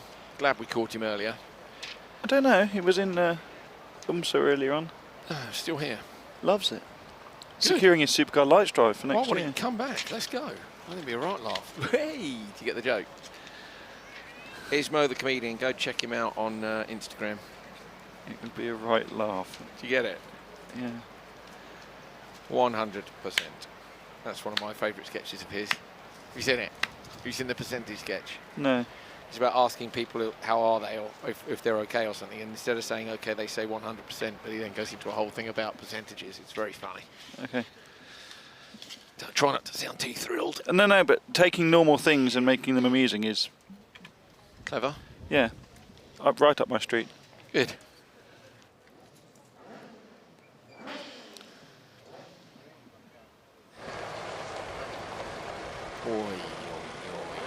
Crikey. That is an appropriate word for that one, Hal. The wheels are sort of attached. The rear right is the one that, sorry, rear left surely is the one that's missing, isn't it? Wow. Have a look at it. Can you get around the other side there, Eero? If you can get around and look at the other corner, the rear left corner, we'd love a look at that. I don't think we'll see it before the start, but if you can get around there, we'd like to see the rear left corner of that car, please, Eero. Nice, thank you, Hal. That's the last of my grids for this session. Because, funnily enough, the 7-minute break wasn't quite enough to get it dialed. Do you think open two-wheel drive might be in the pre-grids, seeing as the strangest noises are coming around the corner? Right, off we go again. In case you missed it, Pasi Penton had a huge crash. He's okay, the car is not. Erik Nilsson previously jumped the start in the grey buggy on the outside of row 1. Elias Svensson this time gets a better start. Osterberg will try and hold on to that inside line. Oh, backwards, that's, I think it's Lorentzen. It might be Noah Jorgensen actually, but either way, this really for me is about whether or not Erik Nilsson can get 2 jokers done and still remain in the top 2, and I think with the talent behind him, it's a big ask. I don't know if he needs to do 2 jokers. I'm afraid I don't have the rulebook in front of me and I can't remember, but sometimes when the race is neutralised, that eradicates the need to take the second joker because it's already been red flagged. That's why the truck are trying to work it out as well at the moment. Okay, so it might. So I don't know. It's not showing 2 jokers on the timing screen either, but maybe it will just show them once he's taken them. Okay. So that could mix things up a lot. He's showing times 2 now, top yes, right, right. Of the screen. Yeah. So we'll assume he needs to take 2. So now Osterberg really needs just to stick on the back of Nilsson early on. Wait for him to take the first one, isn't it? Are you still? Look, he's still going to want to out-tactic him, isn't he? I'd want to out-tactic him anyway and get the pass done. You certainly don't want to get too relaxed and drop away and find yourself having all sorts of problems then because he's gone through and you've got a bit too relaxed about it.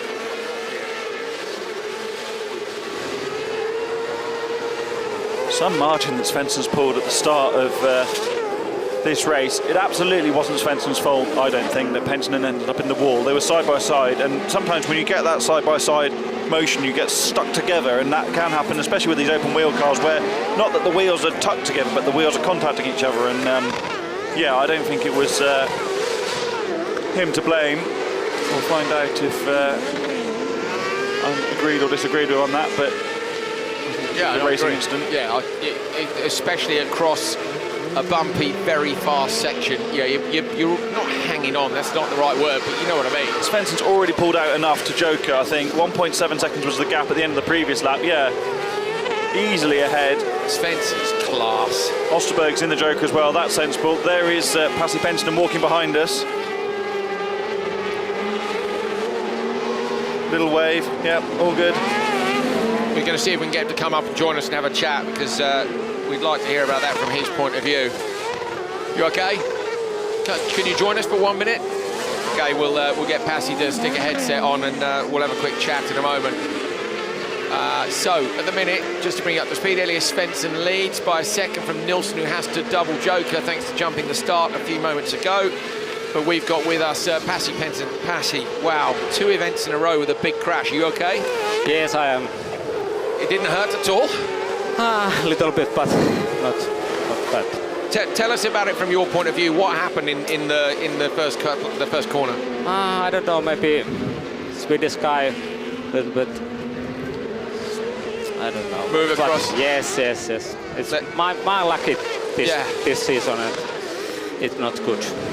Did you think you would miss it? It looked so close. You know, another 6 inches, and you'd have got away with it. Yes, but you're okay. Yes. Okay, thank you, mate. Okay, thank you. Go and relax. Cheers. Bye. Cheers, buddy. See you later. We'll take the headset from you. Thank you, Passy. Take care, mate. All right. Wow. How I can't believe how chilled out he is after a huge shunt. Meanwhile, Nilsson's had a problem in the Joker, I think, on this final lap. Svensson, who had that contact with Passy Benson, was going to take it. Osterberg finishes second, but Nilsson had taken his Jokers in the last 2 laps, but I think lost more than we perhaps would have expected on the final lap. Not sure why, but regardless, it was that jump start that cost him. And yeah, those 2 Jokers meant he's not making it through to the final. Passy not particularly pleased with Elias Svensson. Swedish guy, yeah. I mean, look, he didn't say a lot, but you don't have to say a lot to say what you mean, do you? It'd be interesting to see it again.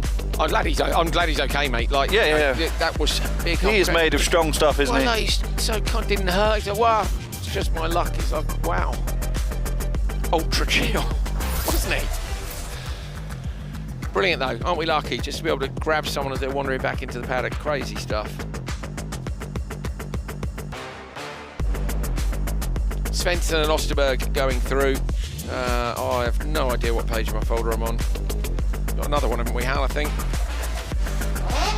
There's another cross-car semi, yes. Ooh. It's a decent lineup. Fire. Well, it is a decent lineup again. Hukar, teammate to Passy Penttinen, hoping for a better outcome than Passy had. Robin Grana on the outside, won one of the rounds last time. In Tierp, Martin Yuga and Joni-Pekka Rajala. Rajala getting back in, remember, with a brilliant result in that last session was P2. On the back road, Cerner and Tudo for Pace Motorsport. Jump start from Cerner, and Tudo went with him, but I'm pretty sure it was Cerner who went first, so reset that, double joker for them.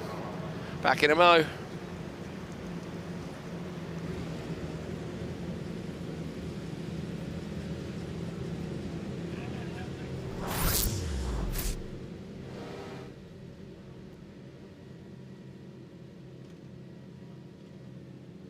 You can see there when the lights flash up basically to say, you know, aborted start, but that light changed because you're ready to race has gone out.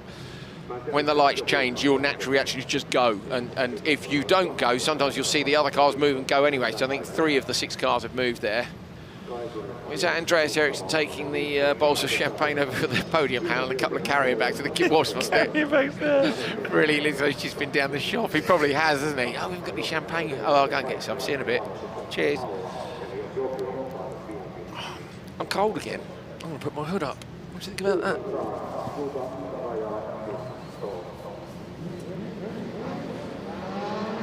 Okay, let's see if we can get this one off. Second time of asking. Hukka, Grana, Yuga and Rajala. Cerner's pretty much out with the jump start. Tudo could be in the mix from the outside of the back row. It's a good start by Hukka, enough to hold off Grana down to turn 1, and Grana gets a lunge up the inside from Joni-Pekka Rajala. Oh, Yuga's coming in and has to check up big time because Rajala, after that impact, not managed to get through. Grana has dropped right the way back to the back of the pack. Disaster for Robin Grana. He had similar yesterday, didn't he? Yeah, yet again gets shoveled to the back of the order. That's not ideal at all. Rajala was coming through then, wasn't he? Regardless, absolutely had it pinned through the first corner. Hukar a bit too, I thought a bit too. Look at this. Sugar is right on the back of Rajala. Yeah, it was a hell of a move. I'm actually looking forward to seeing that on the replays. So far, Grana's gone joker. Sorry, Hal. He's gone in behind Cerner, who's got 2 jokers to do. So I suppose at least he will get released after, but he's too far back off these anyway, unless there's some contact. And there might well be. There could well be here, because you guys all over the back of Rajala. So in the first 2 semi-finals, the first and second from the intermediate classification went through, and then the 7th and 8th. So really, 3rd place in Hukar and 9th place in Yuga. If that is to be consistent, are the 2 going through. Rajala's spoiling that party a little bit at the minute, but Yuga is right there, jokering this time to get out of that traffic on the second lap. That's helped by the fact that those behind have already jokered, so he'll get clear air. For me, Rajala made a mistake there, Hal, on the standard lap. Look, Grana can't get through. Tudo's joking in front, so Grana is out of this from being right on the front row. I can't see him making it up from there, so Hukar should go through. But yeah, Rajala made a mistake on the standard lap. When I say a mistake, I mean he ran a little bit deep on the left, and it compromised the right. And obviously with Yuga going on this lap, if I were Ryler's spotter, I'd actually leave him out. I would go again, yeah. I was just thinking that. Keep going, because we know he's got good pace from Q3. Yeah. So just keep your hammer down. Don't respond when you've made a mistake on the previous lap, because you're handing it over, aren't you? Head down, eyes forward, as Andrew Jordan would say. Just focus on what you're doing and hope it's enough come the end. Has he gone? He has gone. He should have waited another lap, because Ugar's going to come round the outside. Need to see it. There it is. Ugar gets the position. So, as we said, one more lap for me. I doubt we'll see it on the replays. It's a tiny thing, but he just went too deep on the left and it compromised him for the right. So now Ryler, who's already made an incredible pass at the end of the straight, I wouldn't put it past him to do the same again.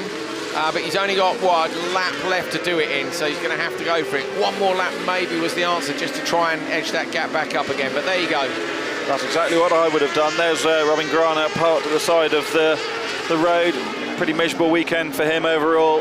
Ugar's in the Joker, but Ugar's not going to be anywhere near close enough to challenge for the lead. And it's actually gapped Ryler a little bit as well. Terry Ugar's closer than I thought he'd be. And now Ryler drops a wheel off on the outside as well. So just a couple of little mistakes. A brilliant first corner from Ryler to make those positions up, but tiny mistakes. And it's when the mistakes are this tiny is when I feel the worst about mentioning them, because you feel like, oh, well, I made a mistake there. Way less mistakes than I ever make when I drive anything. But the margins are so close in this series. Can't afford to, yeah. No, you can't. And we might see them, as say on the replays, we'll see in a minute. Hukar from Ugar. Hukar can afford just to keep this on the curbs on the inside, just nail it on there, don't give any room for Ugar. He's quite sideways on the exit. Ugar looks teeing him up for the exit here, wants to get up a row if he can, but he's a bit too sideways. Well on the exit there, it's Hukar from Ugar, they go through. Ryler just misses out. That'll be Tudo. Cerner with the double joker, he's somewhere in the background. And Robin Grana retired. Actually, I think, yeah, he should come round. Grana did retire. Okay, watch turn one. Look at Ryler. Yeah, to be fair, it was straight on the brakes, wasn't it? There was a tiny bit of contact between them, but I think it's a good move.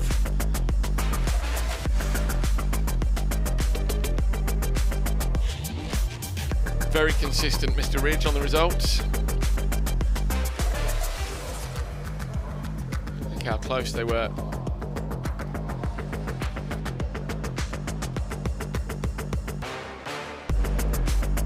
Super sideways over the line. Semi-finals concluded for cross carb. On to open two-wheel drive in just a moment.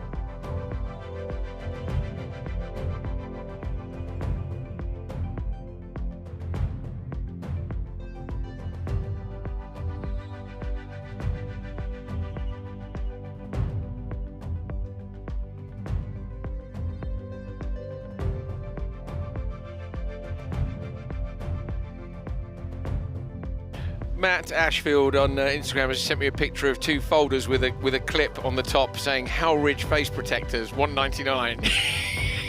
It's actually very good, isn't it? Yeah, they'd be useful, wouldn't they? They would be. Must bring a clipboard. Yeah, must bring. Or I say, Thanks, Matt. We're possibly going to put some bulldog clips on the desk. Watch out for that. Ross Fifield saying brilliant comedian. Yes, he is, mate. Ismo's very funny. Dr. Fattenley saying, hey, boss man, you know what engine's in Gabrielson's Starlet? I have to be honest, no, I don't, I'm afraid. A good one. I think it might be a 2-litre Toyota, but I'm not sure. Doesn't sound big enough, does it, 2-litre Toyota? No, not when the people going on having 8 million litre supercharged, turbocharged, I don't know, rocket under the hood of some BMW thing.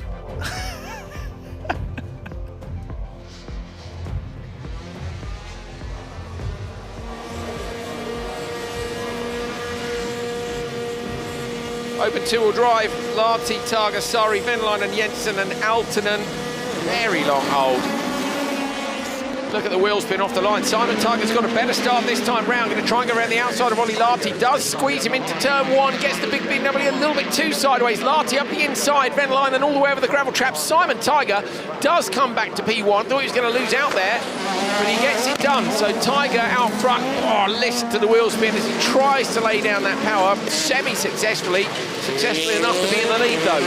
Lahti thought better of that. Tried the inside up into turn two and then thought, this barrier is going to come up pretty close, and that's where the local knowledge helps so much, because you'll be so aware of what can happen in that corner on the back of Tiger. Can't joke yet, of course, because you don't want to come back out in the traffic. No one really has joked aside from Sari, I think. Sari, yeah, in the Datsun Finn.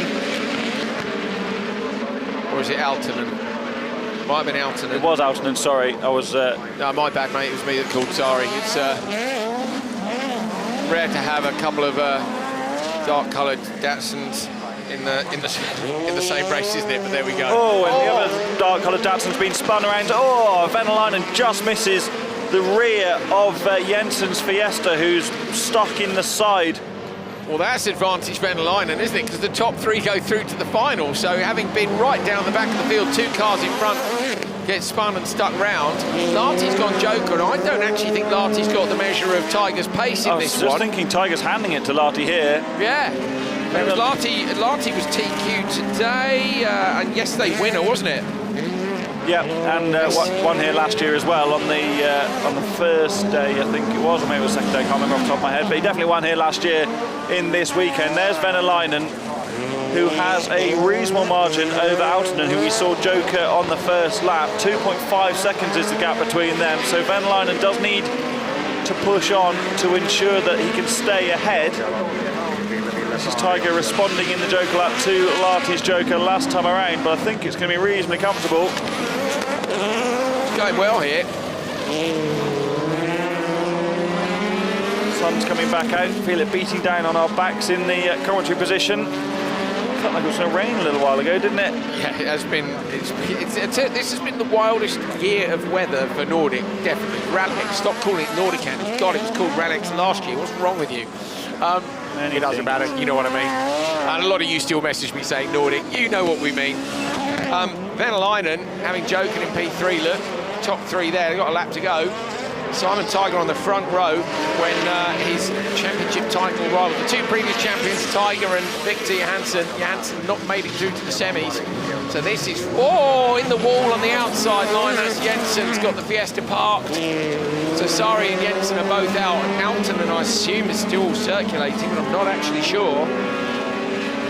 Yeah, well, Aaltonen wasn't involved in the contact between Sari and Jensen, so he's dropped a pile of time somewhere.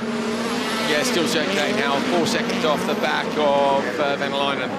Yeah, so did lose quite a lot more. There must have a problem because Venäläinen had 2.5, has jokered and has increased that gap significantly, and Venäläinen hasn't really closed the gap on the two ahead, so Aaltonen has dropped off the back.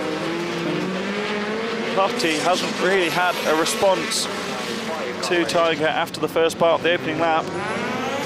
Prepare the sweeper trucks for a clear up, but meanwhile sweeping the front of the field, Simon Tiger takes the win. It's a great drive by him after a really good start, and that extra couple of car lengths in the final will make a massive difference because he doesn't always get the best starts with all that power. Lahti gets P2, Venäläinen gets P3. Look at this. Always hard to tell, isn't it? Did he get a good start? Did Lahti get a bad one? But looking at the way the rest of the field is slightly further back, I would suggest it was a good start by Tiger. Both had good starts, and Tiger was just a bit better. I thought he'd lost it, Hal, on the run between turn 1 and 2 at one point. Lahti was sort of 50% up the inside, but as you say, thought that Armco looks close. This is Sari, I think, drops it on the brakes. He's going to nudge into the wall and then gets collected by Jensen. Venäläinen did well to not join that party. And that was Aaltonen going around the outside. Okay, so Jensen, I think, has probably got broken steering or something from that contact. Something's gone wrong, and then it's even more wrong there in the wall.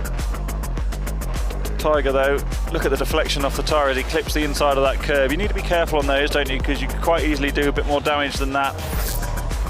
The takes the race win, and with Victor Hansen not in the semi-finals or final, that is very good for his title hopes. Very good indeed.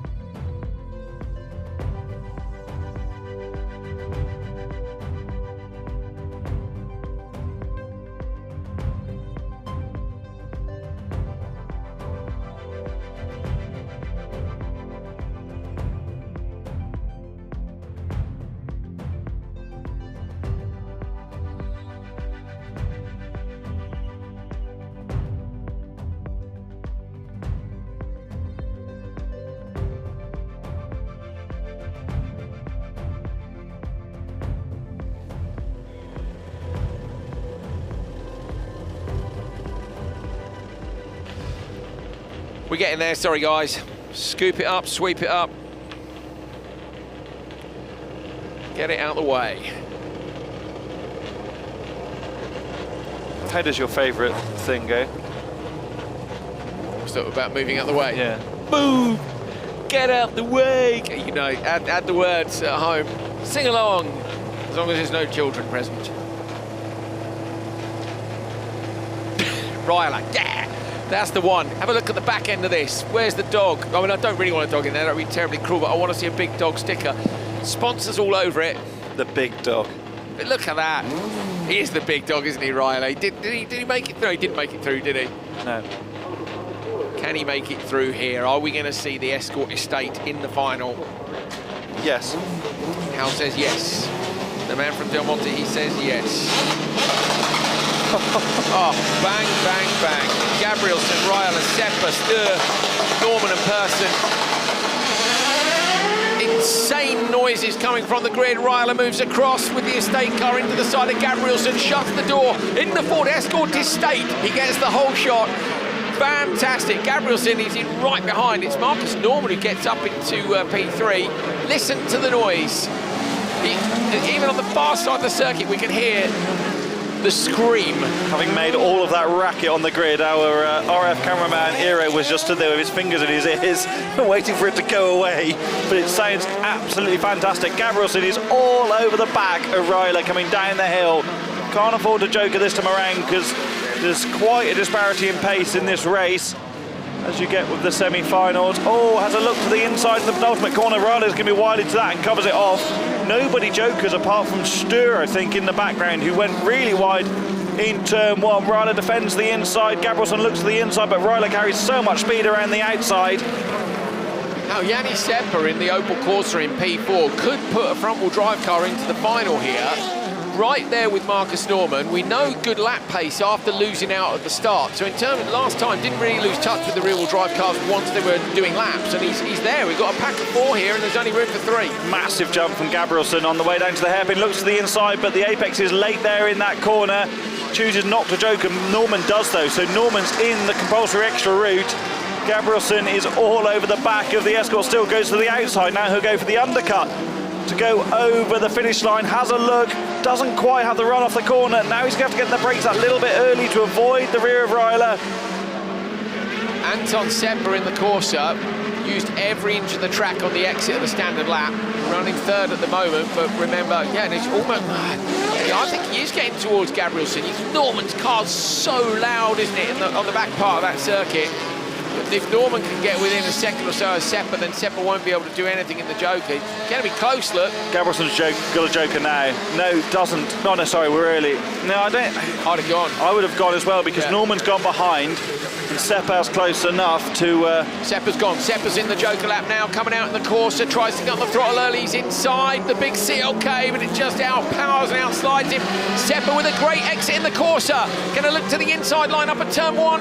Can't quite get there. The CLK holds off the Opel Corsa. All the grunt of the CLK there around the outside is what got Marcus Norman out of trouble that little bit. This is Gabrielsen still hounding Joni-Pekka Ryler. Look how far Gabrielsen jumps and then just stays off the rear bumper of Ryler. Very, very fair between these two Finns. One will go this time. The Corsa up the inside of the CLK again. Norman sideways, get down to that Joker split. Let's see who's going to go. Ryler goes from the lead, so that's a good move. Ryler's gone from the lead, but that does open up Gabrielsen to get a quick lap in now. Gabrielsen coming around the outside line in the background. There's a fantastic fight. The Corsa is in the back of the Merc again. Through the long right-hander, watch for Norman getting on the power too quickly. Ryler straight and smooth out front, but there's that tight fight behind, and now again defensive from the CLK up the inside. The Opel Corsa just doesn't have the grunt, does it? It just needs a couple more 100 horsepower to match the Mercedes. Oh, and he's sideways, Norman. This is an epic fight. Remember, this is for the last spot in the semi-final. The Corsa's front bumper is gone. Oh, not so many chances to get through now. Norman runs a little bit wide, and again the Corsa's close. Front-wheel drive can do it, but just can't get the starts. Into the Joker lap, Gabrielsen, this is for the win. Watch in the background, Ryler's on the standard lap in the Ford Escort Estate. Gabrielsen comes sliding out in the Toyota. Fantastic last couple of laps, proves he had the pace. Gabrielsen takes the win. Ryler comes through in P2. Marcus Norman going to get the last spot in the final with 3rd, but great job by Anton Seppa in that Opel Corsa. Need more front-wheel drives. We'll get on to Ericsson about it. Look at that, he's aggressive, isn't he, Ryler, off the start. I'm coming. And Gabrielsen just basically just left at its nailed onto the back of that Escort, didn't it, until Ryler went Joker. I think probably clever of Ryler to go, because he would have been hoping, I think, that he was going to dummy Gabrielsen off. You know, that dummy might go, Gabrielsen might try and go with him, then change his mind and lose the time which he needed. Gabrielsen had a couple of great runs out of the final corner to have a look up the inside. Very fair race between the pair of them. Look here, the Corsa gets such a good run and it just doesn't have the grunt. Norman finally releases the taps on the Merc and gets himself through to the final.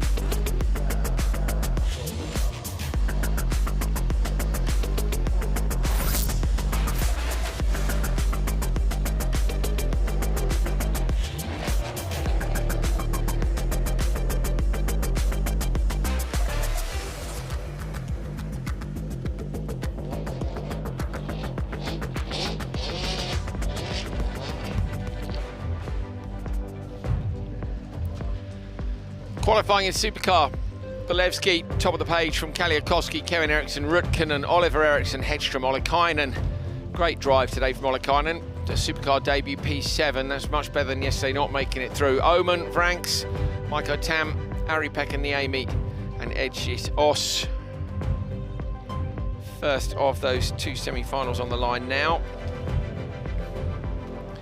Now this lot are going first because they'll need to re-rack ready for the Pro-Am final. The rest of it, recharge, re-prep times between. So normally we'd have Supercar lights, but they're going to come up in a bit. So, right, Bolevsky, top qualifier, versus Kevin Eriksson on the front row. Has Eriksson done something with the tyres this time?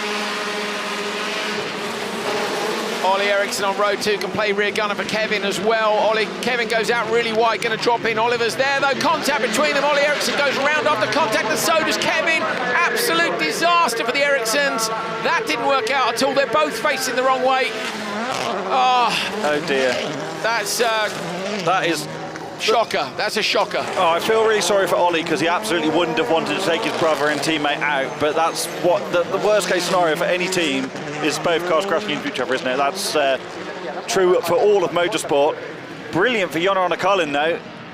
Yeah, might make it through to the final. Yeah, that was his target for today. One of the Civics is going in the background. Not sure which one it is. Doesn't look very quick though through the hairpin. But Victor Franks is hounding the back of Ollikainen. Was that Niemi in the joke in the background? Yes, it was. I think both the Civics have moved out from turn 1. Bolevsky leading.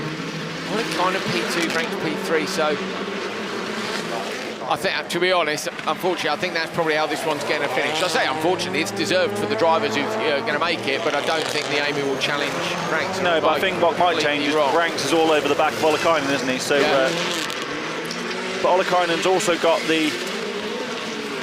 it's so easy to say, oh, you can manage it from here because you want the best result possible. He wants to get the best result possible in the final as well. Franks has jokered this time around, presumably. Yes, he has, but Ollikainen is also starting from pole in the AM final later on, so you don't want to harm your chances there as well. If I were Ollikainen, I would respond now. I'd go on the next lap because Franks is quick. So would I, yeah. Absolutely. Just go and try and cover him off. Go. Joker. Yeah, Joker. Dusty in the background. No such visibility problems for Bolevsky. Visibility problems for me and Hal because the sun is now super low. And I can't see a thing, mate. Sight off the tent, yeah, we can barely see the screen. So if we missed it, that's our excuse. Ollikainen is covering off Franks, so that's Bolevsky through the Joker. There's Franks on the outside. Ollikainen's on the inside. Franks is going to go for the undercut, but great car positioning from Ollikainen. All of that esports experience he's got, even though he hasn't been racing real cars very much lately, working hard to find the budget, but being actively racing in esports helps so much with that car positioning and awareness. Oh, who's that part to the side of the road? Oh, it's Niemi. Right, okay, so this is it's a 3-car run now, so this is about position basically on the grid. I have to say, the 8 cars looked good through turn 1, Hal. Not quite so good in terms of corner speed through turn 2, but in turn 1, it was really sitting nicely over the bumps. Squashed it. Looks a little bit longer in wheelbase, doesn't it? We don't actually know whether it is or not. Oh, Franks looks to the inside in the penultimate corner. Good to see he didn't just push the pass there, but he's having a look everywhere, isn't he? Look how quick the RX2E car is. Neither of the Hondas have come back in behind us yet. One of the Hondas is still parked there on the left. I think that's Kevin Eriksson with the black stickers. The right, sorry.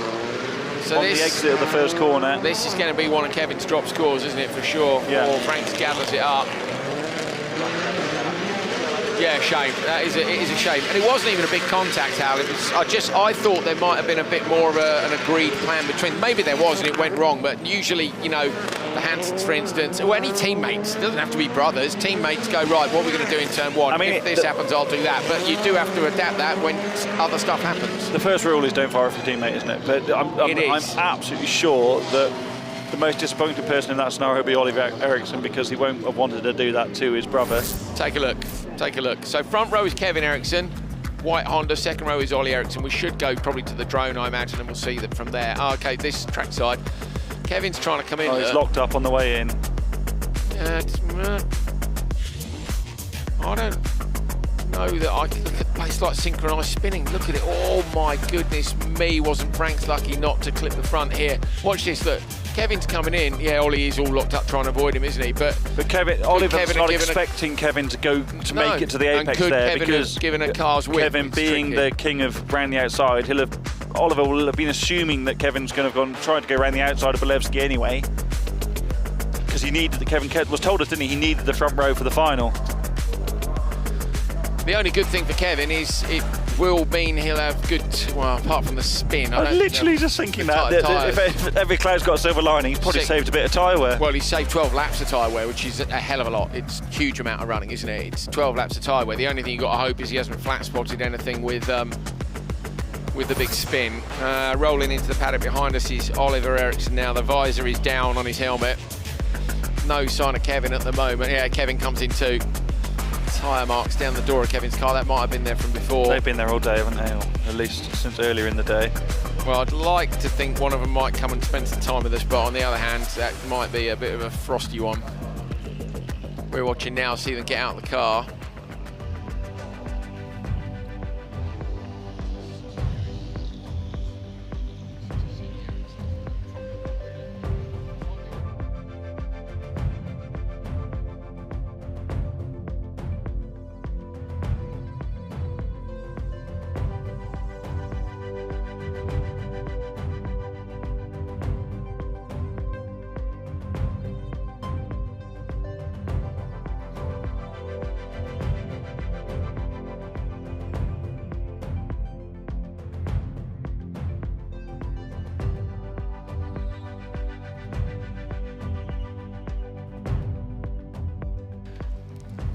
So we're watching the Eriksson boys.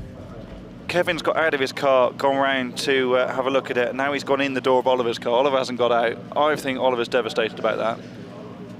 Yeah, it's almost like Kevin's gone in to say, we're just going to send the RF over there.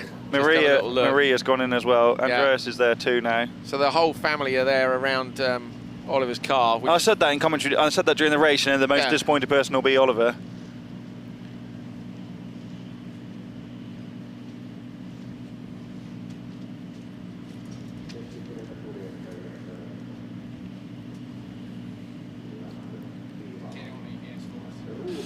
Okay, so semi-final number 2. We've sent the camera over there, and we'll get some footage and see what's going on. Jari Kaliakoski, Juha Rytkönen, 2 very fast Finns on the front row. 2 very quick Swedes on the next row, Hedstrom and Oman, and then it's Maiko Tam and Edgish Osh on the back. Oh, is that big hugs, Hal? Oliver's gutted. Look at him. Oh, he's really, really upset. Hate to see it. Because it was a nothing. Like, yeah, it really was. We'll talk about it after. We'll take another look and we'll see the lads. Good to see them supporting each other. Kaliakoski versus Rytkönen on the run for the first corner.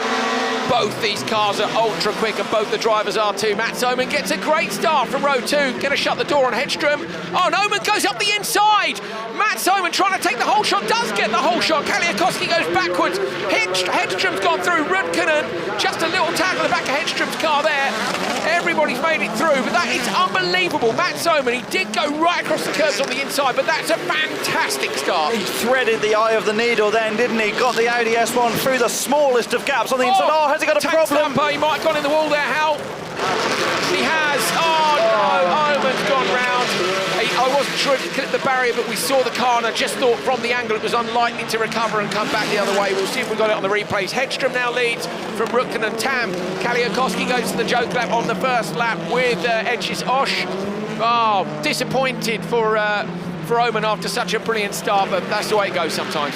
Absolutely, me too. And I sometimes wonder, you know, I hate talking about limitations because his system is so well designed and he's so at one with it, but I sometimes wonder when you get in those tank slapper scenarios, maybe it's those moments where he's just not able to correct it as quickly as he might be able to otherwise. That's nothing against him, that's just the scenario that it is. Yeah. You know, it's one of the limitations of the adaptations to the car as well in terms of how quickly the steering lock can be put on or off. But yeah, either way, we'll have a look at it. I bet we've got it from another angle somewhere, so we'll take a look at it. But that was wild in the first couple of corners, wasn't it? There was positions changing everywhere. Hedström didn't make the best start. Oman got a great run from the second row, stuck it up the inside, but Hedström managed to get past both of the Fiestas when they ran wide, Oman having got up the inside of them, and now it's Peter at the front. Peter Hedström can score big points now this afternoon, get himself back in this championship fight with Kevin Eriksson not scoring big. He's got to watch out for Rutkanen. Rutkanen is only 2.1 seconds back and has joked already. To me, Hedström this lap's been brilliant. He's been right up against the Armco. Is he going to respond? He does. Hedström responding to Rutkanen behind. The threat of the Finn in the Fiesta is enough that Hedström's flung the Hyundai in there. Coming out now, should have enough. Nicely done by Hedström. It was a great lap. He was so close to the Armco through turn 2, feathering the left foot on the brake. You can see the lights flickering on and off, and he's out in front of Rutkanen. And that's exactly what he did in Nissen, wasn't it? Christopherson jokered first, and Hedström had to absolutely nail a lap to get back in front. Done the same here with Rutkanen. Rutkanen runs a little bit wide there into the looser gravel on the outside. 3 car lengths, isn't it, instantly? Little touch of the brakes on the way up to the crest, just to not overjump from Peter Hedström. Tam's gone joker, and that's put Kaliakoski in. So Kaliakoski, after that tricky first couple of corners, is going to make it through. Top 3, remember, from these. And we don't forget, we've also got the Pro-Am final. So we've got the... and that's a chance for Oman to come back out, isn't it, at least? So yeah, Oman will be on the front row together with Ollikainen in that one, I think, from memory. As long as there isn't a problem with the car from the contact. Course, yes. So, but there is some time to fix that. And JC, after... It's lovely to see the post yesterday, wasn't it, from some pretty key rallycross people about Mats Oman's win. And you know JC will be down there spannering like hell to get that car back out if there's anything wrong with it. A little bit of an emotional post, wasn't it, from Joel Christopherson on his own Facebook in the evening. Just said, Mats, you are my hero. And think of the people that Joel's worked with in his amazing career. That he's worked with all of the best rallycross drivers pretty much. Amazing stuff. Peter Hedström is really showing that he is a very, very capable rallycross driver this year, isn't he? And another solid drive in this semi-final. Going to take the win with Rutkanen coming through in P2. Rutkanen is a big threat, and he's done a great job to hold him off. They both roll it off over the line. Kaliakoski taking P3. Micah Tam was sideways at a few occasions, and Osh there close to the battle. Mats Oman going to be a DNF. Showing us only +1 lap, so Oman did get going again then, Hal. We just never saw him. Awesome launch. So there's nothing wrong with the car then. The two Fiestas getting stuck into each other. Oman sinks up the inside, nothing wrong with that. He's just on the curb. Yeah, no track limits issues. One wheel on. Rutkanen looks on the right. Look at Hedström comes through here. A bit forceful, but that's a rallycross first corner for you. Great, suck it up. Gets in, and Hedström coming in super late on the brakes. Rutkanen does well to avoid him. How often have you seen someone on the inside lock up and then touch the guy going around the outside in the run there to turn 2? And then this is what happens at the bottom of the hill. So Oman's run a bit deep. He's just got over sideways, I think. Touched the wall on the inside. Yeah, so at this point he's all right now. Then it comes back just the other way. Just got a bit out of shape on him, hasn't it? Oh, and then he taps the barrier. He nearly got away with it. If the track wasn't so dirty on the outside line, and then it's just the gas, you know, as you say, maybe the adaptations on the car. We don't know, but a mistake magnified, unfortunately, by slippery track conditions offline. Yeah, the moment... If that clean tyre, he'd held onto it. Yeah, the moment you get offline, you've had it, haven't you? Because the grip changes so rapidly.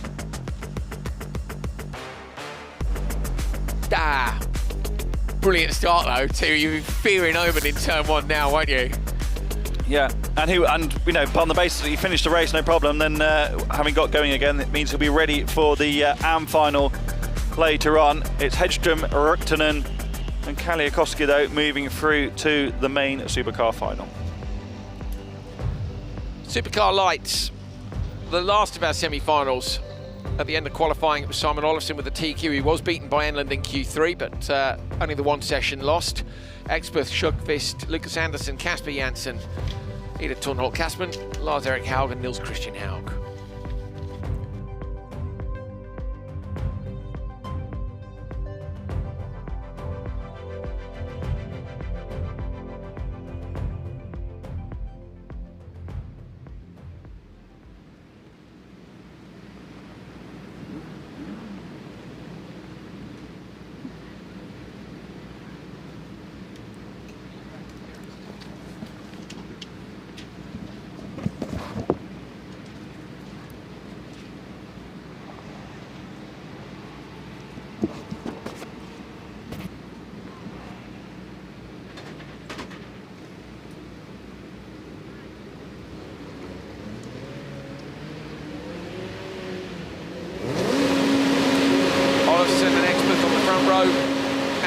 Tornholt on row 2, Haug at the back. Oh, good start by Anderson, but nowhere to go, look. Because Expeth just squeezed across on Olofsson. I say nowhere to go, and he finds a look up the inside and gets spun and then collected, and that's a disaster. An absolute disaster for him and Expeth, been left in turn 1, and this is a brilliant opportunity for Tornholt and Haug to go through Haug. Just staying out of trouble there, the pair of them in the first corner. Anderson, you said there wasn't a way through, and then the way through seemed to open up a bit, and he went for it, and then the car got out of shape, and I think that just summarises his weekend, hasn't it? It just doesn't. If Neeson went everything well for Lucas Anderson, everything's gone not well for him here, hasn't it? He's had good pace, but it's been a tough weekend. Drop scores, mate. For him, and yeah, that's the nature of the drop score situation. I mean, it's not a done deal yet when you can see the likes of Haug dropping the wheel off on the outside of the first corner. You know, you could still get round. We haven't seen if these Anderson's car's still parked there on the left. So Anderson not going to make the final for the first time this. And as we say that, Haug does go up the bank in the background.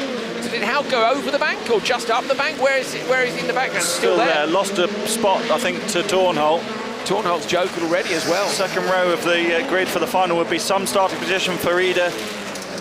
She's been getting quicker all year, hasn't she? So that would be just a good reward for that increase in pace. Olofsson touches the curb on the inside of the penultimate corner. With his margin, you want to be a little bit more careful than that, I think. Just mitigate the risks. I was looking to see how far back Expeth was, who joked already how, but it was 12 seconds. He got spun, didn't he? He was the one facing the barrier in turn 2. I'm just looking to see if he can get back to them with it being a 5-lap final. We know Expeth is super quick, but I don't think so either. It's not that quick. Not the 5 physics. No. A few drivers have had a go, haven't they? So, Olofsson, maximum points, even if he didn't score all the win or Vigo had to adjust his line there, didn't he, when Olofsson came a bit close to him. Maximum score in qualifying, obviously not winning all the sessions, don't need to do that. TQ gives you the 16 points there. Not going to lie, I still love the traditional. I say traditional, it's not traditional, is it? It's since 2013, this point scoring system, but I like it. Other than trying to work it out live when you've got semi-finals and finals where the point scores are different. I know, I feel like it's what people understand. You like heats, semis and finals? Yeah. That's not traditional. No, not traditional but the last few years. But lots of people are trying different formats, aren't they? It's a 3 semis thing. I quite like it. I get it when you've got a massive entry. It does mix things up, doesn't it? Yeah. It does indeed. Olofsson into the Joker, coming out. It's an easy one, isn't it, this? Got a whole nother lap to go, just cruise around. Right now, I don't know about you, Hal, but I'd be thinking of saving tyres. Yeah, absolutely. No need for any lap pace whatsoever. Roll off, just cruise around this last lap. I'd almost expect to see it from Olofsson. There's that hole on the exit. Not completely rolled off, has he, by any means? No, not really. Totally different topic. I wonder if we'll see Ollie Eriksson back later in the year to try and help Kevin, because Johan's got OC baby. Yes. What do you think? Yeah. Who wouldn't want to go to Hollius for a start? I think Hollius will see a big entry in all categories. Ollison going to take it, easy win after problems in turn 1 for Anderson and Experth. So he goes through to pole, so one more race to win, and it's a full-on maximum score. Experth has got onto the back of Haug, Andrew. You were right. Nearly got that done on a massive charge. Bounces through the gravel on the outside.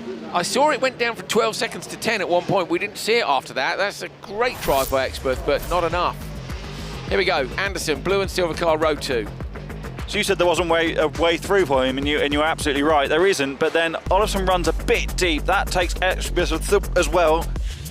Anderson gets a little bit in the side of Olofsson, and then gets just rotated around, has that contact with Experth. Experth only needed 6 inches more and he would have made it. Look at Anderson here, there's pops the curb and the car goes a bit sideways. So it's already over-rotated on him from clipping the curb, hasn't it? And then he's gone the other way. I think he's maybe lifted there at the being ultra sideways, has maybe lifted when the car's come around the other way, unless there's a problem with the car, but that needed pinning. Needed absolutely pinning to pull it straight. And by that you mean pinning your foot to the floor? Pin the throttle, yeah. Pin it down, let's go.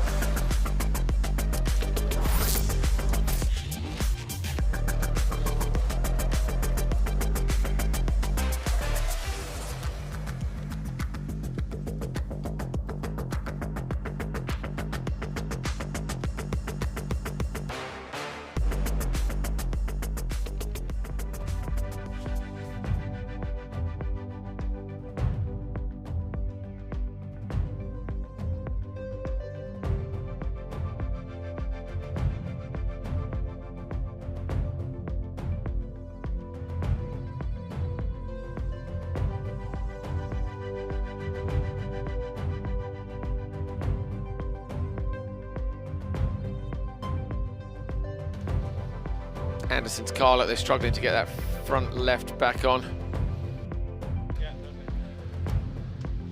Disappointing weekend for Anderson. This was earlier when Eero took the car over, and I said, didn't I, that Ollie had the visor down. Oh, look. Makes me feel quite emotional. Like he's cross and he's upset. He's banging the door. He's like, I'm sorry. And Kevin's like, it's fine. Kevin had been over. He went straight over, didn't he, and open the door because, as you said, how they're brothers. They look at him, try and look in there, and Ollie's not having it. Mum comes round. Ollie had his helmet on for the rest of the next semi-final. So he was disappeared out the back. It's a good way to hide your emotions, keep it. Yeah, absolutely, especially when he's got a dark visor like that. Look, he's gutted. I said to you, didn't I, as he came in, I said he's got his visor. Yeah. And I spotted that immediately. And look, there's Dad as well. Ollie, unlucky, mate. That's the way it goes sometimes. Great attitude, you know, and good to see he's still emotionally invested in it. Yeah, and great maturity from Kevin as well. Kevin could quite rightly be a bit upset about that, but he didn't. He went over, he opened the door, and he's gone. Stuff happens. Yeah, stuff. You know, stuff happens. It's fine.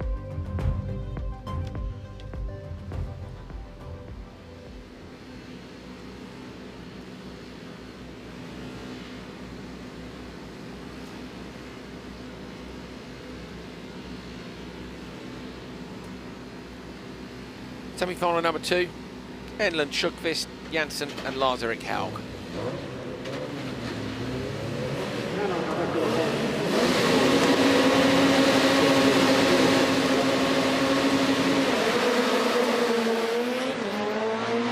Pretty even start on the front. Kasper Janssen just needs to stay out of trouble here in the first corner. Top 3 are going through. Obviously, positions do matter because you're going to move up rows, but Haug's having a look up the inside of Janssen. Janssen gets pushed sideways, just about holds onto it. Not been his weekend either. We have seen some, what we would regard as front runners, have a bit of a weird one, haven't we, here? Yeah, Schuckvist's been quietly going about things today, though. Had the good lap time pace in the first qualifier. It was quick yesterday as well. He's at the front of this one now. Enlund, remember, fought back to be second in the intermediate classification with that great time in Q3, spoiling Simon Olofsson's run of best times.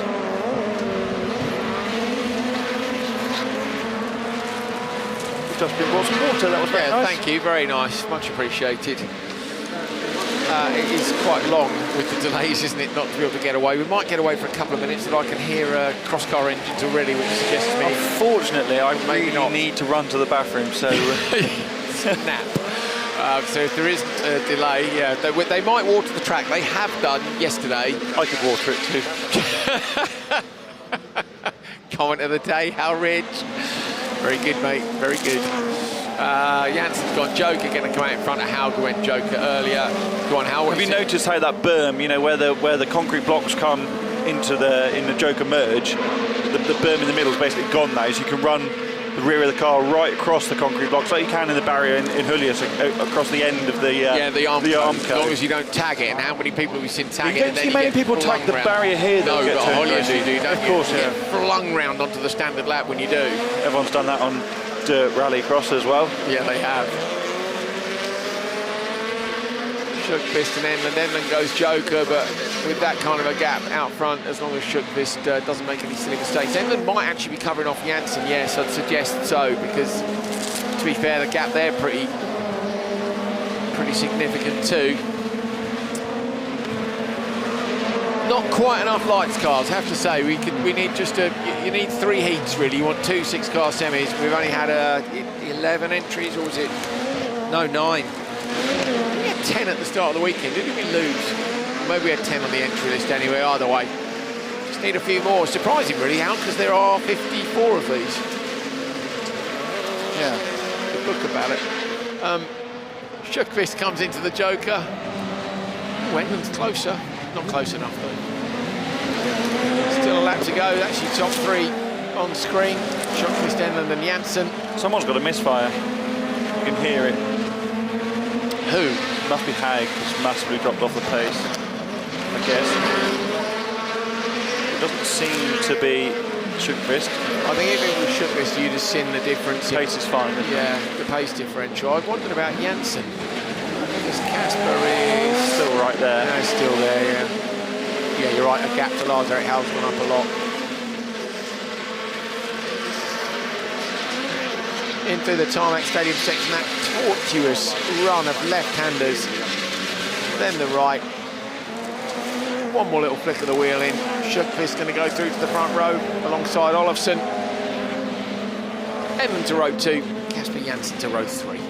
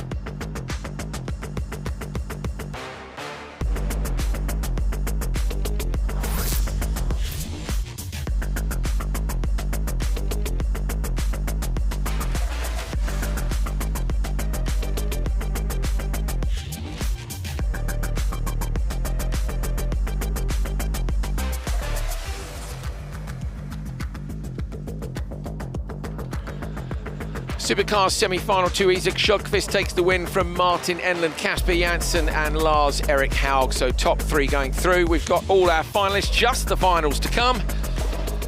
Very much looking forward to that. Been looking forward to this all day as well. Are you familiar with myself, Andrew Coley and Hal Ridge? But this is Ismo, the comedian, mate. Hey. So good to see you. You too. Yeah. You've had quite the day, haven't you? Yeah. I got to drive and I got to ride in the crazy car. Yeah, the FC1. Yeah, the insane car. It was so good talking to you earlier on today when you got out of the car. It is a workout, isn't it? It's a piece of kit. Yeah, I have not sweated that much ever. From fear and bracing. Yes, and I've been in sauna a lot.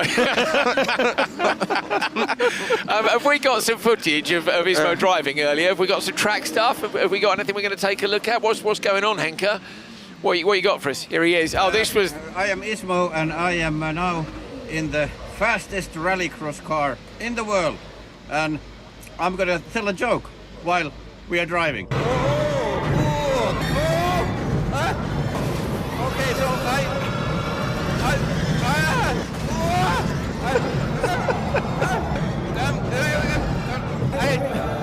I drink coffee a lot. I've heard that some people say that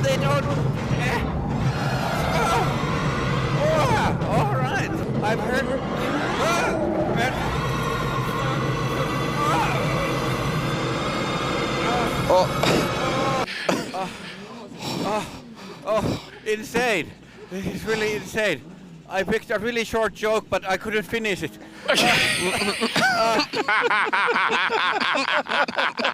What was the joke? Okay. I thought it's really short, like 2 or 3 sentences, but I could like. So I was okay. So I drink lots of coffee. I heard some people say that they don't drink any coffee. I have one question for those people who say they don't drink any coffee. How do you shit? It's a mystery. It was a good joke, but it just couldn't be delivered. Yeah, it's just like my brain was just trying to survive, and like my mouth wasn't obeying my brain. Here it is behind Ismo. Look, the car that broke him. He was unable. He's very good at jokes. So you must find him on Instagram and YouTube. He's exceptionally good at jokes, but the FC1 was a little bit too much for him. Yeah. You came to LA. You've seen these cars racing in Nitro Rallycross last year. It's going to be called Nitro Cross this year. Did you enjoy the race weekend? Yeah, it was awesome, and I'm happy that Finland has better weather than LA. Yeah, it was wet, wasn't it? Yeah, it was wet. Not as windy as it's been here this weekend, but we've had a great time. Are you going to come back next year? I know we were joking about racing, but you do like your cars. I do, and I'm so happy I got to drive the BMW, and I did pretty well. So I think I'm going to start practicing, and maybe next year I'll race somebody. Okay, well, we know some people who... Oh, this is you. This is you now. Oh, yeah. Oh, look at this. Yeah, that's me. You're good. What do you reckon, Hal? You look quick. Very sideways. Oh, one spin. Okay, one spin happened, but no. But if you go sideways, you have great photos. So that's the first lesson. Good pictures, good footage. Yeah. Trying to do long slides for the crowds. This man, you see, he's a perfect fit for this series. Long slides for the crowd. Sign him up. That's sitting there. It's fine. It's about 300,000 euros. It's maybe a bit much to risk on your first race weekend, but yeah. I don't think I'm going to drive that anytime soon. But anything else, I'm driving. Brilliant. All right, Ismo, thank you so much. Thank you. Cheers. Kiitos. Yeah, Kiitos. Great to meet you. You too. I hope we'll see him racing next year. What are we doing, Henker? Were we having a break? Are we going racing? Finals are starting now. Okay, there we go. Thanks, Thank you. Brilliant. Cheers. We'll see you soon. Ismo, what a legend. What an absolute legend. Thank you, mate. Can we get a quick picture with you? Yeah. There we go, Hal. Thanks, mate. We'll see you soon. Hopefully I might see you at Nitro next year. We'll have a few beers. Perfect. Right, there we go. Ismo wants to hang out at Nitro more and stick on the track. Take care, mate. Safe journey home. Right. Yeah, drive carefully. Okay, on to the finals. What a legend. So funny. Finals, Hal. This is Junior Cross Car. Ylälami and Hallonen on the front row. Christensen and Suono on row 2. Solly and Oskarsson on row 3. Uito missing, remember. Championship front runner. Another one who's going to be dropping scores from this weekend for sure. Brilliant start by Hallonen. Suono's gone well off row 2 as well. But it is... slots back into second place. It's Ylälami leading up over the bumps, or a bit too sideways. Suono in the background. Suono drops a little bit of time. Big bumps developing up there now. So this is now going to be a tactical game, but Hal, without spotters, it's not quite so easy. No, it doesn't make... Hallonen's just touched the wall there on the inside. You saw the branding come off the wall. Pontus Oskarsson at the back of this field doing a great job in his first ever Rallyx Junior Cross Car final. Hallonen chasing Ylälami hard. This is a great opportunity for these two to score good points. Oh, Ylälami hits the curb, runs a bit wide, gathers it all back up. That's what Uito did yesterday and ended up in the wall. Big pressure from Hallonen here. Hallonen will have seen that little moment as well, and he'll know that there's a bit of pressure building. Ylälami just seems to stretch his legs a little bit, doesn't he, through turn 1. Hallonen has been so good on that barrier, and as I say that, he actually clips the barrier on the inside line. Hal's just gone to check the grid. Was Solly left on the grid, Hal? He's run He's round not there. I don't know what happened to Oliver Solly, but... No, okay, so I didn't see if he'd even made it to the grid, to be honest. He must have done, I guess. Ylälami's gapping Hallonen now reasonably significantly after that moment last time around. Christensen joking this time in the background. What's the gap now? Look, it's 3-4 car lengths, probably half a second, I reckon. Oh, Christensen comes out in front of Oskarsson, nicely done, and the gap is 0.9. No, sorry, that's, yes, 0.9. It is from between Hallinan and Yulilami. So if you're Yulilami now, I think I'd be staying out. Hallinan's just dropped a little bit. Should do Suona coming up behind to make things a bit more difficult. Suona's had a strong weekend. 4th yesterday, was right in the fight, having fought back from qualifying. Right in the fight here for a place on the podium. I think has got the margin. Oh, Yulilami pitches the car up on 2 wheels again, uses all of the track on the outside across the curb and a bit of the grass. Still got a couple of laps to go.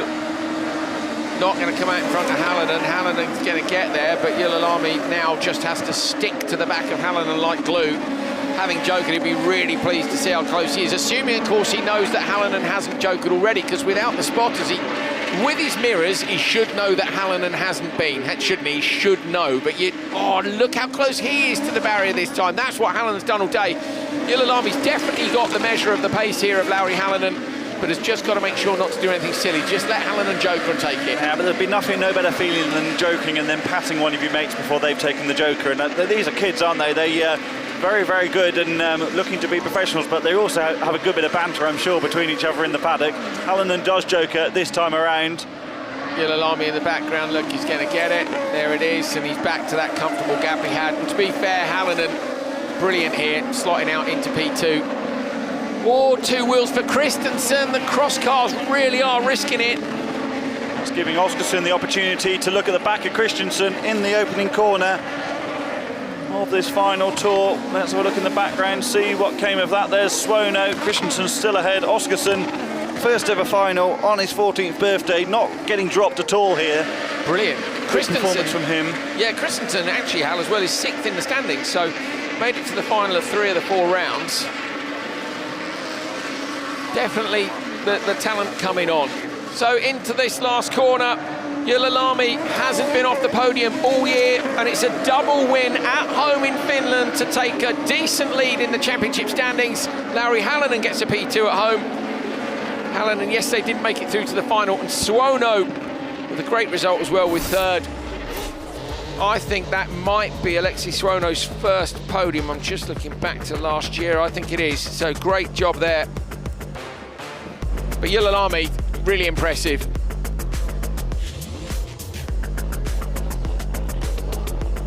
So close to the barrier. This was the one time he was close to disaster. Pretty perfect weekend. Take a look back at yesterday for Yulilami. So yesterday, qualified equal on points with Hallinan, but Hallinan got the top qualifier but didn't make it through. So Yulilami yesterday, I think only dropped one championship point yesterday. And today, flick back through the book the other way and find the results. Was it a maximum score today? Paperwork absolutely everywhere. Look at that, look at the attitude on the car. Brilliant, brilliant drive.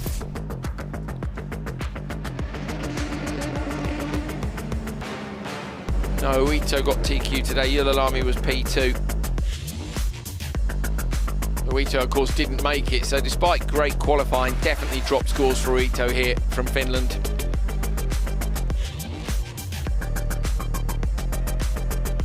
Yulilami takes his 2nd win of this weekend. Fantastic performance at home in Finland. Definitely not dropped scores for him. It's his 3rd win of the year, and he's been on the podium at every single event. Imagine being on the podium. Basically, at the minute, he's going to drop 2 P3s. That's how good Yulilami's season has been. It's his 2 worst scores are 2 podiums. So brilliant performance, and he's going to know he's going into those final 2 rounds in a very strong position indeed.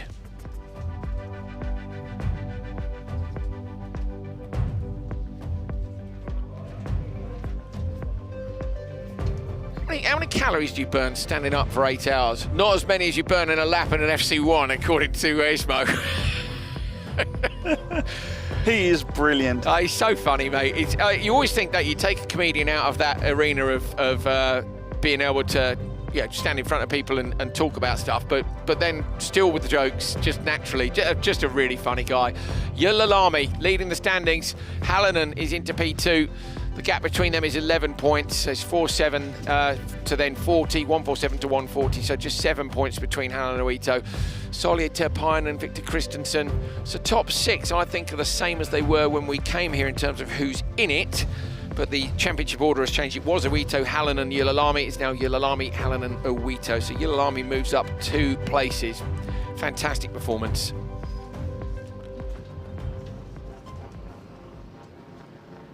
Cross-car final. Yesterday it was Thomas Ekmerstad who won from Elias Svensson and Jimmy Osterberg. Osterberg's in this one, Svensson's there. Ekmerstad not in the final. So front row is Enholm, Svensson, then Hukar's in there with Alexander Hume, Osterberg and Ugar at the back.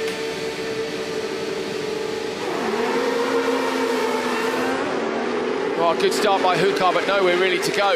And then kind of out-dragged them by Hume. Hume going to try and come around the outside, but they're side by side on the front row. Contact there. Watch out for the wall. Osterberg ends up in the wall. Wheel off. Car on the racing line. I'm pretty sure that's going to end up getting red flagged. Unfortunately, maybe not if Osterberg gets out the car quickly. Ugar at the back of the pack. Contact a little bit on the braking. So it's Elias Svensson in P2. The leader is Sebastian Enholm.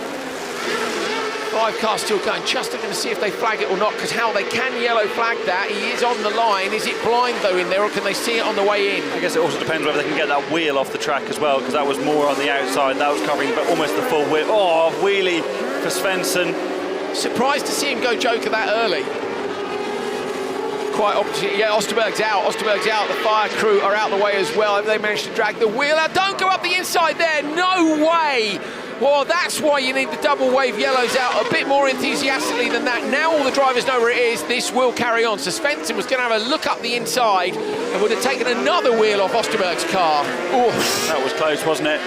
Svensson having jokered all over the back of Ugar. Carried a lot of pace there. I wonder... in Formula 1, you have to slow down to, what's that, I know, but you have to slow down during the yellow flags and have been seen to prove that you slowed down. Svensson actually gained a bit on those ahead then, and has got himself right in this fight. Was there an F1 race today? I don't know. Can't remember. There is that stricken car over on the right-hand side. It is just off the racing line. The wheel is over on the far side of the track. Svensson, look, is back to Hukar already, having jokered. So this is a brilliant drive from Svensson, but he really is relying on Hukar getting out of the way so he can try and close that gap down to Enholm out front. Svensson's been class all day long. Anyone in this final could have won it. The level is very high. Hukar's following Enholm in here, and this is to cover off from Svensson. Svensson's right to the outside. He's going to go for the switchback and the merge. Bounces over the curb, can't get it done. So now they're going to have to race all the way to the flag, because they're all jokered. Svensson, look, is all over the back of Enholm. Enholm was the TQ from Svensson. Enholm won 2 sessions to Svensson's 1.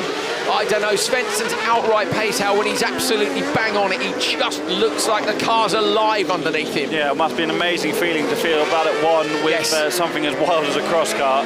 Yeah, it is a sight to behold, it really is. Enholm just got to keep the door shut. If you map this race out in an ideal world, Hukar would have stayed out and not joker behind Enholm, because then these two fighting might have given you enough gap to get out ahead. Because Svensson is all over the back of Enholm. Oh, look at the lines. He's taking the exit. He's getting onto the straight. He's ridiculous. Comes out wide, looks in tight. He can't pass here because Osterberg's car is in the way. I love the rotation on the car on the way in. Just shows so much intent, doesn't it, to try and do something different. He's there again, look. He's making Enholm drive on the mirrors. He launches it. Is he going to collect him on the brakes? That's as close as you can come to not cleaning somebody out. Final lap here. Enholm with just a few corners to try and hold off Svensson. You wouldn't bet against Svensson having a crack at it in this right-hander, but I think he'll save it for the run to the line. That's what he's going to try and do. Look at this. All the way to the left, all the way to the right. He'll be on the throttle early. He'll run it out to the bank on the outside. Flick it in and chuck it over the curbs. Enholm's going to try and hold on. Oh, so close, but Enholm takes the win from Svensson behind, side by side. Hukar just gets it. Couldn't have been closer between Hukar. 0.057 between Hukar and Ugar for P3. Wow. What a final. That was brilliant at the front of the order.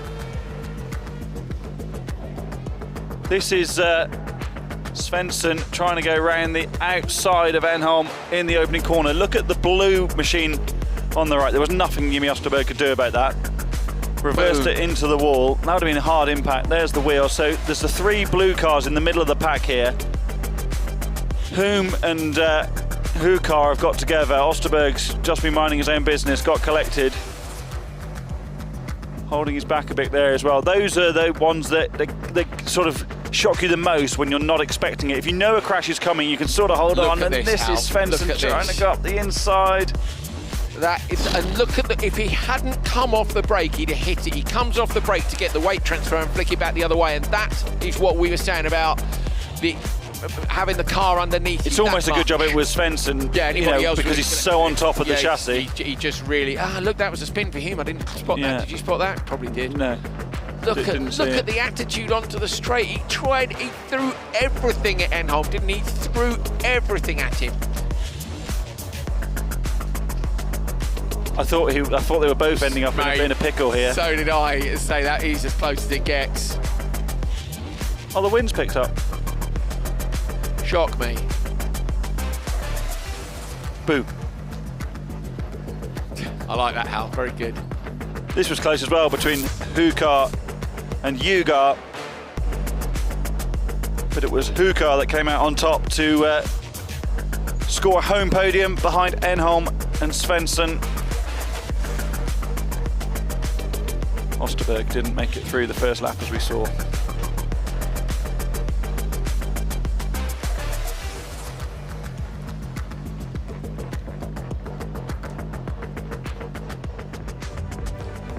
Championship standings after round 6. Remember, there will be drop scores to take into account. 2 from the 8 can be dropped, but not the next 2, Norway and Sweden. So the drivers will all know at the end of this weekend which ones are their worst scores, but they're not taken into account at this point. So Enholm leading the standings with 117 points from Thomasik Mørstad, Elias Svensson. So Thomasik Mørstad was leading when we came here. Sebastian Enholm was actually 4th in the standings when we arrived here.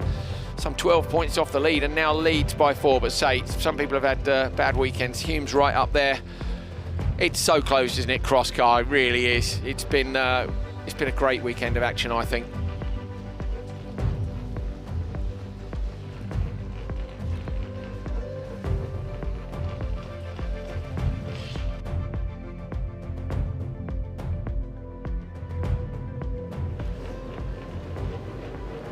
Open 2-wheel drive. Elias Svensson coming in behind us, and that was some show he's put on for us, it really was. Yeah, he's getting fist bumps from people driving into the paddock. I mean, that was a show.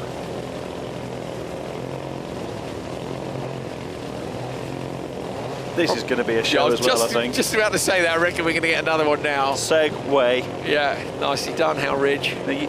Not your first rodeo, is it, eh? Well, the podium's upright, ready to celebrate the winners. I suspect we're waiting for the clear up of Jimmy Osterberg's car to be complete.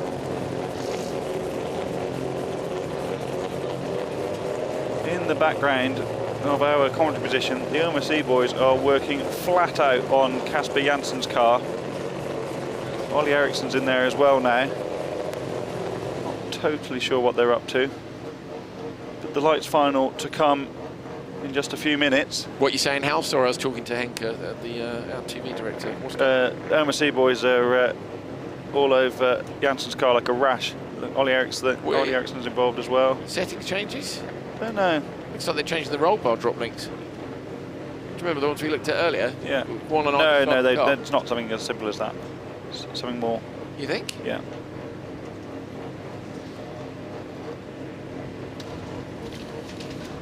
Right, stay with us. We'll be with you for this final in just a moment. Just clearing up Osterberg. Well, the car. Osterberg's okay. He's been checked over by the medical team.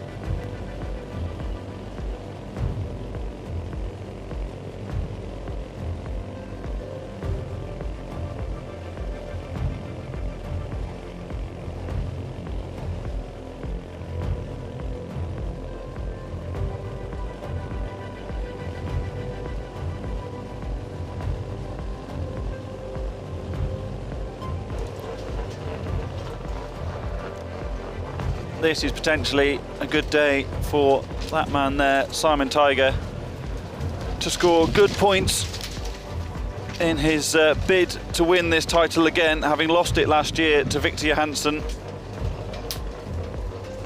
Currently second in the standings coming into this weekend. Before Johansson's issues today, didn't make the semi-finals, retiring twice. Olli Lahti won here last year. He won last week in RX Masters. Didn't get the better of Tiger in the semi-finals. And starts on the second row together with Andrew's favourite car, Joni-Pekka Räilä's Ford Escort Estate. And Gabrielsson on the front row as well. Another one of the local stars who can cause an upset to the regulars. Simon Tiger will be desperate to score good points, especially after such a difficult weekend in Tjörp.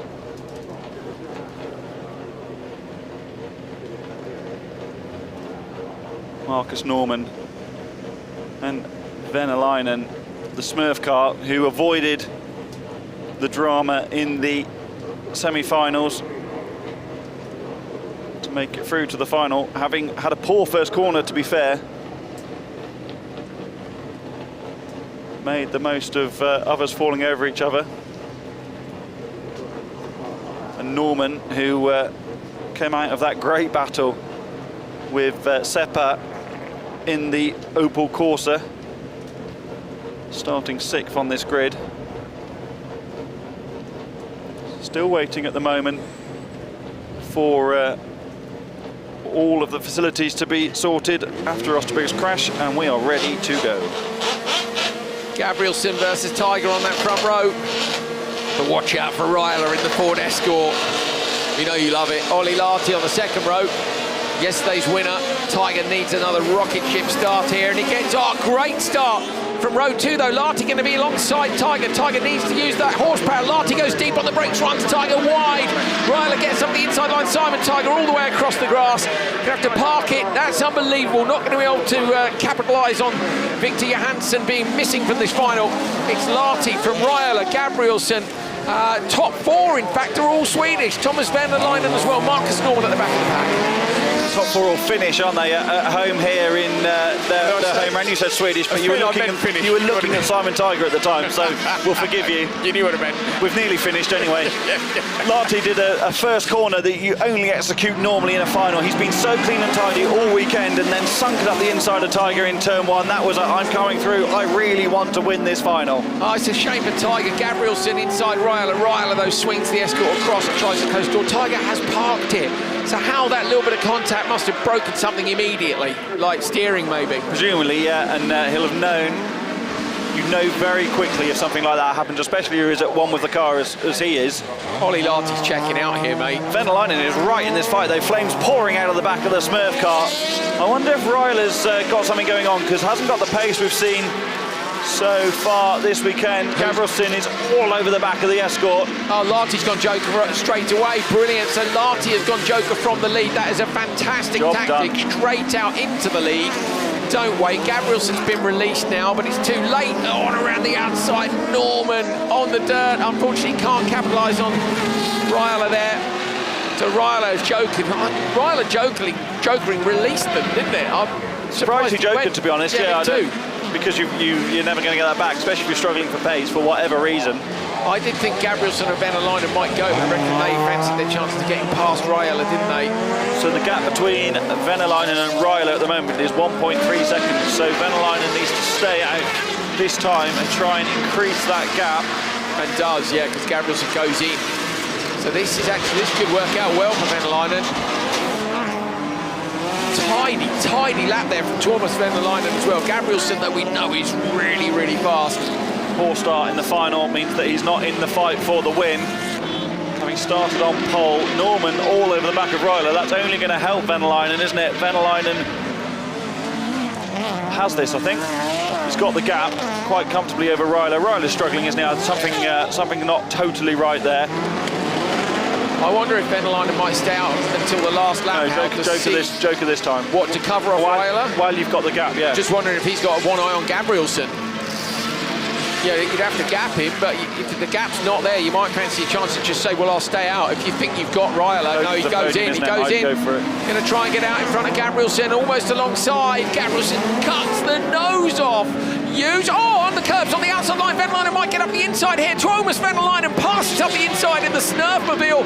Gabrielsen, look, all over the back of him. Could not be closer. Flames pouring out, probably melting the front of Gabrielsen's car. It's just as we were talking about whether or not he can get him, a mistake from Gabrielsen, and Venäläinen's there. It looks like something's pouring out the back of Venäläinen's car, doesn't it? It's almost like way too much fuel in the exhaust. That's exactly what I was thinking, mate. It's basically, they've just piped the fuel in, and then there's an igniter down there, so it just looks rad at all times. Out front, though, Olli Lahti, who took the win yesterday, has put on a brilliant performance here, and I'm hoping we might see a bit more. He did hint not this year, maybe next year. Olli Lahti taking his second win of the weekend in the Toyota Corolla. Venäläinen holds on for P2 from Gabrielsen. It's an all-finish podium here for round 6 of Rallyx. Marcus Norman getting P5 after Ryler is in P4, and Simon Tiger here. So Tiger would have loved to have stolen a few more points off Victor Johansson, but look at this. He's just in front. Lahti goes deep on the brakes. Tiny bit of contact between them, and you can see straight away that Tiger, it's front right. I think they're both towing in, Hal, from the looks of things. Watch here. Yeah, if he's opened the steering that little bit, he's turning hard right with the... the steering's broken, isn't it? So he's just opened up the wheel a tiny bit, and they've had... There you go, you can see it get pushed forward in the arch. It's nothing, is it? It's a nothing contact, but because it's tyre on tyre, it's huge momentum. I'm sure they'll be strengthening that. Oh, he doesn't look very pleased about it, does he? I'm sure they'll be strengthening that in the north. They're right up in the north of Sweden, aren't they? And to Markland land. Yeah. There'll be... Probably still snow up there. I'm sure there's still some snow up there, yeah. They'll be sorting that ahead of Grenland. That's a mistake from Gabrielsen. And look at Venäläinen, just goes through. It's been quite intense this first period of the season, hasn't it, in Rallyx? But there's a good gap now, so... Yeah, go away, get everything re-prepped and done. What have we had? 6 rounds in 5 weeks. Yeah. So a week off, a round, 2 weeks off, and a round. Round and round. Oi. Is it 6 weeks? I don't know, whatever it is, it's a lot. It is a lot. 3 double headers in a very short period of time. I've enjoyed it, I have to say. It's great to be back. Hope you guys have enjoyed it at home as well. So please do get in touch with us. It's mad that we're more than halfway through the season. I was thinking that, yeah. Halfway was actually Tjerp. End of Tjerp, wasn't it?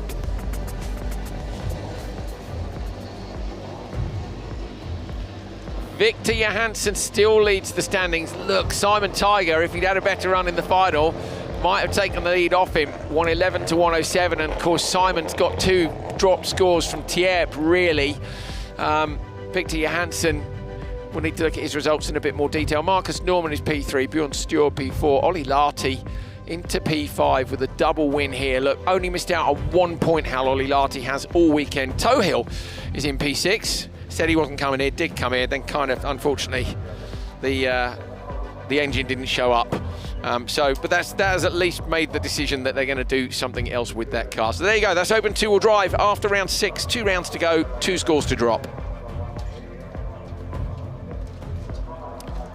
Simon Tiger's BMW on its way back to the paddock.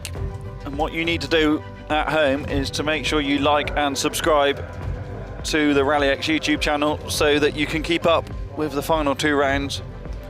They're a week apart, aren't they, Andrew? End of August and start of September in Norway and Sweden. Yes, they are back-to-back right after, I think, a round of nitro, so I've got 3 in a row there. I've usually got Ericsson, but Ericsson's to be stateside, of course, coming back for it, and they're involved in the organisation of it as well, so they'll probably be glad they've got some stuff dialed in before. Interesting message here, Hal. Fair point. Joe Henning Furmios saying, shame about Oman. With this system, am I correct? He can't perform left foot braking, but I think that's a big disadvantage when the car is going sideways. What are you looking at, Hal? DQ or something? Yeah, so Svensson and Hume DQ'd. has been disqualified from the cross-car final. Where were they? Enholm, Svensson was P2, wasn't it? Svensson was all over Enholm, yeah. Oh, so I wonder if that's the contact with Osterberg. Here we go then. Ollikainen, Oman, Franks, Tam. And then it's Niemi and Osh at the back. Ollikainen from the pole, but remember, Mats Oman has done some brilliant stuff up in turn 1. He's going to do it again. Mats Oman gets into the first corner first. Ollikainen is second. Then you've got Tam in the background. A little bit of contact for Victor Franks onto the back of Osh, I think it is. So he leads again. Mats Oman leads for the 3rd time this week. Well, okay, yesterday in the final. Oh, look at that. Franks trying to come around the outside. Tam nearly hit the barrier on the inside, hits Ollikainen, going to straighten him out. In fact, Ollikainen gets super sideways again. Tam's right there. Bundle of cars. The attitude in Franks' car is always that he's right on top of it, looking for any opportunity that presents itself. Tam is all over the back of Ollikainen. Ollikainen's got to shut the door a little bit more, Hal. He's being very, leaving a little half foot here for the curve, keeping it all smooth. And when you've got someone that close behind you, you've got to get that door shut.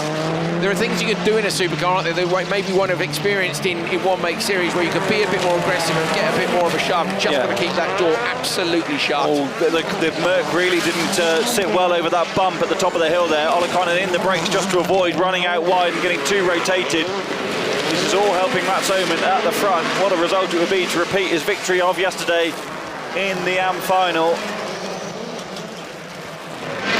Yeah, I was thinking earlier on how the other time he led was the semi, of course, until it all went wrong, but he's been brilliant off the start. So that question about can he left foot brake?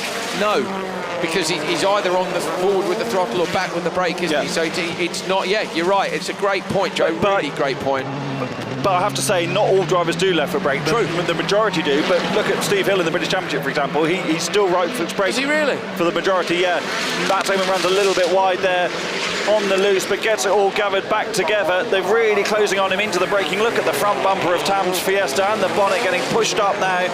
They are right close now behind. I would expect potentially Hal here Ollikainen to go, but Franks is only 3.1 back. Ollikainen should go, he does. Tam doesn't. Otherwise, they've got to be careful that Franks doesn't get back to them. And now I actually think Oman needs to respond on the next lap as well, because Franks is closing them all down. What's the gap going to be over the line? Franks comes out just behind Ollikainen. That will help Mats Oman. So we see dirt fly up. I'm assuming Tam ran a bit wide. Bonnet's up on the front corner of Tam. What's the gap back to Franks? 2.6. Yeah, so Franks is going to lose time now in the battle with Ollikainen. So that's worked out, as you say, really well for Oman. I think send him now, though, personally. You're sending him into traffic there, aren't you? Yeah, but I would leave him out personally. I think Ollikainen was looking pretty quick, but maybe there was the mistake, wasn't there, for Oman up over the crests. They're leaving him out. Okay, so then in that case, get on the radio and say, tidy it up. Perfect laps. You need perfect laps. Yeah.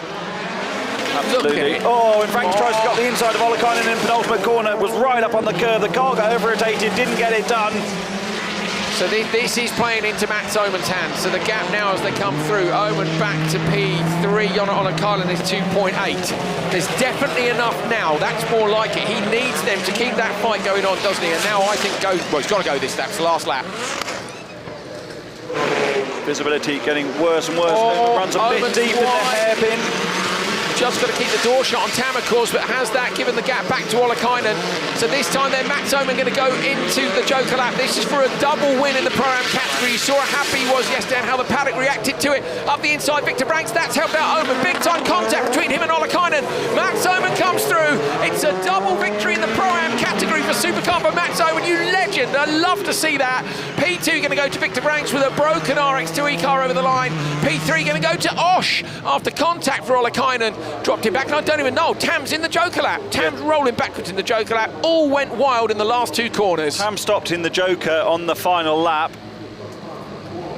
Franks sunk it up the inside of Ollikainen. Ollikainen went wide. I wonder if anything will happen about that, because, well, we haven't seen it, so we'll have to look back at it. It was a lunge, but... the front of Tam's car tells the tale of being behind someone you wanted to try and get past. Look, it looks mint there at the start of the race. The front of the Fiesta. Great launch again from Mats Oman. Really got the Audi hooked up now. Used to struggle a bit with the starts. Jörg Kristoffersson told us yesterday that Victor Hansen was down there looking at the clutch by point and how the ALS was working. This is Franks going round the outside of Eddie Osh, going up the hill in the loose gravel. This is Tam all over the back. Oh, got squeezed right. Was fair there not to turn Ollikainen around. That was the first bit of damage to the bumper, but the rest of it, I think a lot of it was done here, where he was constantly letting him know. Was it Gronholm that held off here? Yeah, it was in the wet. That was brilliant, and with constant contact from behind. We have to brake early, don't you? Then this was when Tam ran wide, fired the dirt up. We'd seen that. And And as I say, Oman definitely helped. After Oman made a couple of little mistakes. One was in turn 2 in the middle of the race when he ran a bit wide. So that in the background is Franks' first attempt up the inside of Ollikainen in the penultimate corner. Hopefully we see next time around. So this is Tam in the Joker. It's just stopped. Gone. Look on the left. There's Franks taking a fair old lunge. Ended up in the wall himself, broke the steering. Broke the steering on both cars, I would say. Not sure. There it is. Oh, well, I don't know. Well, I think it depends how much he's on that grass on the inside. Anyway, that's the man I want to focus on. Mats Oman with a double win. Never won in Supercar until yesterday. Now he's taken 2 wins in the Pro-Am category. And I think it's great. Now, both me and Hal had our question marks about how the Pro-Am category thing would work. And actually what we were discussing last night is it gives the likes of Oman and Franks and also drivers who... Oman's car's a top car. And I wouldn't be at all surprised to see him get a podium in the Pro category here. He's absolutely flying. But there are drivers, like some of the top British Rallycross guys, how they could come here and stand a chance of winning the Pro-Am, where they just won't quite be able to match up to the likes of Kristoffersen and Ericsson. So Victor Franks leads it. That's a good example of it. And I think if you look at the cars that are at the top here, that most of them are cars which are not quite equal to the highest machinery here. So Franks, Tam, Christensen, Linneman, Oman's car says he's right there. Linneman's changed cars, hasn't he? Hasn't he just bought a Polo? Yeah, he's got Brinton's Polo basically. Tam's in an M Sport Fiesta. Christensen's is a starred Fiesta. Yeah, but you think they're as good as the Ericsson's cars and Kristoffersen's? You do. Hal does. Well, either way, the point is it does give opportunity. But the point is also the drivers, isn't it? They're not as experienced, not as race ready, etc. It keeps you bubbling along, doesn't it? Because I'm afraid if you come here and you're gonna keep getting handed to you by the likes of Kristoffersen and Ericsson, and it's nice to see them able to win something and continue their enthusiasm for it. Supercar lights. Olofsson, Enlund, Janssen was the finishing order yesterday. Olofsson is trying for the perfect weekend, which is what Johan was trying for last time. Olofsson and Sjöqvist on row 1. Enlund on the inside of row 2 with Tornholt. On the back row you've got Kasper Janssen and Niels Christian Haug. So Olofsson's got a good start. Sjöqvist alongside Enlund behind them. Enlund, I think, will slot in. Tornholt's putting a squeeze on Enlund. Enlund gets straight into the back of Sjöqvist. Kasper Janssen up the inside of Tornholt, takes that position. So Janssen up to 4th, and Tornholt getting squeezed out wide there by Haug as well. Olofsson from Sjöqvist, Enlund, and Janssen up into 4th. And Haug's gone. Something's happened at the top of the hill there. I wonder if the car's not stuck sideways in the track, because that'll delay things a little bit. But that was perfect for Simon Olofsson. Won't quite get the double clean sweep because Enlund beat him to the fastest time in Q3 earlier on, but he would get the clean sweep of points, and that's really all he cares about. Yeah, 60 points. I'm trying to see what would be his dropped scores, Hal. Perfect weekend in terms of points would be... The first round in Nice, and the car died in the final, didn't it, while leading? Was it semi-final? And also 5th in Tierp. So I think he'd probably drop Tierp round 4, wouldn't he, in Nice? And that'd leave him with 3 wins and a second, which is pretty epic points. And that other one, actually, that was a clean sweep, wasn't it, in Tierp? Yeah, we did wonder after last year whether that championship success would open the floodgates a bit for Simon Olofsson. And he's always been quick, he's always been winning events, but I think he's driving with much more conviction and confidence than he has done in the past. I'm trying to think how many points he would have dropped, Hal. It is not going to be many, is it? If he drops his 2 bad scores, it's 3 perfect scores. In the background, Haug's still going. Nobody's joking out of these top 4.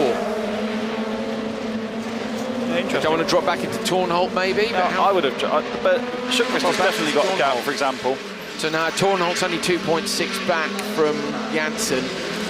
Well, someone's going to go now because there's 4 cars and only a couple of laps left. So if you want to mix up your tactics, you've got to try something.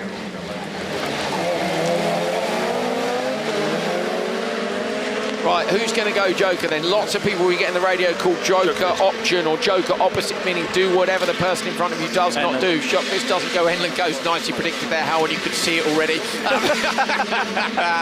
Kasper Janssen stays out of the standard lap. So Enlund's gone, and we'll try now for those, those perfect laps. And Kasper Janssen making a mistake in front of him is going to just give him another couple of tenths on him. Olofsson, when do you go? When would Sandra send him? Leave him out right till the end? Yeah, I think so, because Kasper Jansson's now done the fastest lap of the race, a 42.2. But last time, Olofsson did a 42.4, so there's only a couple of attempts between them. I'd send Olofsson because I'd send him because I think Schuckvist will want to go, and Olofsson dummying and going in there might make him commit to it. And you're right, and I'm wrong. There we go. Schuckvist into the Joker. I just think it's too risky with the traffic. Yeah, fair. What, coming out into that battle behind? Yeah, fair enough. Schuckvist going to come out, and Janssen going to get him. Janssen round the outside of Schuckvist, but Janssen hasn't jokered, remember. So that's actually potentially going to hurt Schuckvist. Janssen will go, of course, on this next one, but if he holds it, I don't think he is going to hold them up, to be honest. No, that's the thing with these finals, when the pace is so similar between these lights drivers. It's like cross car, isn't it? Only the cars are much less dynamic in that they're not moving around so much, so you don't really get as held up in the corners. You know, cross car you can make very wide very quickly, whereas the lights cars you don't get quite so sideways in. Olofsson about to go into the Joker lap. This will be a perfect score of 60 points from this weekend. He's already got 30 from one of the rounds in Tierp and a P2 from earlier on in the season. Simon Olofsson, with drop scores taken into account, is in a very, very strong position. Brilliant driving from him all weekend. He's only missed one qualifying session, but it is max points for Olofsson here in Finland.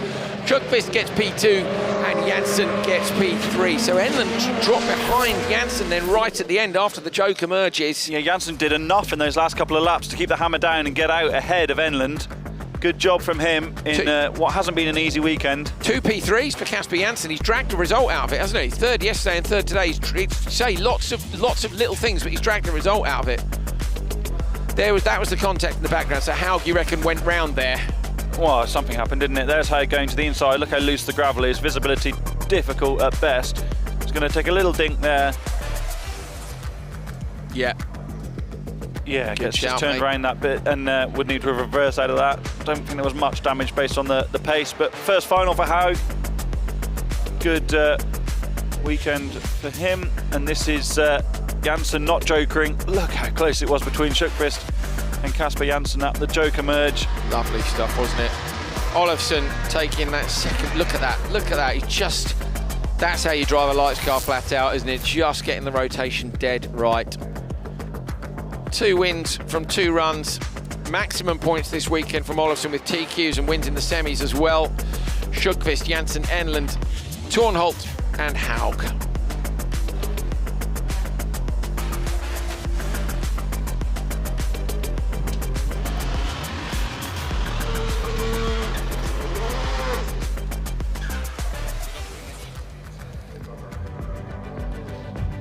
Simon Olofsson leads the standings on 160 points. We'll say this doesn't take into account drop scores, but you've only got to look at the score to know that it's been good results most of the season.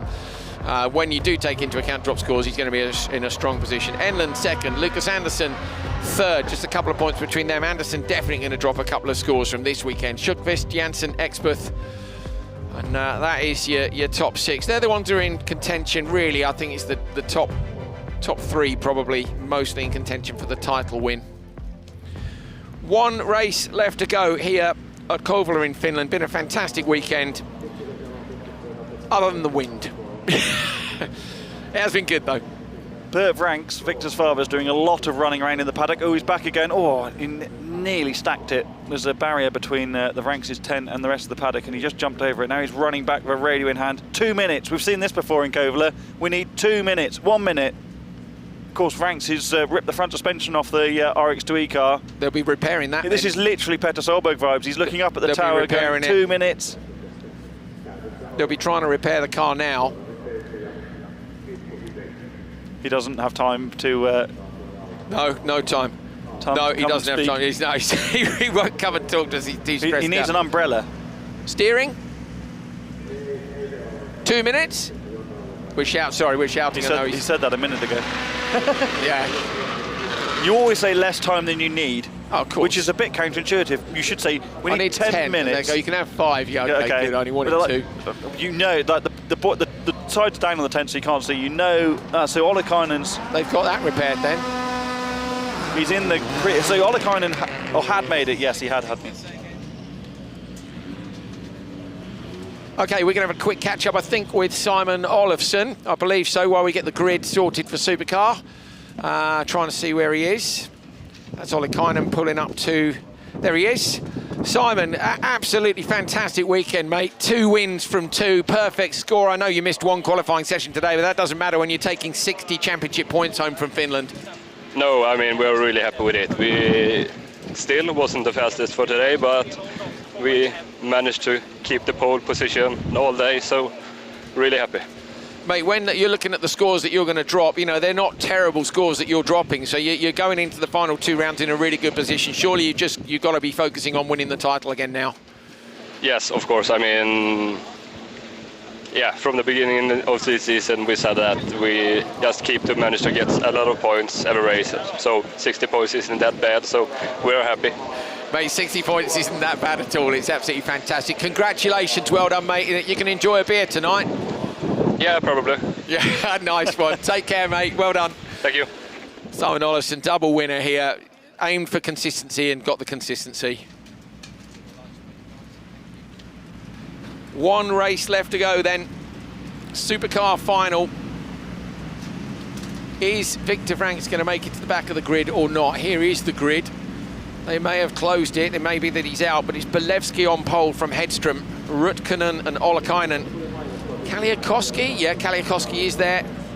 And Victor Franks. Franks at the minute isn't there. Are they going to let him out the pre-grid? Hal might be able to have a quick look and see if he's there. No, they're in the tent working on the car. Oh, the car's still in the tent. I thought they might be working on it would have made more sense almost to drop it at the back of the pre-grid and bolt it. Yeah. Take the parts over there, but I'm not sure how long they're going to give them.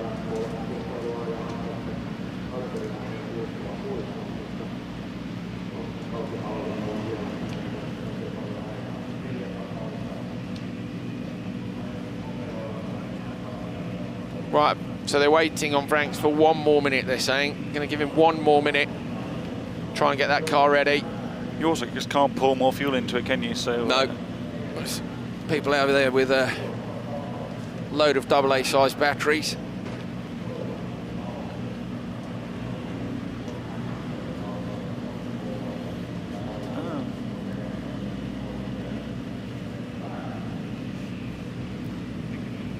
So go on, yeah, just spotted the time machine showing us that Victor Franks has been disqualified from the AM final.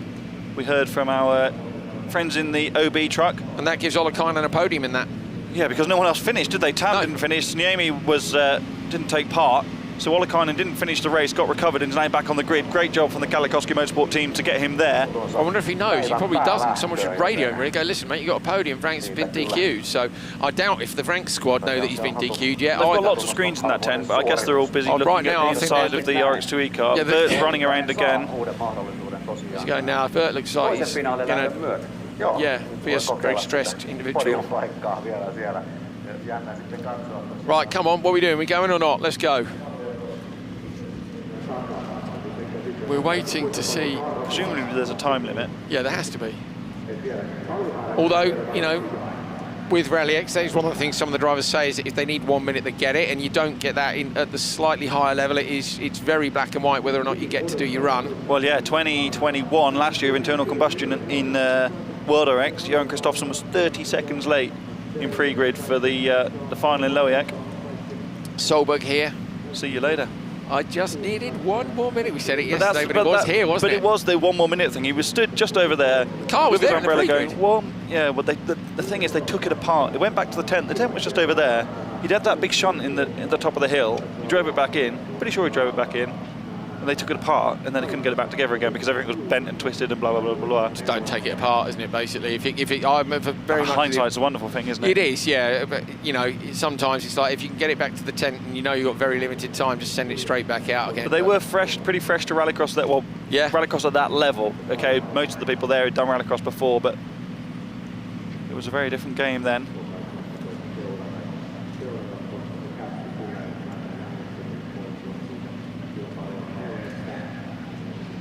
Temperature's fallen off a cliff. It's cold. My legs hurt. I'm standing up for 40. Okay, so they've now been given an ultimatum, which is you will be here in 2 minutes or you will not start. So Franks' squad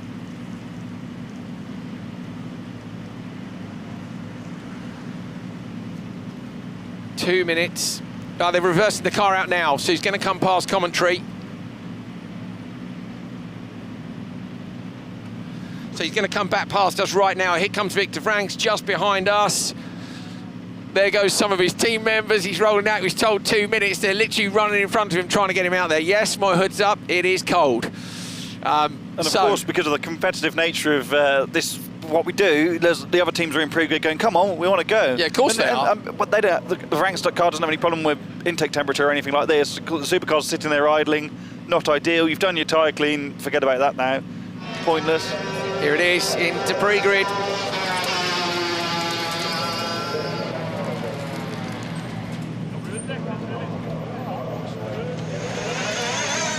Tyre clean, that was half-hearted at best. Yeah, it was a bit weedy, wasn't it? Well, he didn't do a launch, did he? Just like buried the throttle a bit. Maybe he's saving some power. Oh, there's some sweaty people emerging from the Vranckx tent now. That was a stressful one. Funny, isn't it, though, when they were told 2 minutes, suddenly it was possible to get the car out. You're always going to take every possible second you can. Here we go, Bolevsky, Hedström, Rutkanen, Olekainen, Kalliokoski and Vranckx. Marshals are leaving the grid for the final time here in Kouvola. Let's go racing for the Supercar final.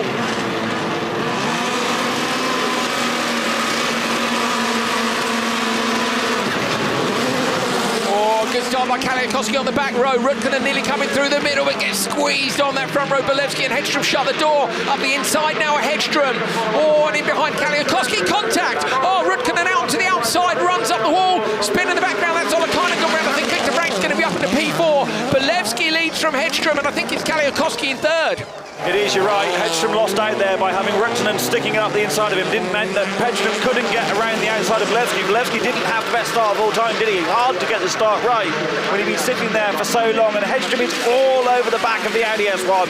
His bodywork's all over the back of that rear right tyre as well. He'll hope that'll pop out. It's rare for it to go through a tyre, but Vranckx trying to come around the outside now. Rutkanen, has he covered off Vranckx? I think he has. Vranckx gets a little bit of contact. We know that car's already been having some pretty heavy spanner in the last few minutes. Bolevsky, Olekainen is out. Olekainen parked at the side of the track, and that's one overtaking opportunity gone. Bolevsky's starting to check out a bit here from Hedström. Look at that. Not really sure when the Olekainen thing happened, because he was at the back of that pack, wasn't he? In turn two. Something's obviously happened. Maybe we saw it go round. We might see it in the. It must be because Rutkanen ran out to the outside, didn't he? Maybe that was the contact between them. But look at the smoke pouring off the back of Hedström's tyres. Bolevsky's gapping Hedström here, isn't he? Saw Bolevsky a minute ago, Hal, when I ran over to the other side of the paddock, and he said that Rolf had told him to save his tyres. And then he got on and he said to him, you're not saving tyres here because the lap time was too good. And he said, I'd rolled off the throttle. He said, I was driving around like a racing car. He said, I even switched off the ALS on the last lap. He said, so maybe that's the way to save the tyres. I said, we'll go and get it done in the final. So that's what he's trying to do now, but saving tyres, just trying to make sure he has every tenth he possibly can in this race. There's a lot to be said for sometimes just backing off a little bit and driving and not over-driving the car, getting too sideways, getting the tyres too hot, getting all out of shape on the way into different corners. Obviously working for Bolevsky, fastest lap of the race so far, a 40.489. Hedström must be in the joker. Yes, he is. We see him pop back out there. Kalliokoski has already been in, so that's going to have secured Hedström second unless anything happens. Rutkanen's right on the back of Kalliokoski as well now, relative to him being up the bank on the left-hand side here earlier on in the race. Bolevsky though with a 3.1 second advantage up front. Yeah, and he moved away, hadn't he? He'd gone off the front of Hedström. So do you save it for the last lap now? I think you do. Don't put anyone within biting distance. I'd Joker now. You would. Yeah. Here we go. Hal's calling it as Joker now. What will they do when they send him off? There we go. Hal Ridge is getting good at this, isn't he? He might have done it once or twice before. Into the Joker lap for Yuri Bolevsky. Round to the right-hander. He's got another lap to go. This gets him out nicely in front of Peter Hedström. The gap was 3.1. Now that he's taken his Joker lap and they cross over the line, Hedström is wakey 1.7 back. So 1.7 seconds should be enough. It's just about having mitigating the risk, isn't it? And if you get a puncture or something happens, and you've already been in the Joker, you can defend for all you're worth. If you still got to take the Joker, then you may as well kiss goodbye to any sort of result, hadn't you? So Bolevsky has been brilliant in these semi and final, driving beautifully, neat and tidy. Difficult day yesterday, wasn't it? All that contact, but not the same today. No, absolutely brilliant. Top qualifier, winning the semi, winning the final. Even told Rolf he was saving his tyres when he was cruising around. He's not cruising now, he's been absolutely flying. Bolevsky takes his second ever Rallyx win, his first win this season. Hedström gets P2, Kalliokoski with a podium at home in Finland. Oh, there's Franks, winding it up over the line. They get P5, shame for Ollikainen. Let's have a look at the start again. So look at the start for Rutkanen. Look, gets a great start, but he can't get through. Kalliokoski likewise has got nowhere to go because Rutkanen's been backed up. Ollikainen's on the outside. Frank's coming in here, so look at the dust for Ollikainen, can't see anything. Hits Kalliokoski, and I think, mate, I wonder if Frank's hit him. Yes, because the front, so Frank's in the dust has hit him. Here we go, you're going to see it from another angle. So there's Ollikainen, look, all backed off, and then in comes Franks. I think Jonna had already started to drop it a little bit, and then Franks arrived on the scene. But I don't, to be fair to all of them, I don't think any of them could see with the amount of dust there was there. They'll probably be a bit fed up of running into each other after the AM final as well.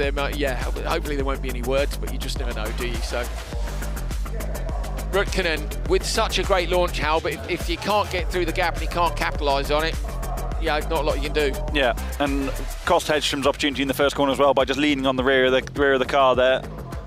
Fantastic driving from Bolevsky. So yesterday, so tricky. Lots of things in turn one that really weren't his fault. And today he stayed out of trouble. So even saving tyres was quick. Takes the win. The dust can finally settle here in Kouvola because that is the last of the track action. Double header. For rounds 5 and 6 of Rallyx 2023, Jyri Bolevsky takes the win from Peter Hedström and Jari Kalliokoski. Juha Rutkanen, Victor Franks, Jonna Ollikainen. Well done to Ollikainen for making it through to the final. Kevin Eriksson still leads despite not making it to the final today. A little bit of contact with him and his brother, and Ollie was so upset, and it's just one of those things. So Kevin's still up there. Remember, drop scores. You know, this will all be a little bit more obvious by the time we get to Norway in a few weeks' time. It's a couple of months, actually, is it? 6 weeks? I don't know. A while. Things will be very different by then. Yeah, it will indeed. So I wonder if we'll continue to get freezing cold weather and the gale force winds, Hal. I mean, probably post-summer then, isn't it?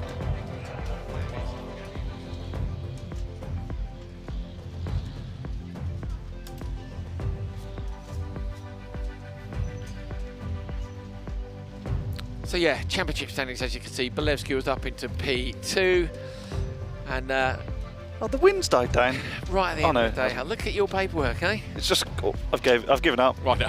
Didn't bother with any grids in the finals. I did see one bit heading towards a pre-grid earlier on. We hope you've had a good time. We really do. There's a big old crowd heading out here. We've got some Thomas Venäläinen fans who are coming across the back here with a bunch of flags in a minute. Hang on, you'll be able to see this. Look. Hang on, here we go. Look at these flags. Look at these flags here. Look, here they come. Here they come. Come across this way. Here they go. Look, here. Keep coming in. Keep coming in. Keep coming. There it is. There it is. The Venäläinen crew. That's it. Look at that. Fantastic, isn't it? They're selling all their merch in the stand. Absolutely brilliant.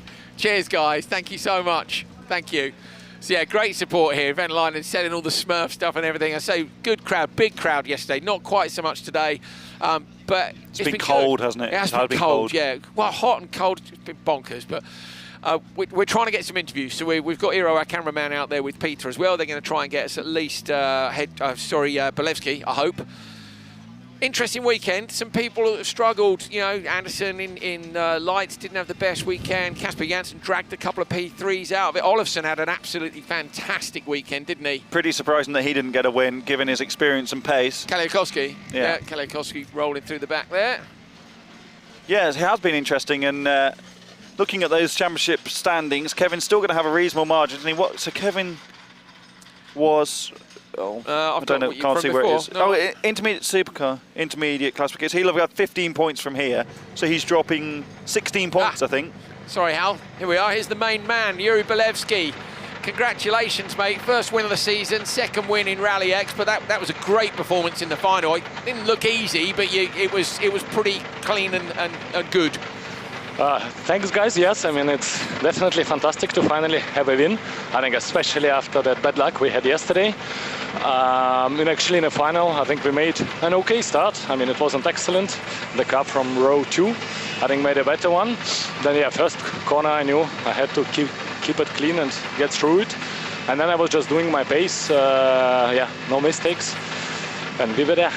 And you did your tyre saving earlier on today. I know we spoke just before the final. You said you've been saving your tyres a bit. You were able to drive away from Hedstrom. Great stuff. Yeah. We had 2 new boots for the semi, 2 new boots for the final, and of course the good ones from the semi. And January, I mean, after driving a bit on this track, I understood that you don't need to go so much sideways to be fast, and that also helps for tyre saving. Fantastic. And you're second in the championship standings now to Kevin Eriksson. You must have an eye on the title. I know you'll need some good results from the last 2 events, but you're going to chase it?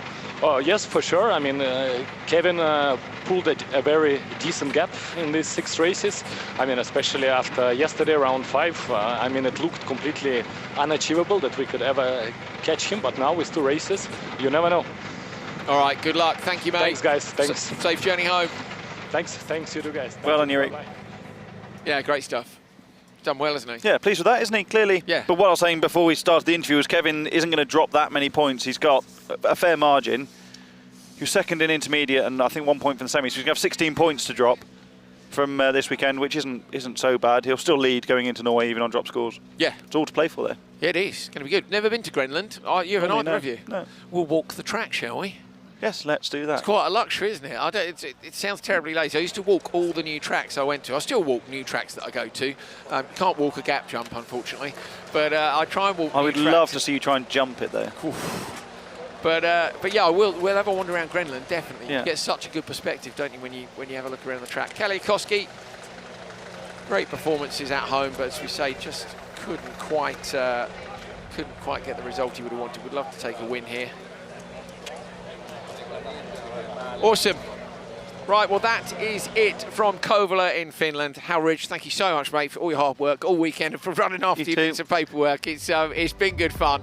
I'm hoping the guys are going to come up with some highlights of some of the rubbish we've talked about in country, because we've gone well off piece this weekend. But Again. It has been good fun. Thank you so much for all your interactions on social media. Big thanks to all the guys in the TV truck and the very small organisation team here at Rallyx, as well to all the marshals standing out in pretty cold conditions this weekend, and everyone at Kouvola for a fantastic welcome as always. Thank you so much. Yeah, 25th to the 27th of August, Grenland in Norway. That's alongside the final round of the Norwegian Rallycross Championship, and then 1 weekend after that we'll be at Holjes, a fantastic place to wrap up the championship, and we'll be alongside the Swedish Series finale there as well. So stay tuned to social media as to exactly what we're going to do with the broadcasts over the 2-3 days, as we're not quite sure what the schedule's going to be for the racing yet. All good, mate? Brilliant, yeah. I've enjoyed it. Mega. Obviously. Me too. Yeah. Right, we're going to go home. Take care. See you soon.